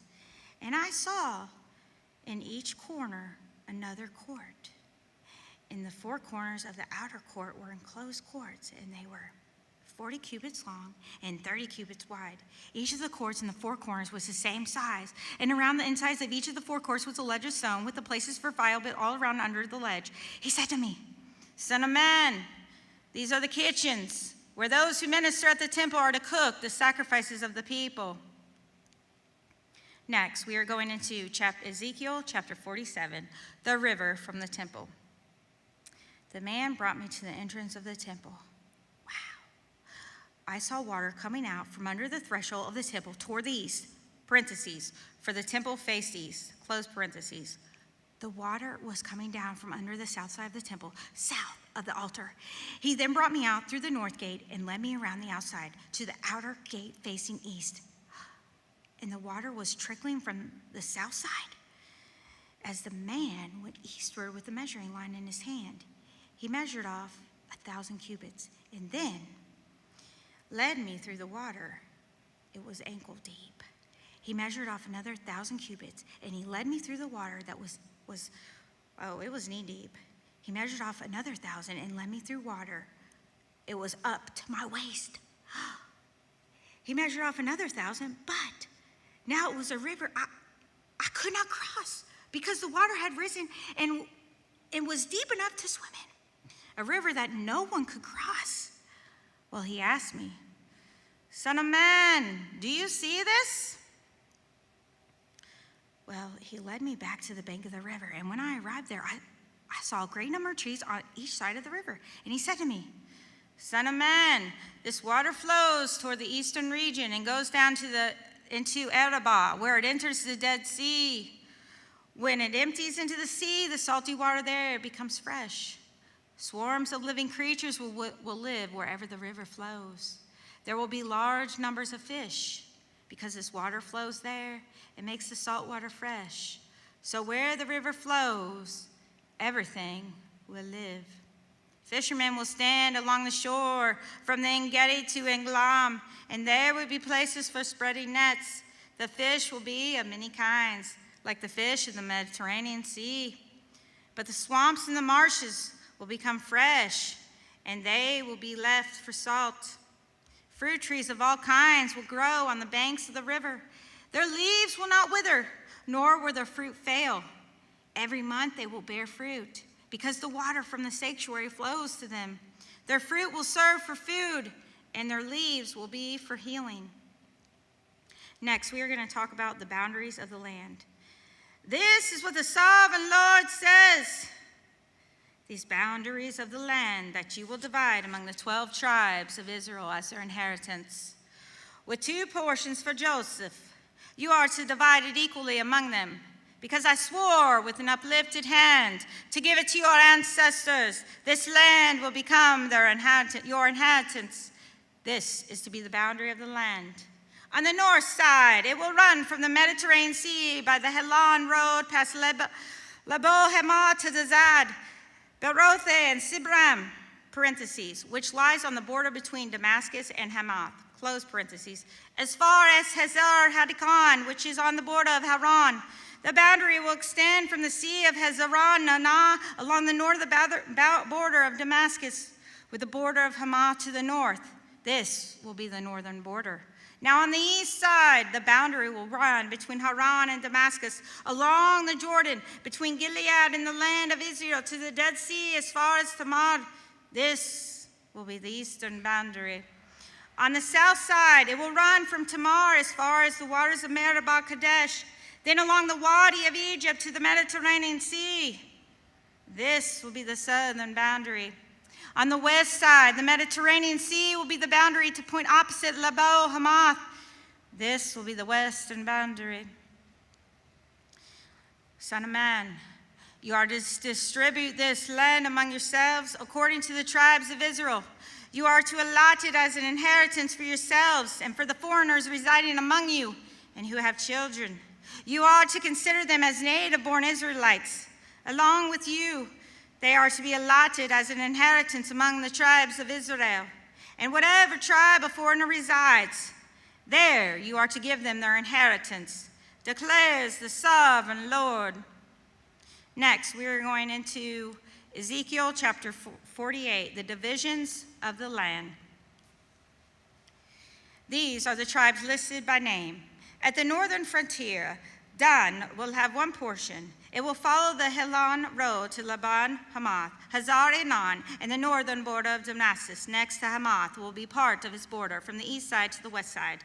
Asher will have one portion. It will border the territory of Dan from east to west. Naphtali will have one portion. It will border the territory of Asher from east to west. Manasseh will have one portion. It will border the territory of Naphtali from east to west. Ephraim will have one portion. It will border the territory of Manasseh from east to west. Reuben will have one portion. It will border the territory of Ephraim from east to west. Judah will have one portion. It will border the territory of Reuben from east to west.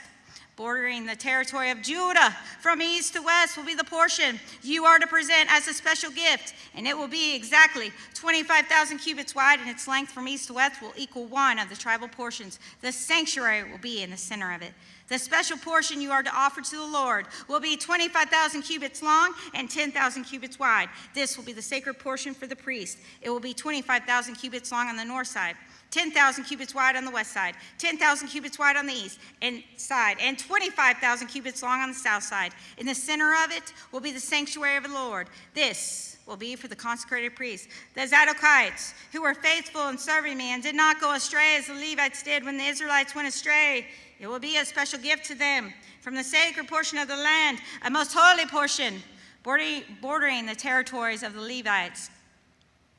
Alongside the territory of the priests, the Levites will have an allotment, 25,000 cubits long and 10,000 cubits wide. Its total length will be 25,000 cubits, and its width 10,000 cubits. They must not sell or exchange any of it. This is the best of the land and must not pass into their hands, because it is holy to the Lord. The remaining area, 5,000 cubits wide and 25,000 cubits long, will be a common use of the city for houses and for pasture land. This city will be in the center of it and will have these measurements. The north side will be 4,500 cubits, and the south side also 4,500 cubits. The east side, 4,500 cubits, and the west side, 4,500 cubits. The pasture land for the city will be 250 cubits on the north, 250 cubits on the south, 250 cubits on the east, and 250 cubits on the west. What remains of the area bordering on the sacred portion and running the length of it will be exactly 10,000 cubits on the east side and 10,000 cubits on the west side. Its produce will supply food for the workers of the city. The workers from the city who farm it will come from all the tribes of Israel. The entire portion will be a square, 25,000 cubits on each side. As a special gift, you will set aside the sacred portions along with the property of the city. What remains on both sides of the area formed by the sacred portions and the property of the city will belong to the prince. It will extend eastward from the 25,000 cubits of the sacred portion to the eastern border, westward from the 25,000 cubits to the western border. Both these areas running the length of the tribal portions will belong to the prince. A sacred portion with this temple sanctuary will be in the center of them. So, the property of the Levites and the property of the city will lie in the center of the area that belongs to the prince. The area belonging to the prince will lie between the border of Judah and the border of Benjamin. As for the rest of the tribes, Benjamin will have one portion. It will extend from east side to the west side. Simeon will have one portion. It will border the territory of Benjamin from east to west. Issachar will have one portion. It will border the territory of Simeon from east to west. Zebulun will have one portion. It will border the territory of Issachar from east to west. Gad will have one portion. It will border the territory of Zebulun from east to west. The southern boundary of Gad will run south from Tamar to the waters of Meribah Kadesh, then along the Wadi of Egypt to the Mediterranean Sea. This is the land you are to allot as inheritance to the tribes of Israel, and these will be the portions, declares the sovereign Lord. Next, we will discuss the gates of the new city. These will be the exits of the city, beginning on the north side, which is 4,500 cubits long. The gate of the city will be named after the tribes of Israel. The 3 gates on the north side will be the gate of Reuben, the gate of Judah, and the gate of Levi. On the east side, which is 4,000 cubits long, will be 3 gates: the gate of Joseph, the gate of Benjamin, and the gate of Dan. On the south side, which measures 4,500 cubits, will be 3 gates: the gates of Simeon, the gate of Issachar, and the gate of Zebulun. On the west side, which is 4,500 cubits long, will be 3 gates: the gate of Gad, the gate of Asher, and the gate of Naphtali. The distance all around will be 18,000 cubits, and the name of the city from that time on will be, "The Lord is there." That concludes the book of Ezekiel. Next, we will be going into the book of Daniel. And I need a sip of water.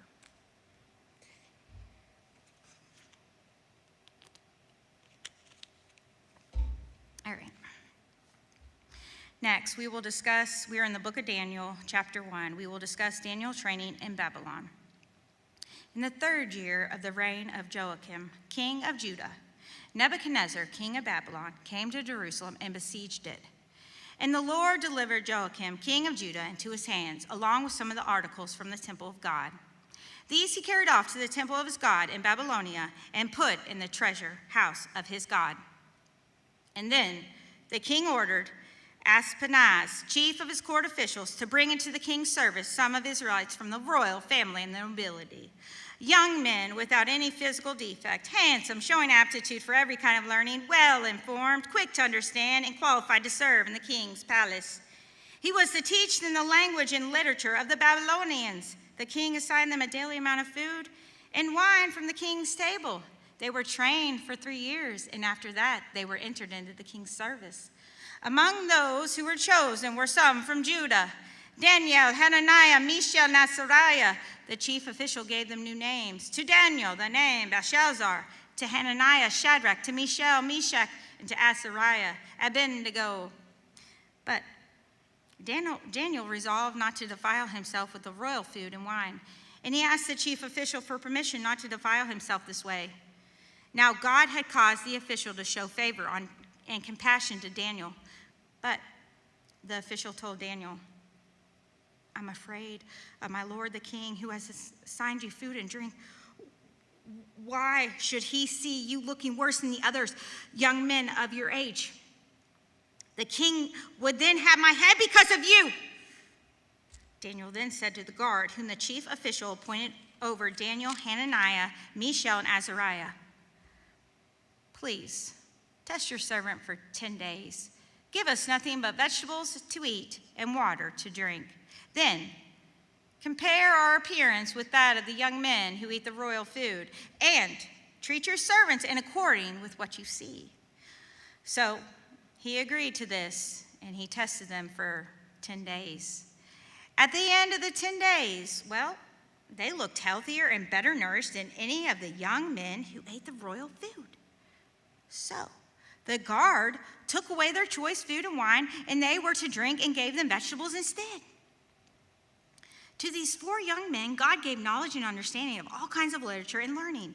And Daniel could understand visions and dreams of all kinds. Now, at the end of time set by the king to bring them into service, the chief official presented them to Nebuchadnezzar. The king talked with them, and he found none equal to Daniel, Hananiah, Mishael, and Azariah. So they entered the king's service. In every matter of wisdom and understanding about which the king questioned them, he found them 10 times better than all the magicians and enchanters in his whole kingdom. And Daniel remained there until the 1st year of King Cyrus. Next, we're going into chapter 2. Daniel chapter 2, Nebuchadnezzar's dream. In the 2nd year of his reign, Nebuchadnezzar had dreams. His mind was troubled, and he could not sleep. So the king summoned the magicians, the enchanters, the sorcerers, the astrologers to tell him what he had dreamed. When they came in and stood before the king, he said to them, "I have had a dream that troubles me, and I want to know what it means." Then the astrologers answered the king, "May the king live forever. Tell your servants the dream, and we will interpret it." And the king replied to the astrologers, "This is what I have firmly decided. Well, if you do not tell me what my dream was and interpret it, well, I'm going to just have you cut into pieces, and your house is turned into piles of rubble. But if you tell me the dream and explain it, well, you're going to receive from me gifts and rewards and great honor. So, tell me my dream and interpret it for me now." Once more they replied, "Let the king tell his servants the dream, and we will interpret it." Then the king answered, "I am certain that you're trying to gain time, because you realize that this is what I have firmly decided. And if you do not tell me my dream, there is only one penalty for you. You have conspired to tell me misleading and wicked things, hoping the situation will change. So then, tell me my dream, and I will know that you can interpret it for me." The astrologers, they answered the king, "Well, no. There is no one on earth who can do what the kings ask. No king, however great and mighty, has ever asked such a thing of any magician or enchanter or astrologer for that matter. What the king asks, it's just too difficult. No one can reveal it to the king except the gods, and they do not live among the humans." This made the king, he was angry, and he was so furious that he ordered the execution of all the wise men of Babylon. So the decree was issued to put the wise men to death, and the men were sent to look for Daniel and his friends to put them to death. When Arioch, the commander of the king's guard, had gone out to put to death the wise men of Babylon, Daniel spoke to him with wisdom and tact. He asked the king's officers, "Why did the king issue such a harsh decree?" Arioch then explained the matter to Daniel. At this, Daniel went in to the king and asked for time, so that he might interpret the dream for him. Then Daniel returned to his house and explained the matter to his friends, Hananiah, Mishael, and Azariah. He urged them to plead for mercy from the God of heaven concerning this mystery, so that he and his friends might not be executed with the rest of the wise men of Babylon. During the night, the mystery was revealed to Daniel in a vision. Then Daniel praised the God of heaven and said, "Praise be the name of God forever and ever. Wisdom and power are his. He changes the times and seasons. He disposes the kings and raises up others. He gives wisdom to the wise and knowledge to the discerning. He reveals deep and hidden things. He knows what lies in darkness, and the light dwells within him. I thank you and praise you, God of my ancestors. You gave me wisdom and power. You made known to me what we asked of you. You made known to us the dream of the king." We're going to talk about Daniel interprets the dream. Then Daniel went to Arioch, whom the king had appointed to execute the wise men of Babylon, and said to him, "Do not execute the wise men of Babylon. Come on, take me to the king, and I will interpret his dream for him." Well, Arioch took Daniel to the king at once and said, "I have found a man among the exiles from Judah who can tell the king what the dream means." The king asked Daniel, parentheses, also called Belshazzar, close parentheses, "Young man, are you able to tell me what I saw in my dream and interpret it?" Daniel replied, "No wise man, enchanter, magician, or diviner can explain to the king the mystery he has asked about. But there is a God in heaven who reveals the mysteries. He has shown King Nebuchadnezzar what will happen in days to come. Your dream and visions that pass through your mind as you were lying in bed are these. As your majesty was lying there, your mind turned to things to come, and the revealer of mysteries showed you what is going to happen. As for me, this mystery has been revealed to me, not because I have greater wisdom than anyone else alive, but so that your majesty may know the interpretation and that you may understand what went through your mind." Your majesty looked, and there before you stood a large statue, an enormous, dazzling statue, awesome in appearance. The head of the statue was made of pure gold, and its chest and arms of silver, its belly and thighs of bronze, its legs of iron, its feet partly of iron, but partly of baked clay.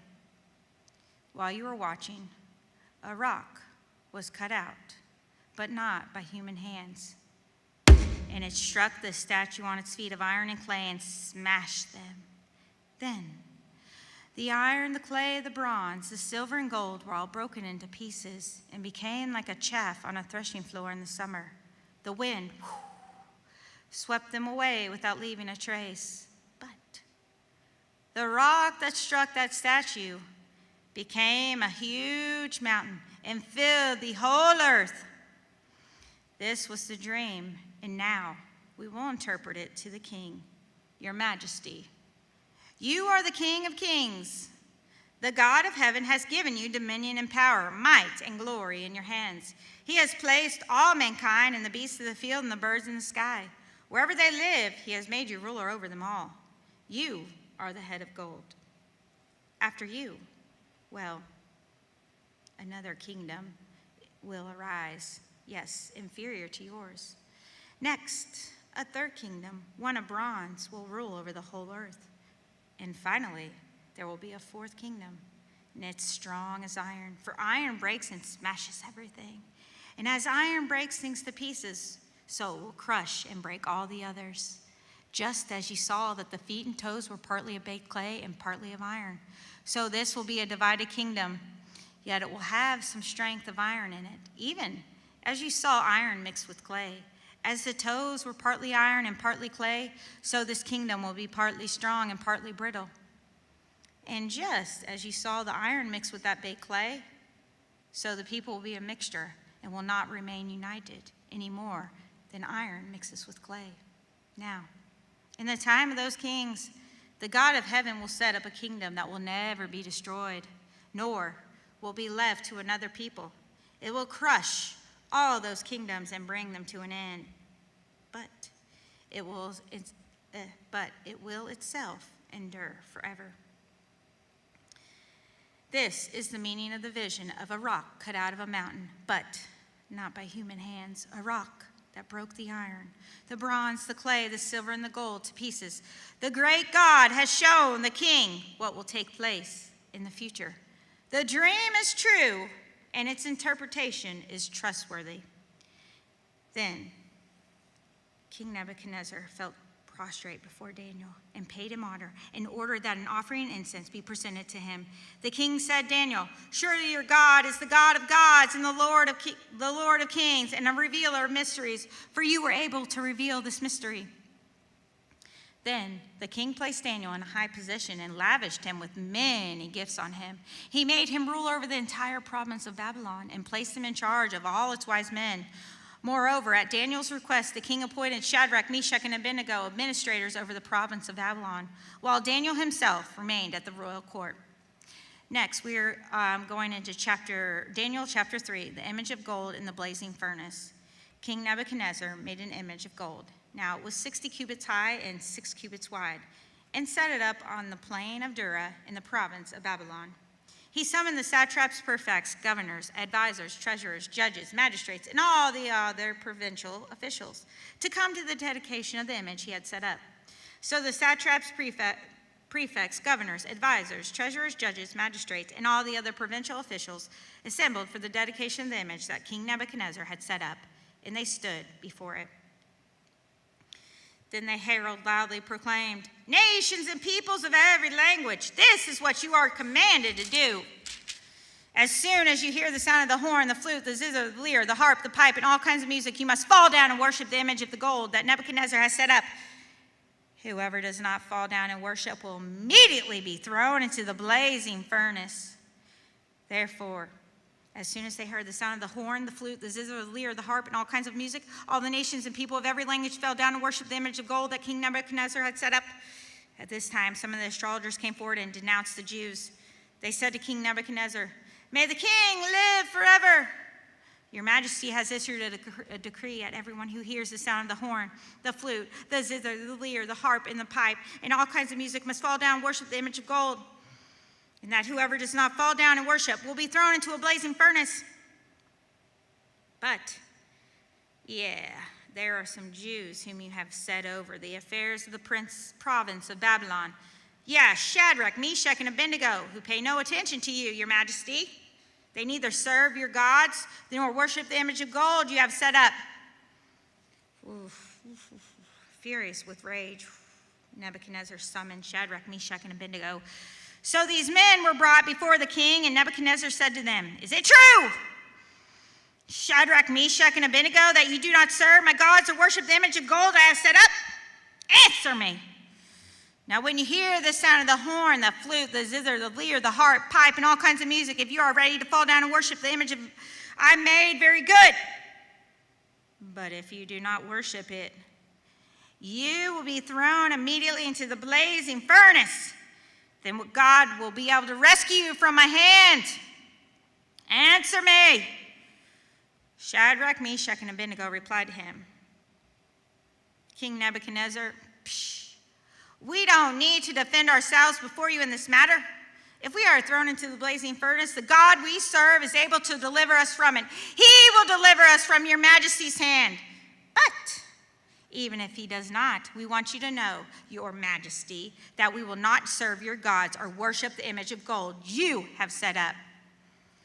Well, yeah, Nebuchadnezzar was furious with Shadrach, Meshach, and Abednego, and his attitude towards them changed. He ordered that furnace heated 7 times hotter than usual and commanded some of the strongest soldiers in his army to tie up Shadrach, Meshach, and Abednego and throw them into the blazing furnace. So these men were wearing robes, trousers, turbans, and other clothes were bound and thrown into the blazing furnace. The king's command was so urgent and furnace so hot that the flames of the fire killed the soldiers who took up Shadrach, Meshach, and Abednego. And these 3 men, firmly tied, fell into the blazing furnace. Then King Nebuchadnezzar leapt to his feet in amazement and asked his advisors, weren't there 3 men that we tied up and threw them into the fire? They replied, yes, certainly, your majesty. No, look! I see 4 men walking around in the fire, unbound and unharmed, and the 4th looks like the son of gods. Nebuchadnezzar then approached the opening of the blazing furnace and shouted, Shadrach, Meshach, Abednego, servants of the Most High God, come out! Come here! So Shadrach, Meshach, and Abednego came out of the fire, and the satraps, prefects, governors, and royal advisors crowded around them. They saw that the fire had not harmed their bodies, nor was a hair on their heads singed. Their robes were not scorched, and there was no smell of fire on them. Then Nebuchadnezzar said, praise be to the God of Shadrach, Meshach, and Abednego, who has sent his angel and rescued his servants. They trusted in him and defied the king's command and were willing to give up their lives rather than serve or worship any god except their own God. Therefore, on this very day, I decree that the people of any nation or language who says anything against God, the God of Shadrach, Meshach, and Abednego, will be cut into pieces. Yes, your houses will be turned into piles of rubble, for no other God can save in this way. Then the king promoted Shadrach, Meshach, and Abednego in the province of Babylon. Next, we are going to talk about Nebuchadnezzar's dream of a tree. This will be Daniel chapter 4. King Nebuchadnezzar, to the nations and people of every language who live on the earth, may you prosper greatly. It is my pleasure to tell you about the miraculous signs and wonders that the Most High God has performed for me. How great are his signs, how mighty his wonders. His kingdom is eternal. His kingdom is an eternal kingdom. His dominion endures from generation to generation. I, Nebuchadnezzar, was at my home in my palace, contented, and I was prosperous. I had a dream that made me afraid. Well, I was lying in bed. The images and visions that passed through my mind, they terrified me. So, naturally, I commanded all the wise men of Babylon be brought before me to interpret the dream. When the magicians, enchanters, astrologers, and diviners came, I told them the dream, but, well, they couldn't interpret it for me. Finally, Daniel came into my presence, and I told him the dream. Parentheses. He is called Belshazzar, after the name of my God and the spirit of the holy gods in him. Close parentheses. I said, Belshazzar, chief of the magicians, I know the spirit of the holy gods is in you, and no mystery is too difficult for you. Here is my dream. Interpret it for me.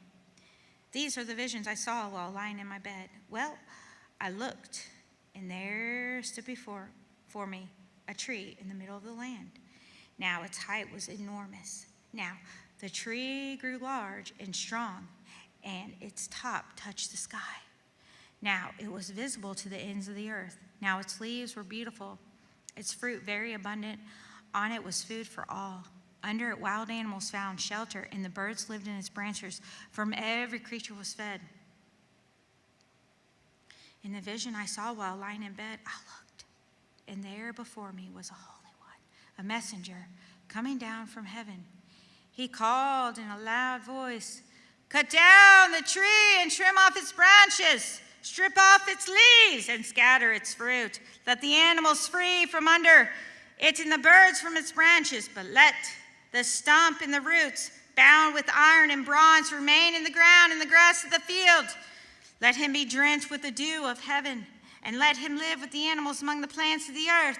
Let his mind be changed from that of a man, and let him be given the mind of an animal, till 7 times pass by for him." The decision is announced by messengers. The Holy One declares the verdict so that the living may know that the Most High is sovereign over all the kingdoms on the earth, and gives them anyone he wishes, and sets over them the lowliest of people. This is a dream that I, King Nebuchadnezzar, had. Now, Belshazzar, tell me what it means, for none of the wise men in my kingdom can interpret it for me. But you, I know you can, because the Spirit of the Holy God is in you. We're going to talk about Daniel interprets the dream. Then Daniel, parentheses, also called Belshazzar, close parentheses, was greatly perplexed for a time, and his thoughts terrified him. So the king said, "Belshazzar, do not let the dream or its meanings alarm you." Belshazzar answered, "It's not that easy, my lord. If only the dream applied to your enemies and its meaning to your adversaries. The tree you saw, the one that grew large and strong, with its top touching the sky, visible to the whole earth, with beautiful leaves and abundant fruit, providing food for all, giving shelter to the wild animals, having nesting places in its branches for the birds. Well, your majesty, you are that tree. You have become great and strong. Your greatness has grown until it reaches the sky. Your dominion extends to distant parts of the earth. Your majesty saw the Holy One, a messenger, coming down from heaven and saying, "Cut down the tree and destroy it, but leave the stump bound with iron and bronze in the grass of the field while its roots remain in the ground. Let him be drenched with dew of heaven. Let him live with the wild animals until 7 times by him passes." This is an interpretation, your majesty. This is a decree the Most High has issued against my lord, the king. You will be driven away from the people and will live with the wild animals. You will eat grass like the ox and will be drenched with dew of heaven. 7 times will pass by for you until you acknowledge that the Most High is sovereign over all the kingdoms on the earth and gives them to anyone he wishes. The command to leave the stump of the tree with its roots means that your kingdom will be restored to you when you acknowledge that heaven rules. Listen, your majesty, be pleased to accept my advice. I want you to renounce your sins by doing what is right, and your wickedness by being kind to the oppressed. It may be that then your prosperity will continue. Next, we will talk about the dream is fulfilled. All this happened to King Nebuchadnezzar. Now, 12 months later, as the king was walking on the roof of the royal palace of Babylon, he said, "Is it not this great Babylon I have built as a royal residence by my mighty power or for the glory of my majesty?" Even as the words were on his lips, a voice came from heaven. "This is what is decreed for you, King Nebuchadnezzar. Your royal authority has been taken from you. You will be driven away from the people and will live with the wild animals. You will eat grass like the ox. 7 times will pass by for you until acknowledge the Most High is sovereign over all the kingdoms on the earth and gives them to anyone he wishes." Immediately, what had been said about Nebuchadnezzar was fulfilled. He was driven away from the people, ate grass like the ox. His body was drenched with dew of heaven until his hair grew like feathers of an eagle, and his nails were like the claws of a bird. At the end of that time, I raised my eyes toward heaven, and my sanity was restored. And then I praised the Most High. I honored and glorified him who lives forever. His dominion is eternal dominion. His kingdom endures for generation to generation. All the peoples of the earth are regarded as nothing. He does as he pleases with the powers of heaven and the peoples of the earth. No one can hold back his hand or say to him, "What have you done?" Well, at the same time, my sanity was restored. My honor, my splendor were returned to me for the glory of my kingdom. My advisors and my nobles sought me out, and I was restored to my throne and became even greater than before. Now I, King Nebuchadnezzar, I praise and exalt and glorify the King of heaven, because everything he does is right. All his ways are just, and those who walk in pride, he is able to humble. Okay, next we're going into Daniel chapter 5, the writing on the wall. King Belshazzar gave a great banquet for 1,000 of his nobles and drank wine with them.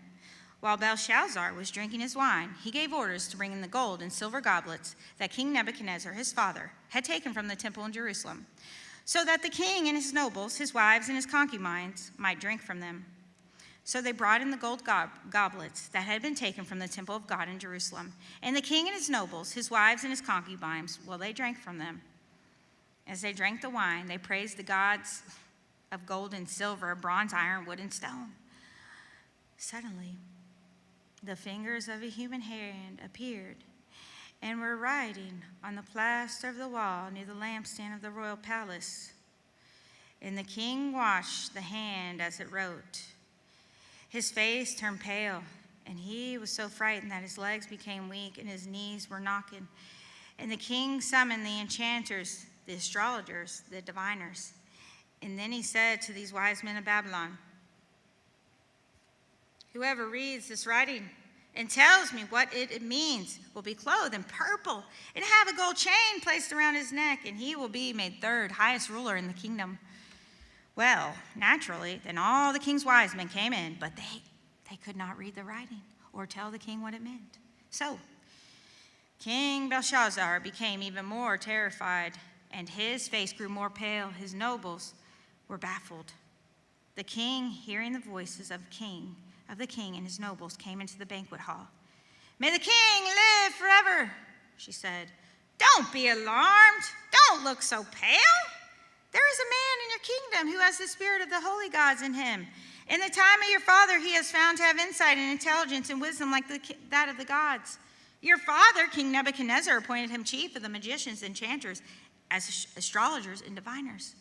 He did this because Daniel, whom the king called Belshazzar, was found to have a keen mind and knowledge and understanding, and also the ability to interpret dreams, explain riddles, and solve difficult problems.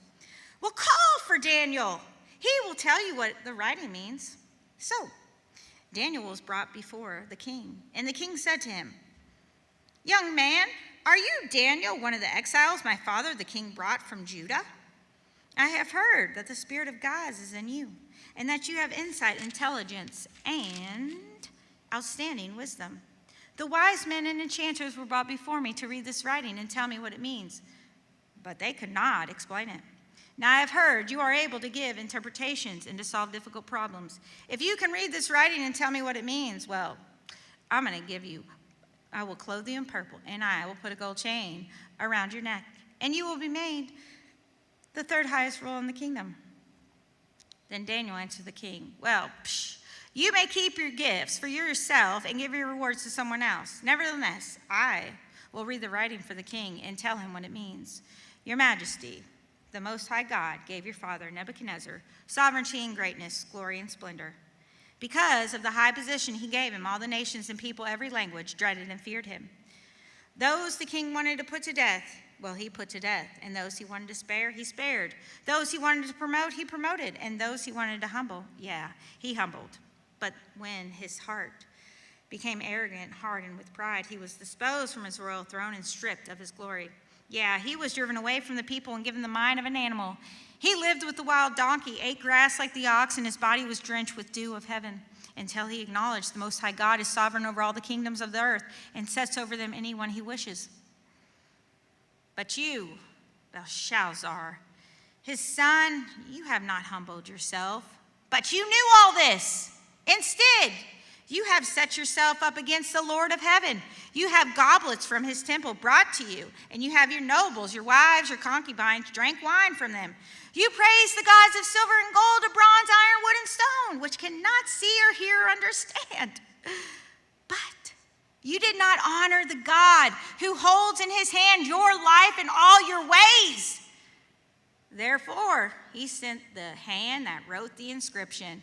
This is the inscription that was written. Mene, mene, tekel parsin. Here is what these words mean. Mene, God has numbered the days of your reign. and brought it to an end. Tekel, you have been weighed on the scales and found wanting. Perez, your kingdom is divided and given to the Medes and Persians. Then, at Belshazzar's command, Daniel was clothed in purple. A gold chain was placed around his neck, and he was proclaimed the third highest ruler in the kingdom. That very night, Belshazzar, king of the Babylonians, was slain, and Darius the Mede took over the kingdom at the age of 62. Next, we are going into chapter 6, Daniel chapter 6. This is Daniel in the den of lions. It pleased Darius to appoint 120 satraps to rule throughout the kingdom, with 3 administrators over them, one whom was Daniel. The satraps were made accountable to them so that the king might not suffer loss. Now, Daniel so distinguished himself among the administrators and the satraps by his exceptional qualities that the king planned to set over his whole kingdom. At this, the administrators and satraps tried to find grounds for charges against Daniel and his conduct of government affairs, but they were unable to do so. They could not find no corruption in him because he was trustworthy and neither corrupt nor negligent. Finally, the men said, "We will never find any basis for charges against this man Daniel unless he has something to do with the law of his God." So the administrators and satraps went as a group to the king and said, "May King Darius live forever." The royal administrators, prefects, satraps, advisors, and governors had all agreed that the king should issue an edict and enforce the decree that anyone who prays to any god or human being during the next 30 days, except to you, your majesty, shall be thrown into the lion's den. Now, your majesty, issue the decree, and I want you to put it in writing so that it cannot be altered in accordance with the law of the Medes and Persians, which cannot be repealed. So King Darius put the decree in writing. Now, when Daniel learned that the decree had been published, he went home to his upstairs room, where the window opens toward Jerusalem. 3 times a day, he got down on his knees and prayed, giving thanks to his God, just as he had done before. Then these men, as a group, and found Daniel praying and asking God for help. So they went to the king and spoke to him about his royal decree. "Did you not publish a decree that during the next 30 days, anyone who prays to any god or human being except to you, your majesty, will be thrown into the lion's den?" The king answered, "The decree stands in accordance with the law of the Medes and Persians, which cannot be repealed." Then they said to the king, "Well, Daniel, who is one of the exiles from Judah, no, he pays no attention to you, your majesty, or to the decree you put into writing. Yes, he still prays 3 times a day to his God." And when the king heard this, he was greatly distressed. He was determined to rescue Daniel and made every effort until sundown to save him. Then the men went as a group to King Darius and said to him, "Remember, your majesty, that according to the law of the Medes and the Persians, no decree or edict that the king issues can be changed." So the king gave the order, and they brought Daniel and threw him into the lion's den. The king said to Daniel, "Daniel, may your God, whom you serve continually, rescue you." A stone was brought and placed over the mouth of the den, and the king sealed it with his own signet ring and with the rings of his nobles, so that Daniel's situation might not be changed. Then the king returned to his palace and spent the night without eating, without any entertainment being brought to him. He could just not sleep. At the first light of dawn, the king got up and hurried to the lion's den. When he came near the den, he called to Daniel in an anguished voice, "Daniel, servant of the living God, has your God, whom you serve continually, been able to rescue you from the lions?" Daniel answered, "May the king live forever. My God sent his angel, and he shut the mouths of the lions. They have not hurt me, because I was found innocent in his sight, nor have I ever done any wrong before you, your majesty." The king was overjoyed and gave orders to lift Daniel out of the den. And when Daniel was lifted from the den, no wound was found on him, because he had trusted in his God. At the king's command, the men who had falsely accused Daniel were brought in and thrown into the lion's den, along with their wives and children. And before they reached the floor of the den, the lions overpowered them and crushed all their bones. Then King Darius wrote to all the nations and people of every language in all the earth, "May you prosper greatly. I issue a decree that in every part of my kingdom, people must fear and reverence the God of Daniel, for he is the living God, and he endures forever. His kingdom will not be destroyed. His dominion will never end. He rescues and saves. He performs signs and wonders in the heavens and on earth. He has rescued Daniel from the power of the lion's den. So Daniel prospered during the reign of Darius and the reign of of Cyrus the Persian. All right, next we're going to go into Daniel chapter 7, Daniel's dream of the four beasts. In the first year of Belshazzar, king of Babylon, Daniel had a dream, and visions passed through his mind as he was lying in bed. He wrote down the substance of his dream. Daniel said, in my vision, at night I looked, and there before me were the four winds of heaven, churning up the great sea. Four great beasts, each different from the others, came up out of the sea. The first was like a lion. It had wings of an eagle. I watched until its wings were torn off, and it was lifted from the ground so that it stood on 2 feet like a human being, and the mind of a human was given to it. Well, there before me was a second beast. This one looked like a bear. It was raised up on one of its sides, and it had 3 ribs in its mouth between its teeth. It was told, get up and eat your fill of the flesh.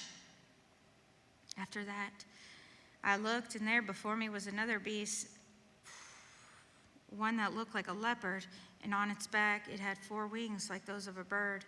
The beast had 4 heads, and it was given authority to rule. After that, in my vision at night I looked. Well, there before me was a 4th beast.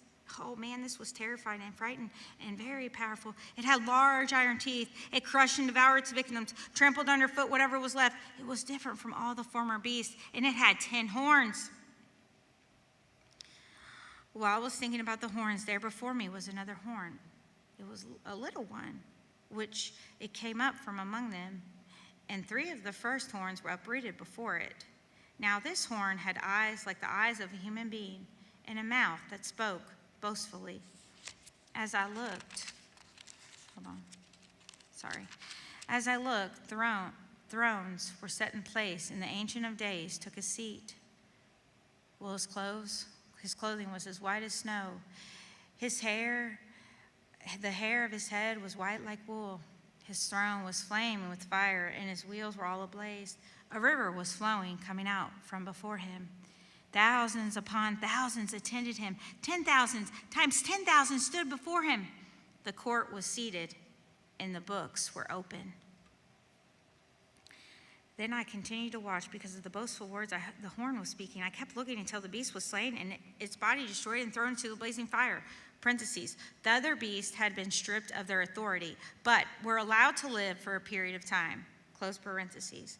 In my vision at night I looked, and there before me was one like the Son of Man, coming with the clouds of heaven. He approached the Ancient of Days and was led into the presence. He was given authority, glory, and sovereign power over all the nations of the people of every language worship him. His dominion is everlasting dominion that will not pass away, and his kingdom is one that will never be destroyed. Next, we're going to talk about the interpretation of Daniel's dream. Whoa, boy, Daniel, I was troubled in spirit, and the visions that passed through my mind, it disturbed me. I approached one of those standing there and asked him the meaning of all this. So he told me and gave me the interpretation of these things. Daniel, the 4 great beasts are 4 kings that will rise from the earth. But the holy people of the Most High will receive the kingdom and possess it forever. Yes, I mean forever and ever. Well then, I wanted to know the meaning of the 4th beast, because it was different from all the others, and it was the most terrifying with its iron teeth and bronze claws, the beast that crushed and devoured its victims and trampled under whatever was left. I also wanted to know about the 10 horns on its head and about the other horn that came up before, which 3 of them fell. The horn that looked more imposing than the others, and that had eyes and a mouth that spoke boastfully. As I watched, this horn was waging war against the holy people and defeating them until the Ancient of Days came and pronounced judgment in the favor of the holy people of the Most High. And the time came when they possessed the kingdom. He gave me this explanation. Daniel, the 4th beast is a 4th kingdom. It will appear on the earth. It will be different from all the other kingdoms. It will devour the whole earth, trampling it down and crushing it. The 10 horns and the 10 kings who will come from this kingdom, after them another king will arise, different from the earlier ones. And he will subdue the 3 kings. He will speak against the Most High and oppress his holy people and try to change the set times and the laws. The holy people will be delivered into the hands for a time and times and a half a time. But the court will sit, and his power will be taken away, completely destroyed forever. Then the sovereignty, power, and greatness of all the kingdoms under heaven will be handed over to the holy people of the Most High. His kingdom will be an everlasting kingdom, and all the rulers will worship and obey him. This is the end of the matter. I, Daniel, I was deeply troubled by my thoughts. My face turned pale, but I just kept the matter to myself. All right, next we're going to go into Daniel chapter 8, Daniel's vision of a ram and a goat. In the 3rd year of King Belshazzar's reign, I, Daniel, had a vision. After the one that had already appeared to me in my vision, I saw myself in the citadel of Susa, in the province of Elam. In the vision, I was beside the Ulai canal. Well, I looked up. Now there before me was a ram, and had 2 horns. It was standing beside the canal, and the horns were very long. Well, one of the horns was longer than the other, but it grew up later. I watched the ram as it charged toward the west and the north and the south. No animal could stand against it, and none could rescue from its power. It did as it pleased and became very great. And as I was thinking about this, suddenly a goat with a prominent horn between its eyes came from the west, crossing the whole earth without touching the ground. It came toward the 2-horned ram I had seen standing beside the canal and charged it at a great rage. I saw it attack the ram furiously, striking the ram and shattering its 2 horns. The ram was powerless to stand against it. The goat knocked it to the ground and trampled on it, and none could rescue the ram from his power. The goat became very great, but at the height of its power, the large horns was broken off. In its place, 4 prominent horns grew up toward the 4 winds of heaven. Now, out of one of them came another horn, which started small, but it grew in power to the south and to the east and toward the beautiful land. Now it grew until it reached the host of heavens, and it threw some of the starry host down to the earth and trampled on them. It set itself up to be as great as the commander of the army of the Lord. It took away the daily sacrifices from the Lord. His sanctuary was thrown down. Because of the rebellion of the Lord's people and the daily sacrifices were given over to it, it prospered in everything it did, and the truth was thrown to the ground. Well, then I heard a Holy One speaking, and another Holy One said to him, "How long will it take for the vision to be fulfilled? The vision concerning the daily sacrifices, the rebellion that causes desolation, the surrendering of sanctuary, and the trampling underfoot of the Lord's people?" He said to me, "It will take 2,300 evenings and mornings. Then